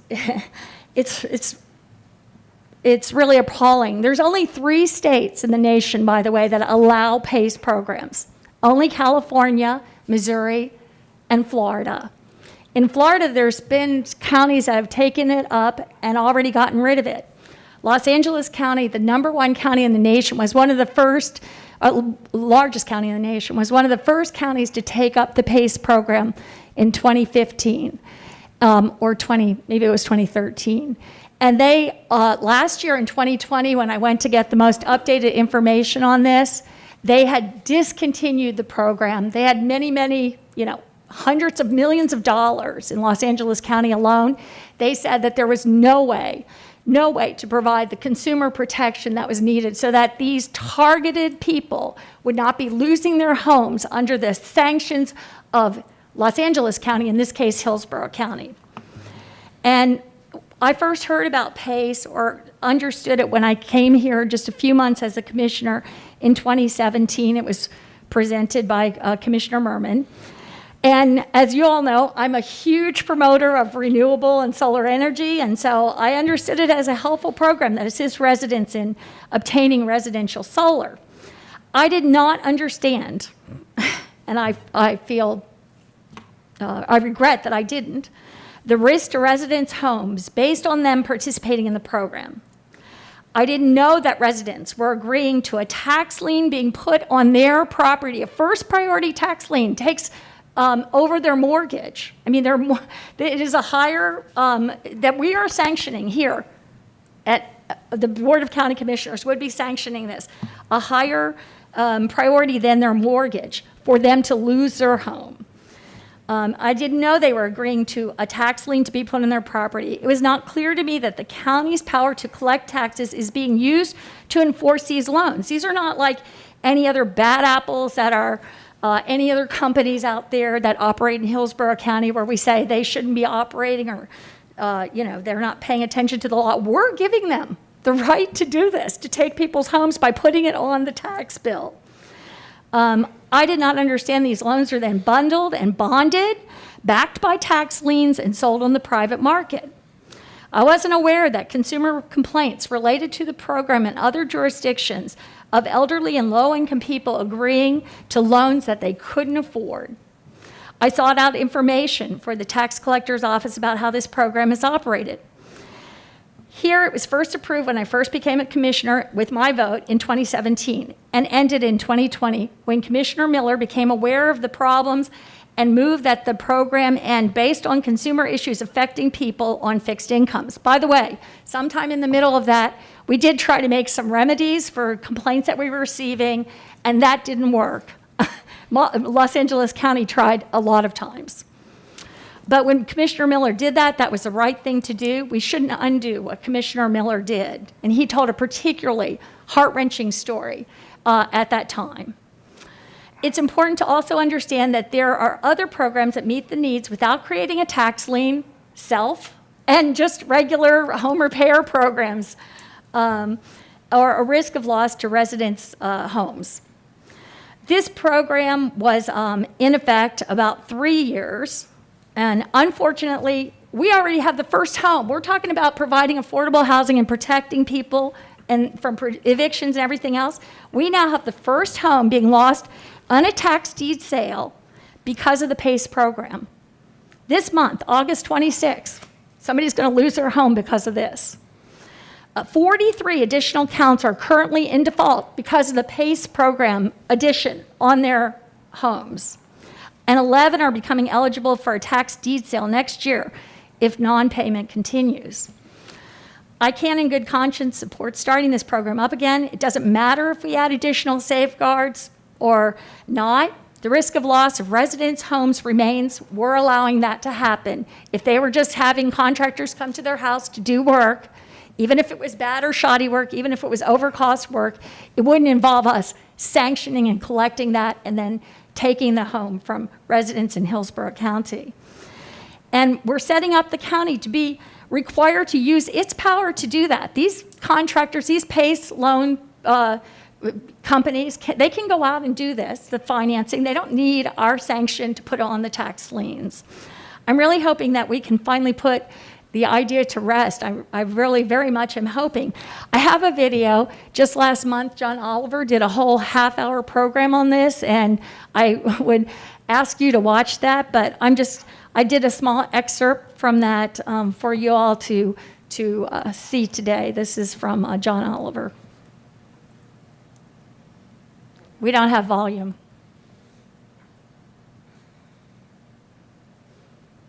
Can we go back and get some volume?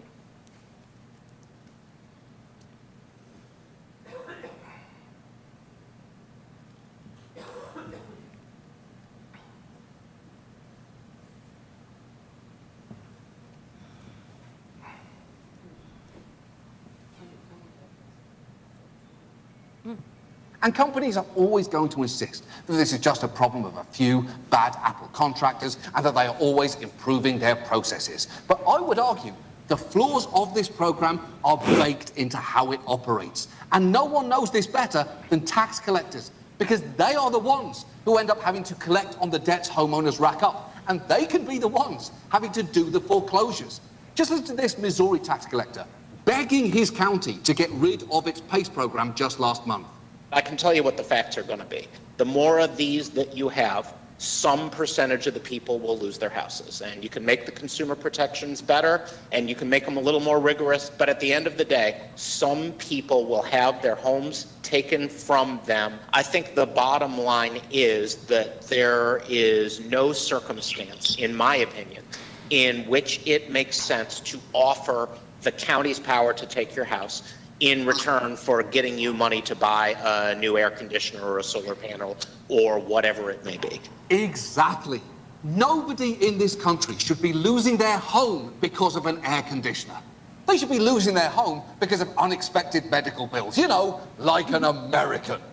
And all of this may be about to come to a head if foreclosures begin to rise in the wake of the pandemic. In fact, one Florida tax collector has even warned that PACE will become Florida's next mortgage crisis if we're not careful, which is chilling because the conditions are prime for a disaster, but it seems like we're not doing anything to stop it. And that's just a little bit, by the way, at the end of the program, he mentioned our SELF program, the one we use here, our Solar and Energy Loan Fund. It was put up on the screen as one of the resources that people could avail. If they're in these situations. But, you know, PACE doesn't go door to door with predatory lending practices to help people out as they walk through neighborhoods, because they're not trying to do the kinds of things that PACE programs are intended to do, the financiers of PACE programs, which, you know, ultimately ends in a lot of people losing a lot of money and being taken advantage of in a way that is you know, unconscionable, I think. I'd also, our own tax collector, I spoke, that's where I got this information from, and I noticed that Nancy Milan was on the line. And by the way, I haven't heard a lot of this PACE program, but for the industry itself or industry representatives. I have not heard the positives. I've only, heard the negatives from the Tampa Realtors, can tell you quite a bit about this and the problems it causes. People can't get FHA loans, they can't sell their homes. They're in really, besides these kinds of circumstances. But Ms. Milan, I know you're on standby.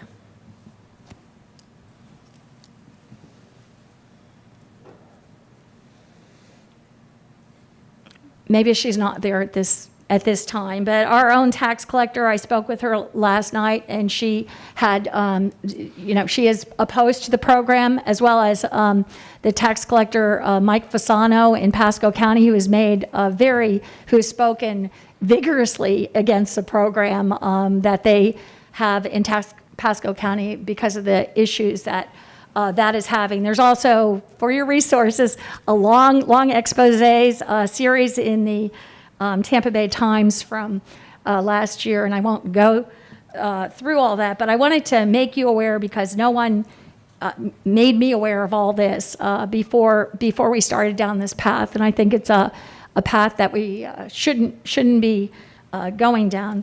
But I will recognize Ms. Milan's on the line. Ms. Milan?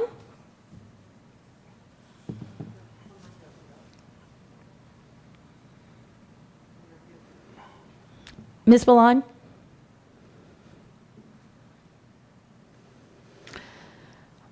I know she doesn't want to be the person to, I don't, their office will be responsible for this enforcement, so, but with that, yes, Ms. Milan? Hi, thank you, Madam Chair. Thank you for addressing this issue, and I will tell you publicly that I share the same concerns that were voiced amongst the commissioners, and it does put us in a bad position where we have to follow Florida statutes, and actually we're the ones who have to put the homes into foreclosure. And yes, you're right, we have one that is actually going into tax deed foreclosure on the 26th. Prior to getting into this agreement with PACE, that individual had current taxes and was able to pay her taxes regularly and on time. Since then, she started to be in default as 2018, and now she's put in a predicament where, you know, the only true asset that she had was her home, and she is in jeopardy of losing that. And there's not, our hands are tied because of Florida statutes. It's not a good place to be. Thank you. And I know even last session, the legislature was poised to make even worse governance of this. It's something allowed by the state of Florida, so they were looking at making it even more difficult to enforce anything that we might do here to do consumer protections in this program, which are, we can't protect enough. I would have 100 ideas about what we could do, but we can't protect enough. And honestly, commercial lenders don't really need this because they can just make regular loans where they can know what the circumstances are, in terms of this. It just doesn't seem like something we should be undertaking. But at this time, I will recognize Commissioner White. Thank you, Madam Chair. I just want to say for the record, much like Commissioner Smith, that, you know, as a professional courtesy, I'm willing to support Commissioner Cohen's motion to have something drafted and come back to the board. For those that are watching the meeting, I know these procedural issues can be complicated. I know that folks can watch the meeting and go back and talk to others about it. Sometimes even the media, when reporting, can get things not quite right. So I just want it to be clear for the record that we are not voting to re-implement the PACE program today, that the motion on the floor is simply to have something drafted to come back to the board. I do want to state clearly for the record that if this were to come for a vote today for re-implementation, I would be a no. The issue of PACE loans, particularly on the residential side, being in a superior lien position to even a first mortgage is just something that I just cannot reconcile. The idea of delineating commercial and residential is intriguing, and that's something that I would have to lend some more thought to. But just want to be clear that if the vote were today for re-implementation, I'd be a no. The lien position issue, as you all know, is something that can only be solved at the legislative level in Tallahassee. But as a professional courtesy, I don't know where Commissioner Cohen is headed with this or what he's going to be looking for in terms of a final draft. But as a professional courtesy, I'll certainly vote to have something drafted and placed in front of the board at some future time. Thank you. Commissioner Cohen, you're recognized. Thank you very much. When I originally brought this up, my biggest concern is that I really do believe there are people out there that simply do not have any other alternative if they are living in a home that they own and it needs, say, a new roof. And a new roof could be $15,000 or $20,000. And they just can't get the money for it. And they're going to lose their home like now. if they can't figure out what to do. And this, at least, is an alternative for people that don't have any other alternatives. And that was my purpose in bringing this up and seeing if we could come to something. My sense from listening to the board today is that that would be a very high hurdle to get over at this point. So I think what I'm going to do for the moment is withdraw the motion. However, I do want to say that I'd love to say that that's the end of the issue, but I don't think it's the end of the issue, because I think that we do have to find ways to help people creatively finance these things that they need that are the difference between staying in the house and losing the house. And this, Commissioner Smith said, it's unlikely that anyone sitting at the dais would have to use this program. But there are people out there that need these types of programs because they don't have any other alternatives. They cannot get a loan any other way. So I appreciate everyone being willing to move it forward for professional courtesy reasons, but I can count votes, and the noes clearly expressed themselves either today or in prior meetings, and I don't want to waste the county attorney's time or our time by moving forward with something that doesn't have support. But I do want to say there is a lot of merit to these programs. This isn't, with all due respect, Commissioner Kemp, to the video, it's from HBO. I mean, it is an entertainment program.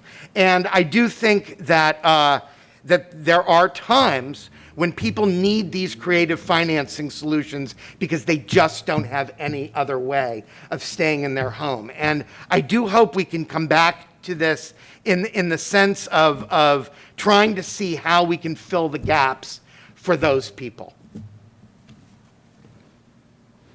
And just to respond, I would like SELF, Solar and Energy Loan Fund, which operates in this county under the sanction of the county commission, but doesn't put first priority loans on people's homes, to make a presentation. So we would know they're available. As I said, they don't go door to door looking for work, but they're looking to make loans because they're not in the business of making money off this. But they are available, and that's one good program. But I can appreciate certainly what it would be like to live without air conditioning or a leaky roof, and what it can do to your house. And I'll tell you that one of what motivates me was my work at Legal Services when we had contractors that would just go door to door. They would target, just like I stated, low income, communities of color, non-English speakers. That's just what this does, but they're allowed to take their homes through the sanction of the county. Instead, they would just go door to door. They would find people that needed work, people that owned their houses and were retired and elderly that lived in them for 30 years that didn't owe anything on them any longer. And they would say that they would do work. The work wouldn't be done well. The contract wouldn't be done well. They would charge, more than the home itself was worth, amazingly, which is one of the examples that Commissioner Miller cited when he was here speaking with this before. So certainly there is always a need, and I think that's part of what we've been trying to address with our programs for housing and affordable housing, an element of that. And so I can deeply appreciate that. And I know it's the abuses. I've only educated myself more and more as time went on, and knew from Legal Services. We were able to call back a lot of that because of the way that those contracts were written, or what they, inevitably had something in them, and they had Legal Services representing them in court, which most of these people don't. I know the county has received something like 19 complaints, but I think that's probably just the tip of the iceberg for those who have the wherewithal to check with the county. Personally, quite seriously, I'd like to go back to every one of these that we have and find out what conditions, because in my experience, they rarely are being charged a fair price. They rarely have good work done, and there's just extreme circumstances that this program allows. And let's see, so we have, you've withdrawn the motion, and I think Commissioner Smith, you're recognized. Thank you. Just briefly, I want to thank Commissioner Cohen for, working together with all of us and hearing this out but this coming from a good place that we all recognize there are these people and families in our community that need help. I know there's a program in Tampa also that helps with home improvement loans for people struggling to stay in their homes for that. And so I think it would be really great for us to look into what some of those alternatives are. I can hear that's what we all wanted out of this. I also want to very much thank Commissioner Kemp for bringing up the fact that we do have a foreclosure pending in August, and because I was told by the stakeholders that we're not, that we don't, and so I was wondering about that, and I seriously want to thank our tax collector Nancy Milan for being willing to come here and inform us about the facts of the matter, that we do have this kind of case going into foreclosure right now, and that from her professional perspective, she would be opposed. That takes a lot of political courage, and I applaud her and want to thank her for helping us come to consensus on this issue. So thank you. Commissioner, and I would just also, by the way, just to respond to that, you would probably not know much about these accounts going into default because the program is so new here, and typically it takes a few sales and a little, time before the defaults and the accounts become delinquent and defaults occur.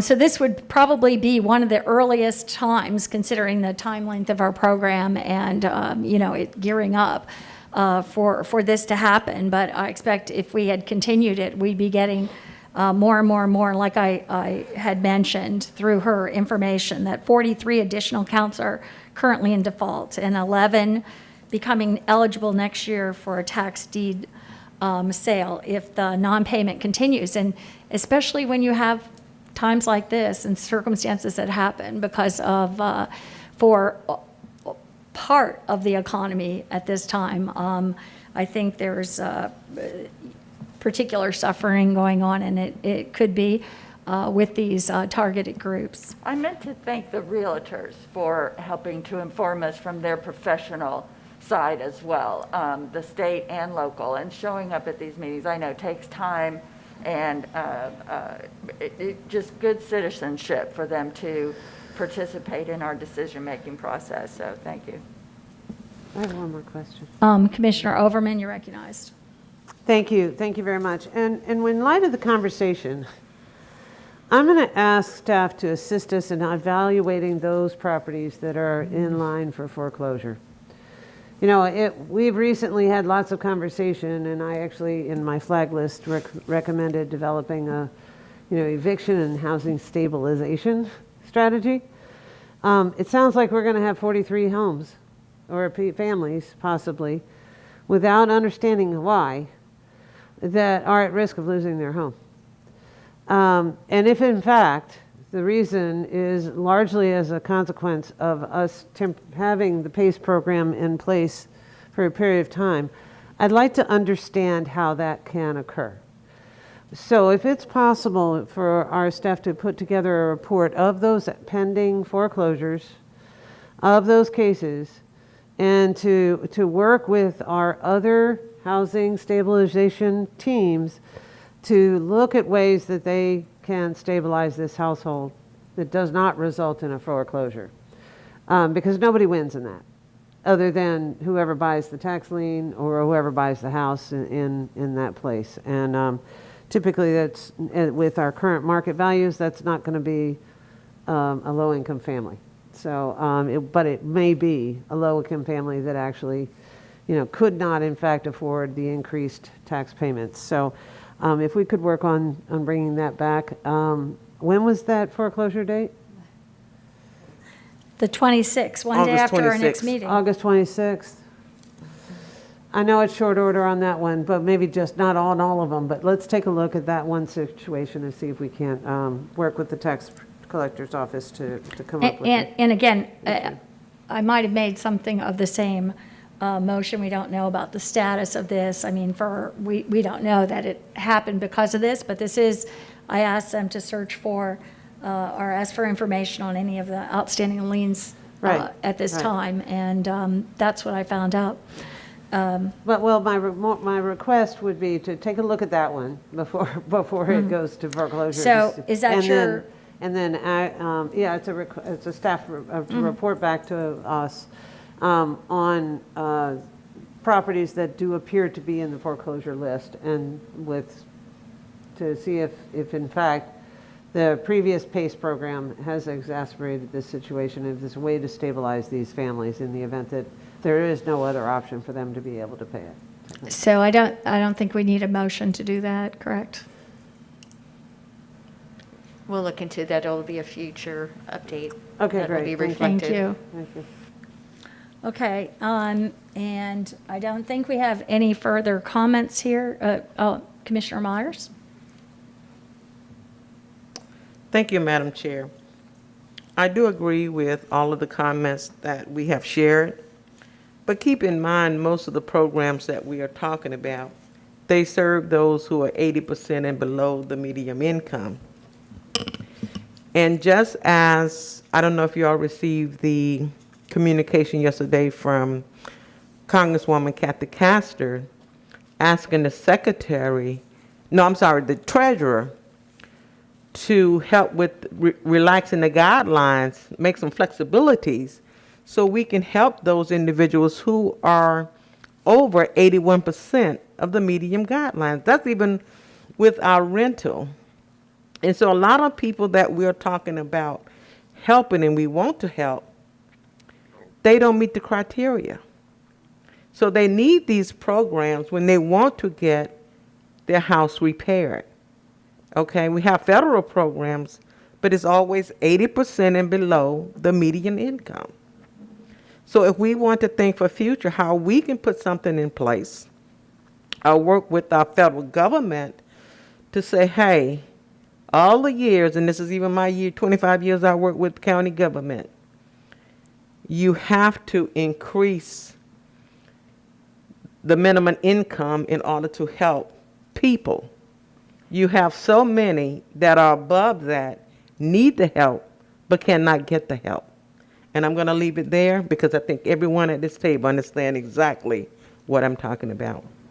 Thank you so much, Madam Chair. Thank you. And just to reiterate, the Solar and Energy Loan Fund has no such requirement. So that is available. I just like to, again, I'd like to bring them in because we should be very, very proud of this very special program that we have here.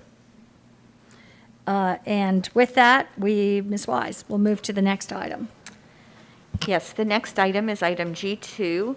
This is to receive a report to the Board of County Commissioners recommending a process for redistricting for Hillsborough 2021.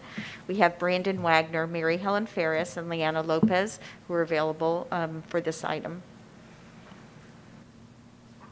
Good afternoon, Madam Chairman and members. Thank you for the opportunity to present this report. As the County Administrator said, I'm joined by Mary Helen Ferris, the Deputy County Attorney, and Leanna Lopez, who's our Chief Administrator for Communications and Digital Media, to put forward this proposed set of recommendations for how to conduct the redistricting process here in 2021. I'll highlight pieces of the report just for your attention. We proposed a set of criteria based upon the need for satisfying legal requirements and policy parameters as outlined through the County Attorney's Office and through you all. We seek to put together maps for your consideration where districts have as equal a population as possible to comply with the one person, one vote requirement. That we maintain a county commission district to maximize the opportunity for minority representative candidate to be elected. That as we develop these potential maps, that we take into consideration areas of the county that have similar interests and affinities, including geographic neighborhoods, existing boundaries, natural boundaries, as much as is practicable, keeping in mind the need to have as equal population representation as possible. Moving forward, as we talk about the schedule of events, as was reported in our last presentation to you, we anticipate the U.S. Census Bureau to release their certified data by August 16th, and we would propose to begin this process on that day, and concluding hopefully with a date of November 16th, 2021. That would allow adequate time to go through the workshops, public meetings, and mandatory public hearings prior to approval, and also allow additional time should it be necessary if further maps or adjustments are made after the public hearing process, as is mandated by the charter, for an additional 2 weeks of advertisement, which would take you into December, but still allow time for decisions to be made in a timely basis. So we would propose a workshop to inform the board with initial maps. Once we have received that certified data, we would then ask for your blessing to begin the public meeting process. We would then conduct public meetings, one in each of the 4 single-member commission districts, to educate attendees and to accept their feedback on the maps. In addition, there is a attached public engagement set of recommendations, which includes information posted on our webpage with the ability to communicate opinions and ideas, as well as options to do so through libraries at dedicated kiosks with instructions on how to access that information. Following that public meeting process and the opportunity to review those comments and make any additional adjustments to the map or to any proposed maps, we would bring those back to you in public hearings and go through the 4-week review process or advertising process, excuse me, as is required, and then seek your final approval for a single map at a date in November. We would one of the questions that was asked was or requested for us to give feedback on is how a timeline for accepting maps and or amendments to maps from the board to avoid receiving maps at a late date. We would recommend receiving any input from board members no later than September 18th to allow time for processing and validation of the requirements of the criteria. As I said, attached to this report was a public engagement process along with a proposed schedule. It would be our intent to follow that schedule as practically as possible. We would keep you informed, of course, throughout the process, as this is your process, and bring this in successfully in November. With that, I will conclude my remarks, and myself, Mary Helen, or Liana would be happy to answer any questions you might have. Thank you. Thank you. And Commissioner Cohen, you're recognized. Oh, I'm sorry, I didn't take my. Commissioner Smith, you're recognized. Here it is. Commissioner Myers, you're recognized. Sorry, this hasn't quite been working very well today, so it wasn't putting hands up, and now everybody wants to speak, but it's not putting them down, I guess. Okay, your hand is up. Commissioner Overman, you're recognized. Thank you. And I didn't have it up before. I figured y'all were taking your down, so I'm putting mine up. I know that we've got some really strict deadlines here, and it is a really short timeline based on the prayer that we do get our data on August 16th.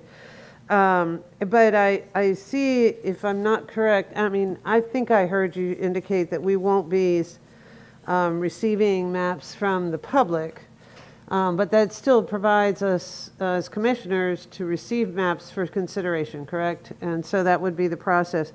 Is there a date or a framework of data that is needed to make that process work well with staff so that, you know, if we were to get something, at least a template of whatever data that's necessary to make sure that it makes it easy for staff to quickly assess whether that works within what staff is working on or how it might address what staff is working on and influence there's always another idea. We've learned that every time we're at a table. I mean, at the dais, somebody has some idea that might actually work very well for our county. So is there a deadline for being able to do that submission? And I may have missed it earlier through our offices, correct? Yes, Did I Commissioner miss? Brett. I apologize. We had asked for a date of September 18th to receive That's feedback from what the commissioners. September 18th I wrote. Okay, great. Thank you. Sorry for that brain fog. So, so I do appreciate that opportunity because, there are individuals that pay attention to this. And I think, voters' ability to voice their opinion and have their opinion voiced and represented is critically important. So thank you very much for that. I'll stop. Commissioner White? Thank you very much. Along those lines, I'd like to make a statement, and I'm going to ask Ms. Beck to listen to the statement as I'm not a constitutional attorney, but, my understanding is that folks have the right to petition their government. So I think that it's fair game for folks to provide maps to their commissioner at any time. We do not, however, have to give members of the public access to our staff.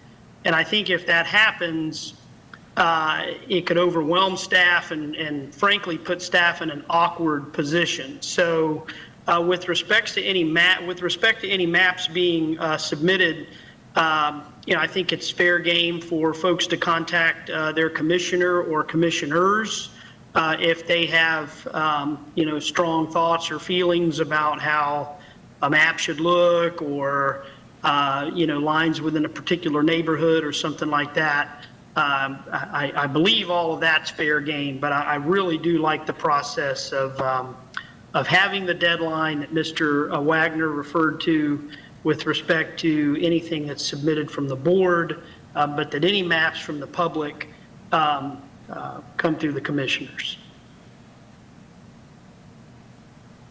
Thank you. Commissioner, I'm sorry, Ms. Beck, did you?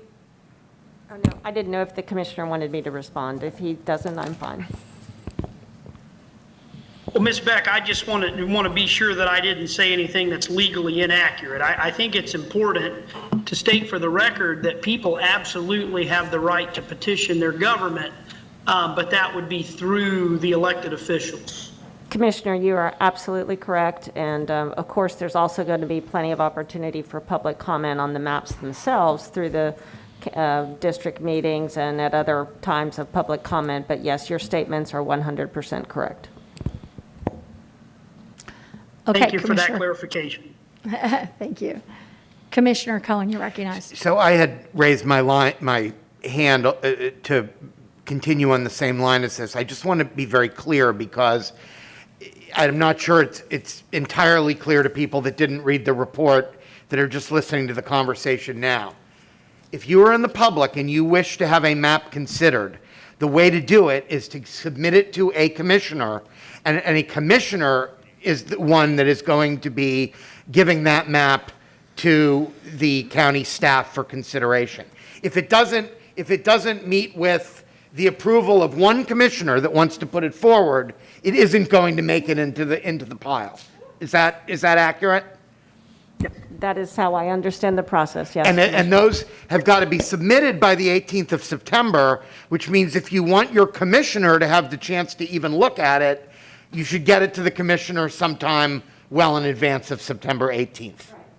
Yes, and that's largely because of this very condensed timeline that we have, which is unusual from every other year.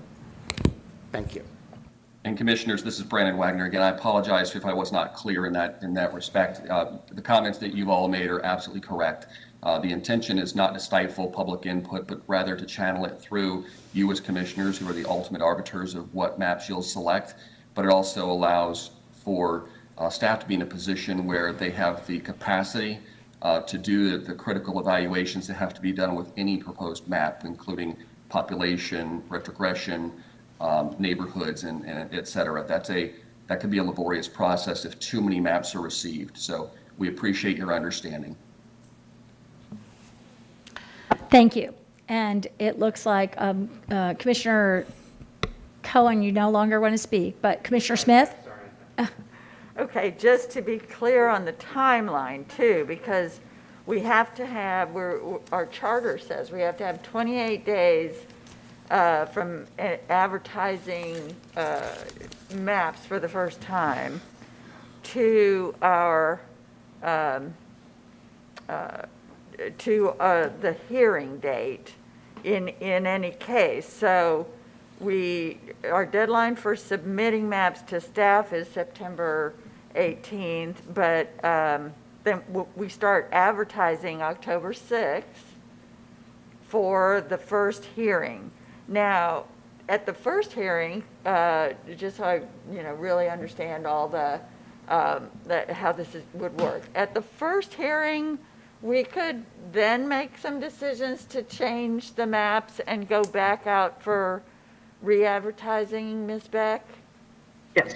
Yes, and I'll have Mary Helen clarify that, but I know they did scrub this timeline to make sure that there would be that opportunity. I think it does push you into December, but Mary Helen, would you just address that for the record?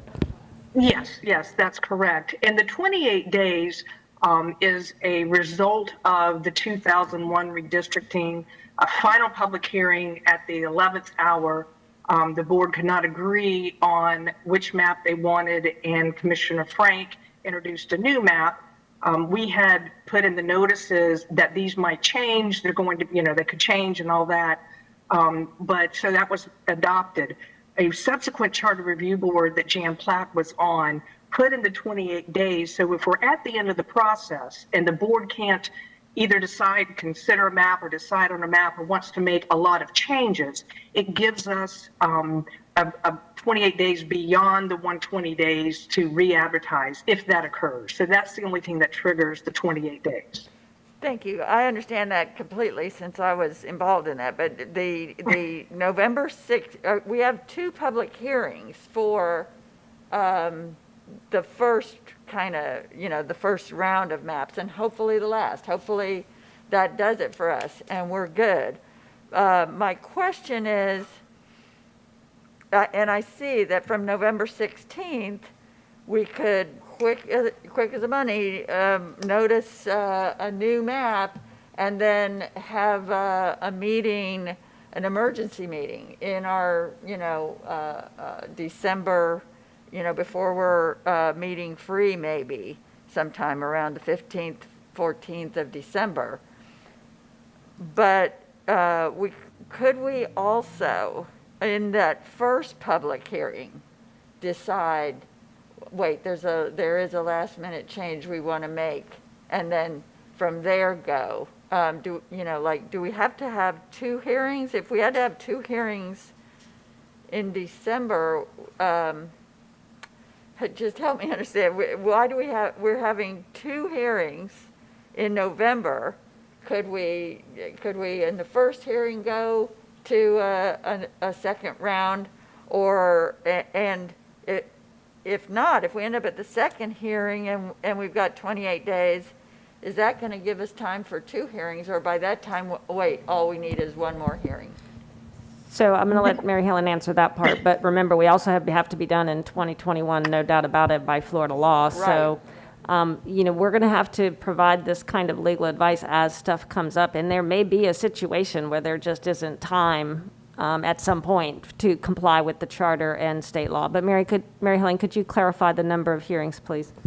Yes, if you've already done two hearings and then at the second there's substantial changes, the intent of that language that was put into the charter is that would extend the 120 days So we would be able to go outside the 120 days if that happens at the end of that time frame.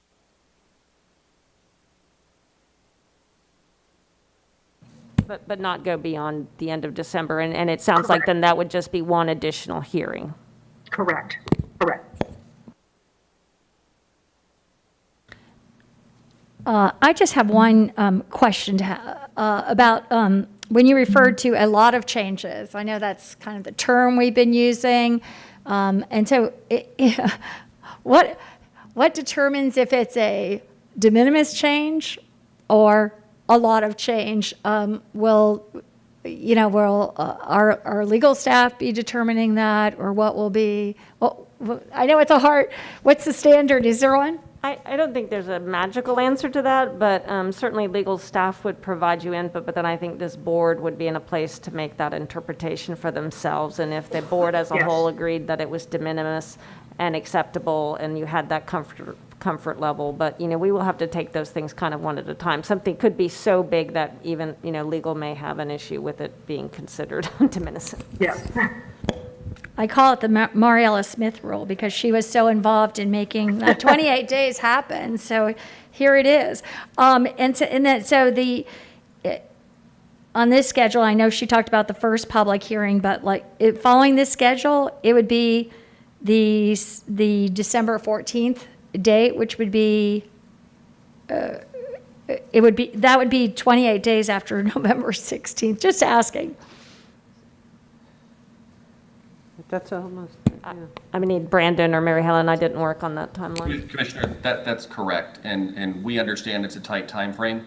Unfortunately, that's the hand we're dealt due to the tardiness of the data being received.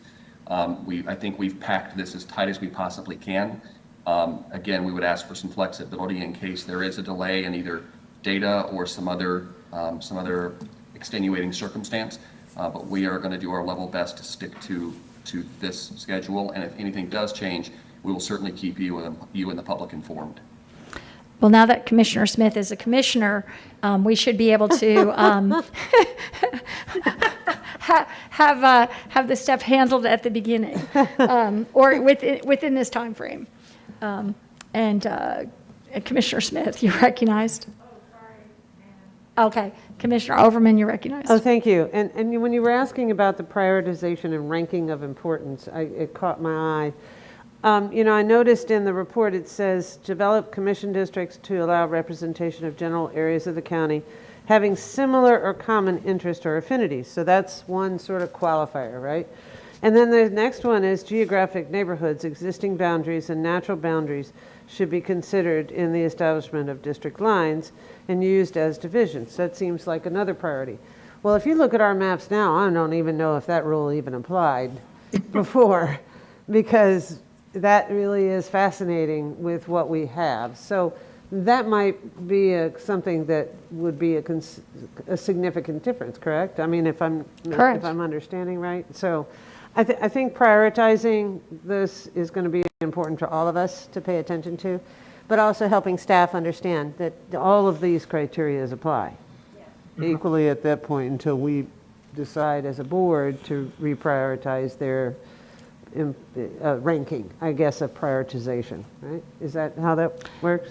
Ms. Beck. Yes, and I think it might be helpful just to say on the record that what y'all are going to be asked to do here is to balance some very, very important the highest aspirations of our country's, values in terms of the Voting Rights Act and one person, one vote, and they're all, it's not like you pick one or the other. They all have to be considered, and then through case law, we know that there are some things that might make a court look a little closer into something, but as long as it can be justified by these interests that need to be considered, that is going to be okay. But there isn't a really bright line answer. We're just going to have to communicate very closely as we go through this. Yes. Thank you very much. Okay, we have no further questions at this time.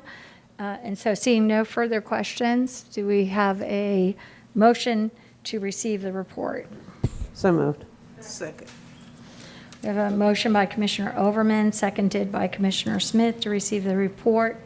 Can we have a roll call vote? Kemp, Yes. Cohen, Yes. Hagan, Yes. Myers, Yes. Overman, Yes. Smith, Yes. White. Yes. Motion carried 7-0. Thank you. Ms. Wise? Thank you. The next item is item G3. This is to receive a review and operations and concerns from Commissioner Hagan regarding code enforcement and pet resources. I do know that many of you have received private briefings on this matter, so I am asking staff to give the Reader's Digest version if they possibly could, as it's so late in the day. And It's actually 3:30, but it looks dark outside, so it It feels like does. it feels like time is much later, but Feels like it is a evening. longer meeting. It is. And then, of course, any questions you may have, but this was Commissioner Hagan's item. Thank you. Do we have pet resources? Yes, we do. This is a joint report, as the county administrator said, because about the same time as COVID hit, we also split the department where enforcement moved to code. So Joe will start out with some of the concerns that were directly related to animal control, and then I'll take on from there for the remaining concerns. And like the county administrator said, we're going to kind of fly through this, so if we're going too fast, either stop us or note the slide, and we'll go back to it at the end of the presentation. Thank you. Thank you. And if we can go to the next slide. Thank you. Good afternoon, commissioners, and compliments on your stamina today. We wanted to be sure that you're aware that we do have an after-hours response. We are available. In those instances when law enforcement gets a call, it's vetted for urgency and routed through our answering service to one of two on-call animal control officers that are available to be dispatched in the field, either individually or jointly. The system is working well and is much more efficient and safe than having an alternative night shift. Next slide, please. We did hear mention of this during public comment, but another concern that we wanted to address was allowing the opportunity for lost pets to find their way home does not necessarily increase their risk. We continue to respond to reports of aggressive, sick, injured, or at-risk strays. Social media has been a positive game changer when it comes to reuniting neighborhood pets and their owners, and it's been a big factor for that. Next, please. With regards to free roaming cats, we advocate for the spay, neutering, and vaccination of community cats, combined with educating the public on means for successful coexistence. And this does include allowing adult cats to return home versus being impounded and then risk destabilizing populations. So this is where we'll do the switch over, and I will take it from here. One thing I wanted to touch on about free roaming cats, because Commissioner Overman had asked what our policy was related to kittens, and I also wanted to give everybody a perspective. So we have a very, very conservative program of trap, neutering, vaccinating, and returning.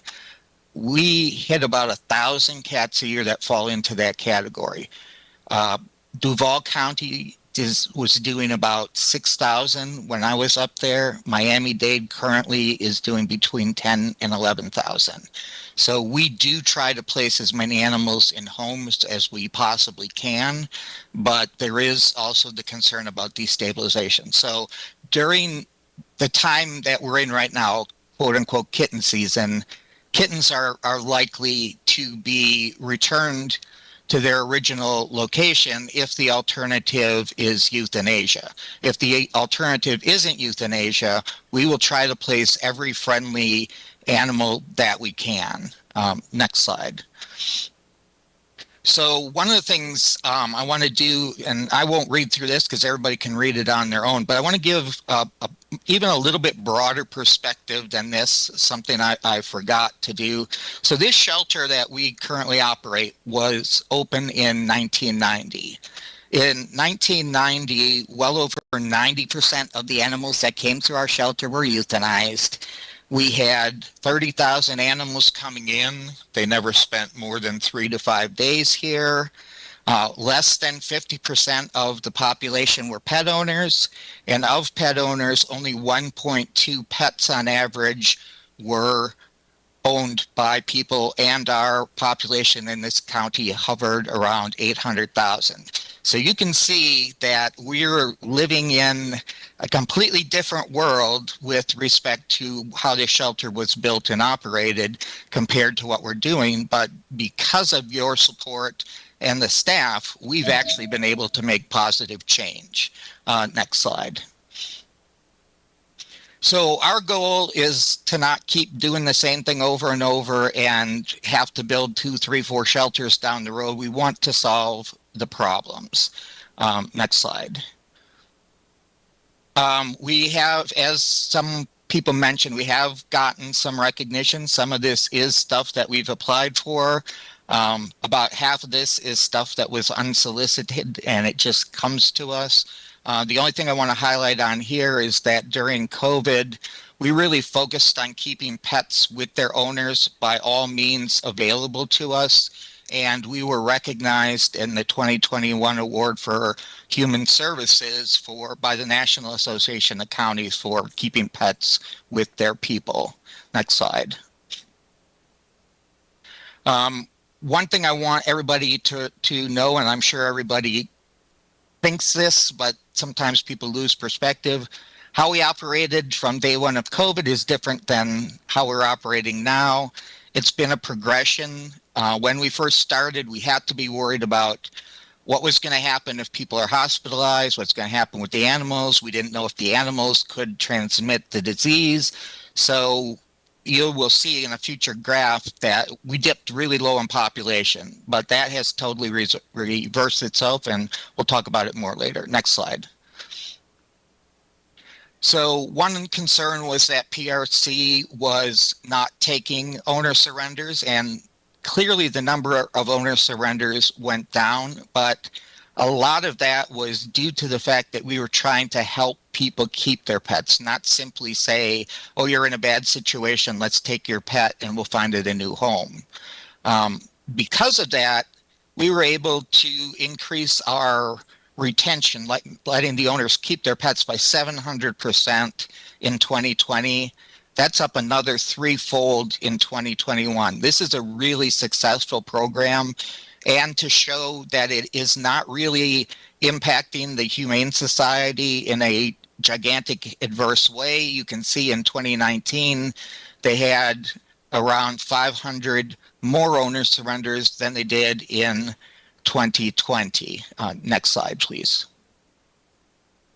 The other perspective is people sometimes narrowly look at statistics, and yes, we did physically take fewer animals in 2020. However, what we did is partnered with foster homes and rescues in order to service over 4,000 animals outside the confines of this building. We were able to do 60% of our adoptions online. Again, a really big win for us. And a lot of euthanasia was reduced as a result. Next slide. Here's the graph that I was trying to show you. It's kind of busy, but what I'm trying to show you is the left-hand side is basically our COVID time from March of 2020 up to the current date. The one on the right-hand side is the year prior to COVID. So that would be 2019. And you can see that the graphs follow a relatively similar curve, at least in the middle part of it. You'll see a much more substantial drop at the beginning because we pretty much shut operations down for a little while. But then you'll also see as we're coming to more normal operations, we're seeing a spike. I believe this will all kind of wash out in the long haul, but we saw a big dip on the front end. We're currently seeing a big spike, but we're still serving the animals that need assistance to the best of our ability. Next slide. We continue to work on moving forward and thank the board for modifying the budget for next year to allow us a few more staff to handle the intake of animals more quickly and perhaps some of the adoptions as well. We were in a tough position here when this building prior to COVID often had 100 or 150 people in the lobby on any given day. At the worst times of the day, you could hardly pass through without touching another person, and we couldn't have that during COVID. And the facilities determined that our capacity for our front lobby was only 16 people. So we have to find ways to get the people that needed to be in and get the animals out. And while it may not have been convenient and preferred by everybody, I think we did a fairly decent job at doing that. As you note, fewer animals were euthanized. Next slide. One of the concerns that tailed on the fact that maybe we weren't servicing as many animals in the shelter was that rescues were not getting any assistance, which just is not the case.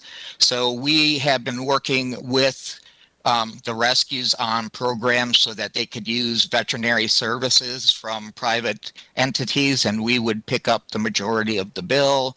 We offered in-kind services because with fewer animals physically in our building, we could do outpatient surgery.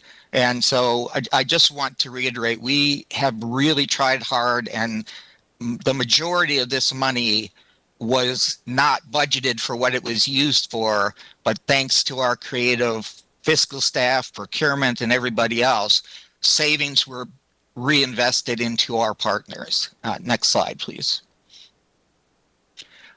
Just a real quick look at how the stray impact of Hillsborough County pets has affected the Humane Society. The first year, stray dogs really were a minimal impact, but you can see that has jumped almost tenfold in the last year. Cats in both cases were up substantially because at the time COVID began, we chose to essentially discontinue our trap, neuter, vaccinate, and return program. And unfortunately, the unsuspected consequence was those same people took all their animals to the Humane Society. And while we did pay them a stipend to help them handle them, obviously that's a lot of extra animals, and no shelter is really prepared for that. Next slide.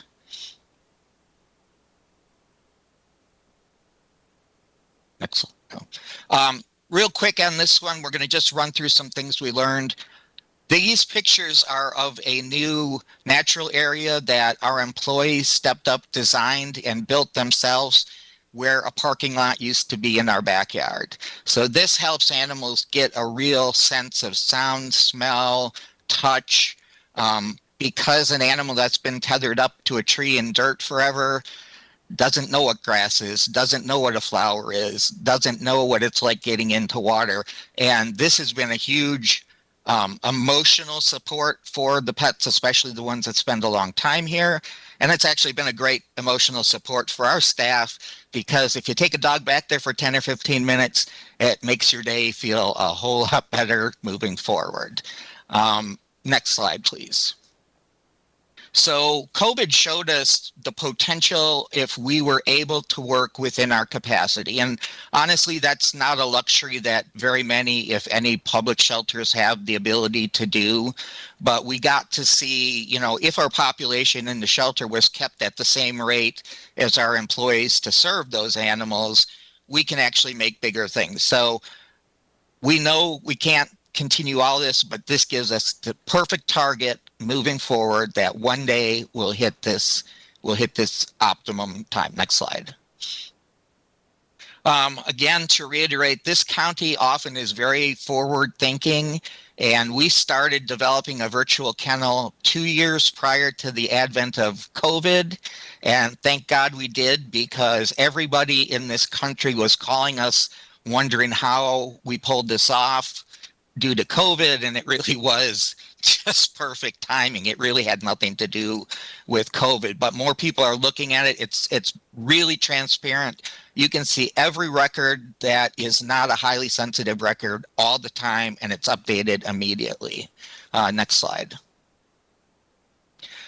We also trained all our employees during this time that we had a little extra time to send them to online training on what it means to be a fear-free shelter. And we have actually found that, contrary to the old belief that visitors make pets more adoptable because they're constantly being socialized, it's actually the opposite.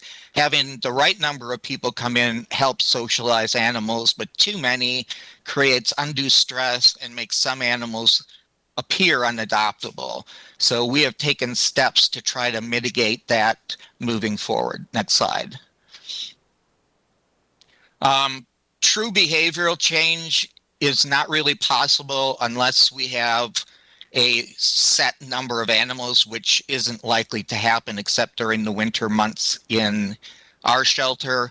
But because of COVID, we were able to save about 450 dogs that had been deemed unadoptable when they came in and through our door through intensive behavior programs and the staff that you guys gave us in last year's budget. Next slide. As we talked about the outside yard being a place for the dogs to see what it's like in the real world outside, we also have real life rooms, which you'll see on the right-hand side, where dogs can learn the sounds, the smells, the texture, the furniture, because we're finding that an outside dog trying to be made an inside dog sometimes freaks out when it gets into the house, and then the people bring the animals back. And just a real quick little plug for Batman. Batman is a rescue who will transport animals free of charge, and he's worked well with us. We had a dog that was found that belonged to somebody in North Carolina. He came and picked it up, loaded it up in his vehicle, and drove it back to North Carolina. So, you know, thumbs up to our new partnership with Batman. Next slide. Moving forward, we want to take the best of what we learned during this time and mix it with the demands that we know are out there. We definitely are going to have to look at new policies and probably future growth, because we're expecting the population to go up close to another 500,000 in the next 20 years. So we're just keep digging ourselves a hole if we don't start planning forward, but we will get those things in motion as soon as we can. And the last slide.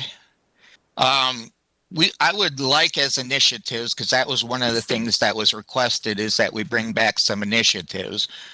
For the last 10 years, we've concentrated heavily on the animals, but sometimes we have forgotten the people.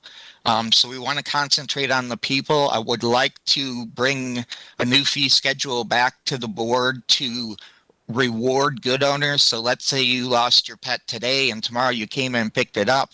I don't think we should charge $125 to pick it up. I think we should say thank you for coming and picking it up and get it back to you. Now, if you wait a couple weeks to come pick it up and you know it's here, I think you should pay. So we'd like to readjust a proposal and bring it forward to you in the future.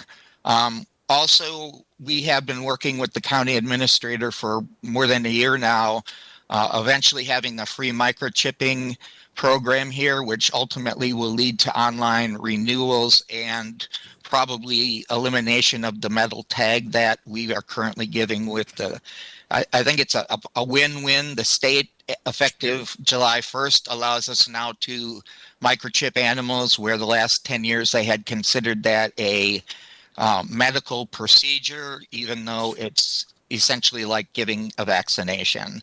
And one, again, further consideration as we plan towards the future, it has become really clear that cats and dogs' shelter needs are totally different. And even though we've tried to segregate them as best we can in the shelter, they still stress out because of the other species.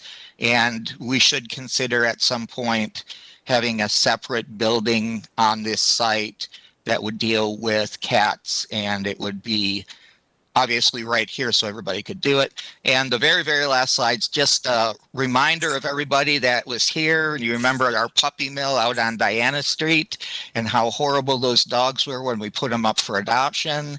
These are what they look like now. These were ones that we asked some of the adopters to share some pictures. They also have a Facebook group and meetup. We've created a little mini community. So that's where I'll end. And any questions or comments at this time? Thank you. We have Commissioner Hagan has his hands raised.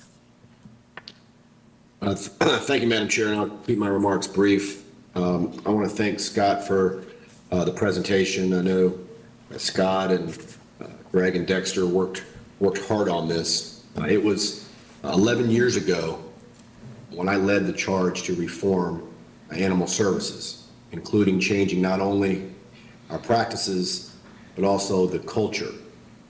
My mission was very simple, just to save as many of our animal friends as possible. Unbeknownst to me, this would be a Herculean undertaking. And I say this not to pat myself on the back, but to illustrate just how far Pet Resources has come. And our presentation really highlighted and illustrated that.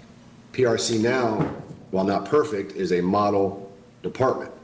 We've seen all of the national recognition and achievement awards we've received.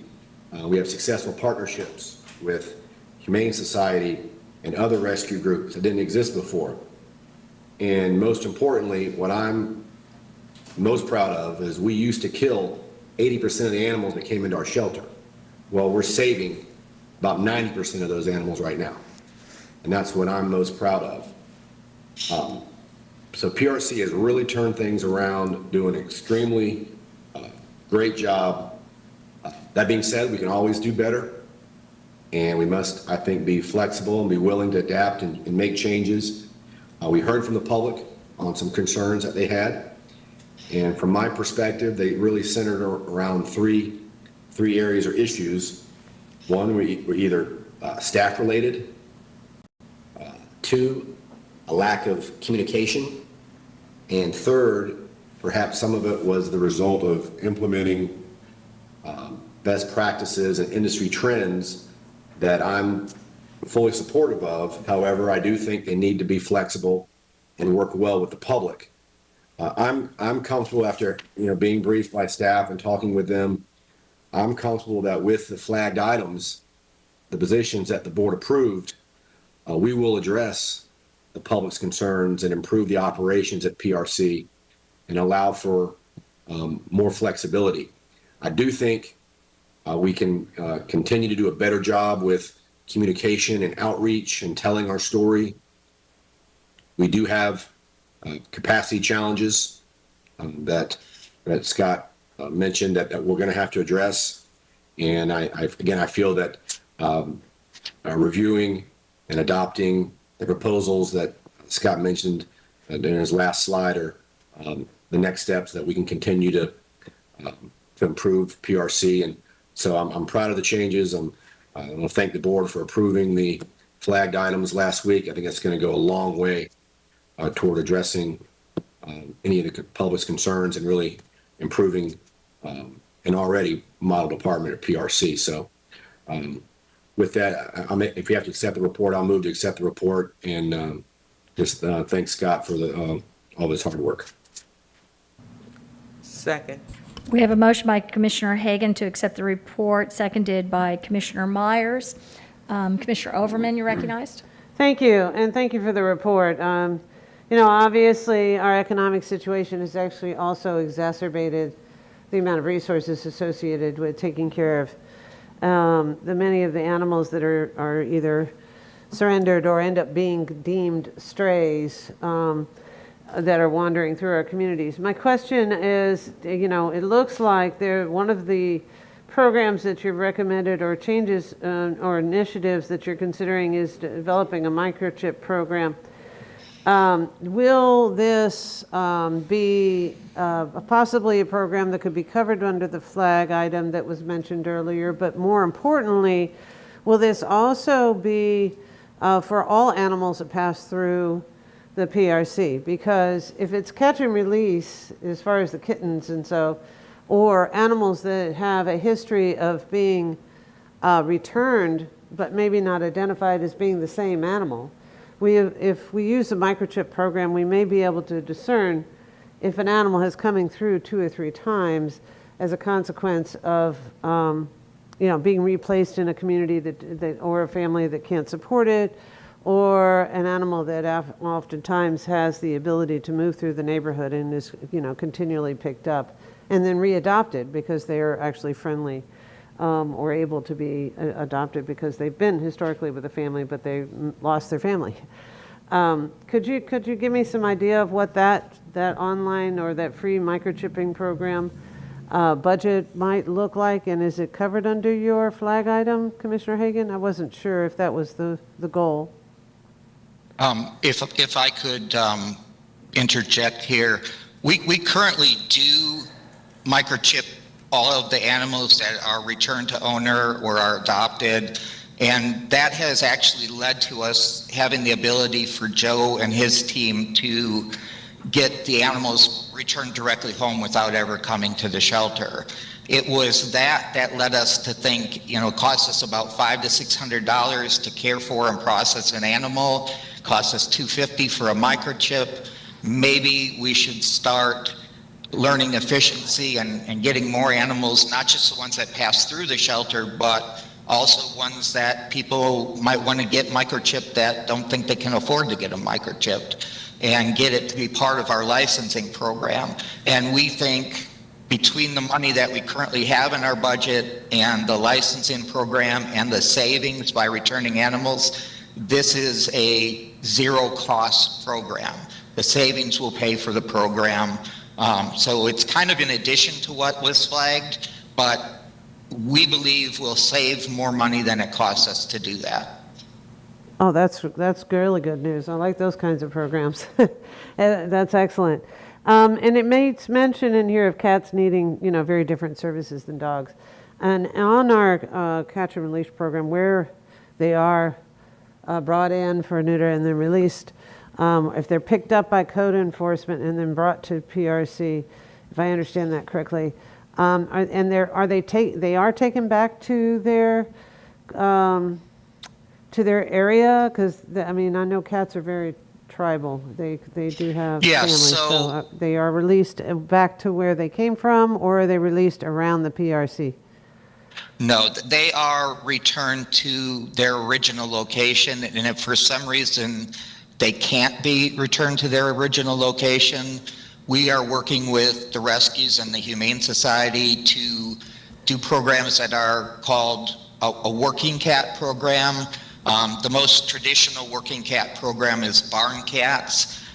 We're not maybe as agricultural as we used to be, but we can extend that working cats to warehouses, other places that have mice and things that are problematic to them, and rather than them spending thousands of dollars on poison, they can take care of a cat, and it's a win-win for the cat's life and for our environment.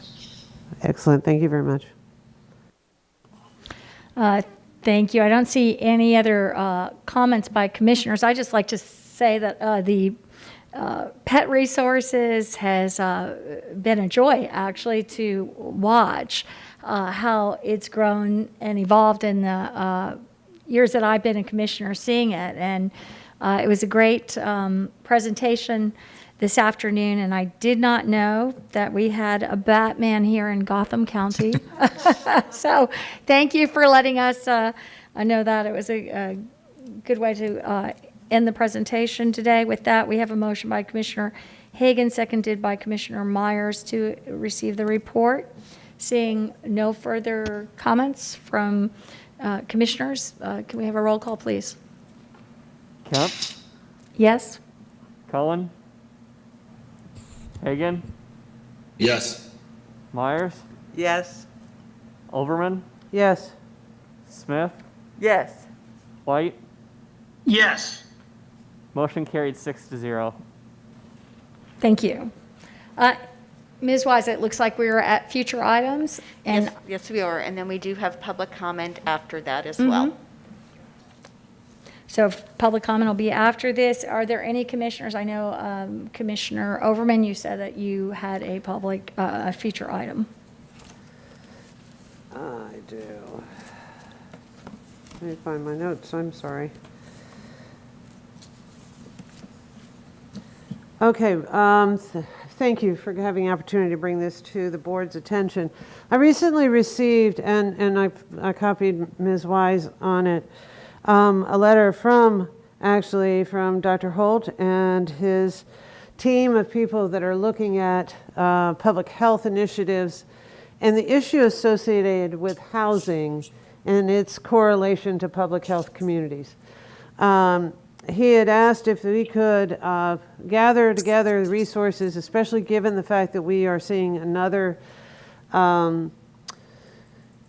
spike, a prolonged effect of the pandemic, and then the impending eviction, even though it was extended another period of time until, I believe, October.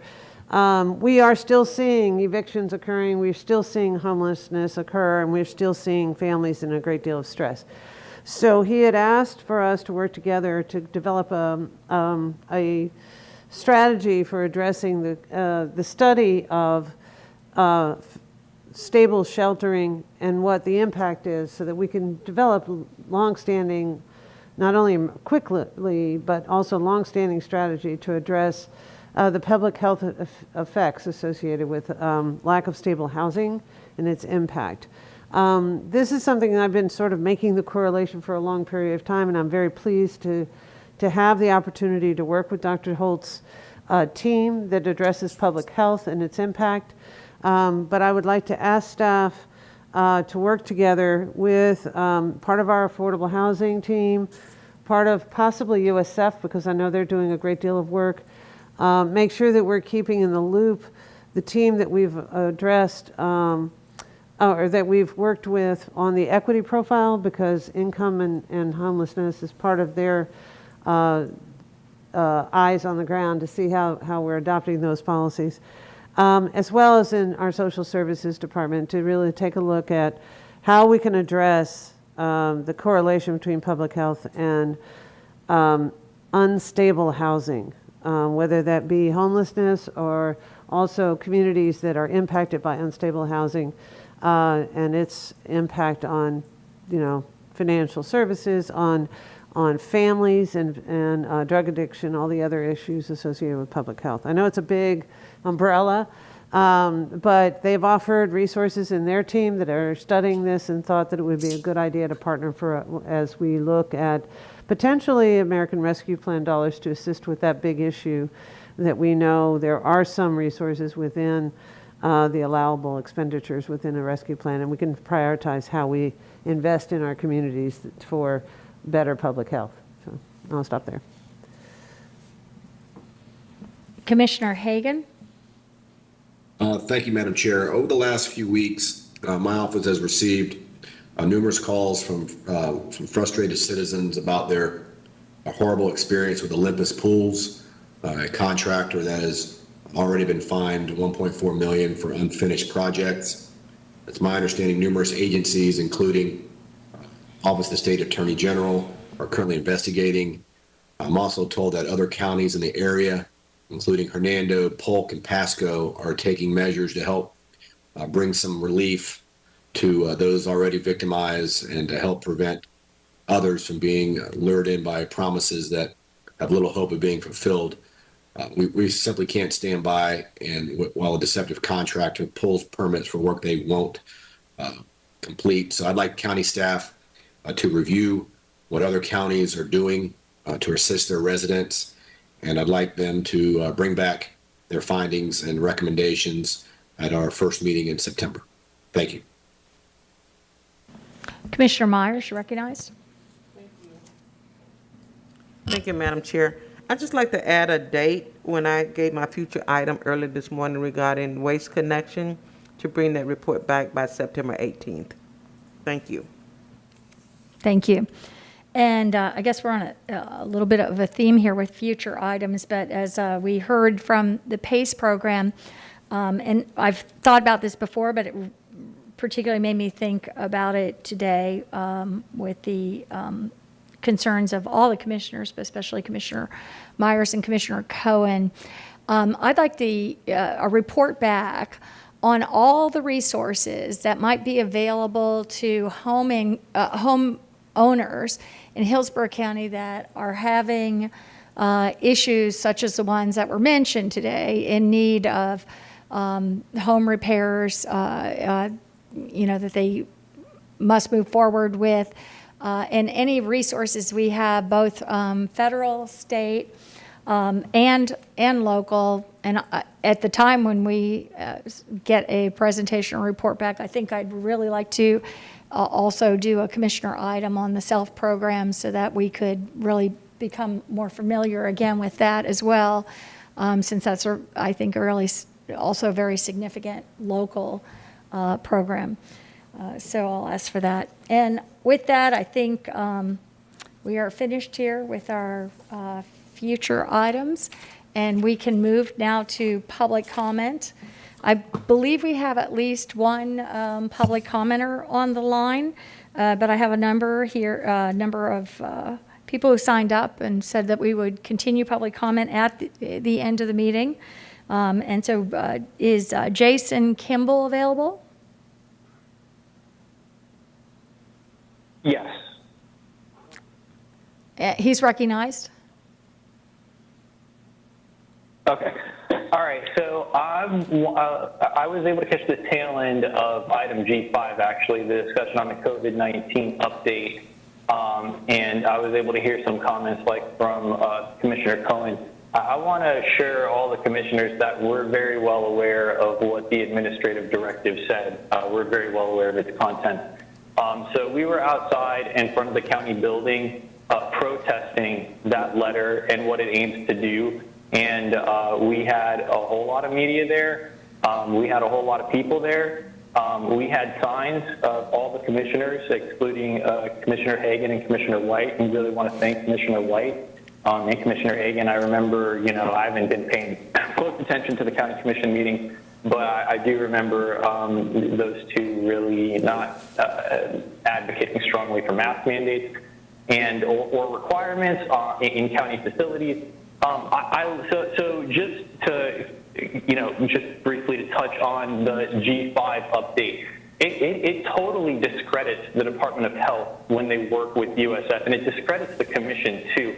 I don't know if you guys remember the emergency policy group meeting, but USF showed a video of one of their patients dying of COVID-19, and they presented the video of, oh, this is horrific. If you catch this could happen to you, you'll die. What it was their terrible treatment protocols. USF utilized high fatality rate, high invasive ventilation rate treatment protocols, and that was the reason that patient died. That's why they had such a high fatality rate.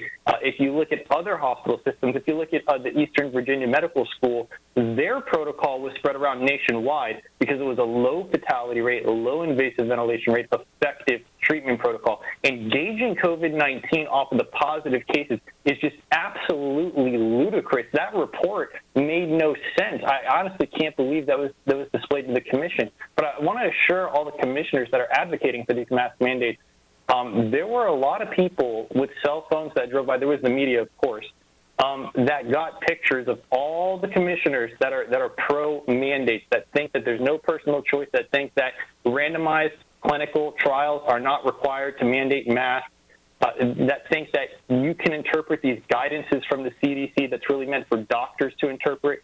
We're not holding up on this issue. We're going to be there and we're going to oppose it. And I just strongly urge all of the commissioners to adhere to a scientific standard and to demand that from anybody who you're consulting with. And the people that you consulted with today, they're not adhering to a scientific standard. They're just pointing out data, and then they're telling you, oh, look at this is alarming, look at that. They're not adhering to a scientific standard when they're mandating masks. Randomized controlled trials are required for medical device Okay, your approval. time is up. There's been I'm sorry, none of your that. time is up. Your time is up. Thank you. Okay. And I'll call on the others and see if anyone else is present. Deborah Blackburn. Deborah Blackburn. Madam Chair, Jason Kimball was our last person virtually. Oh, okay. And I don't assume, I'm assuming there's no one in person. I don't see anyone here. I just downstairs, there's no one. Okay. There's nobody on the first floor either. Okay. Thank you so much. So with that, we will stand adjourned.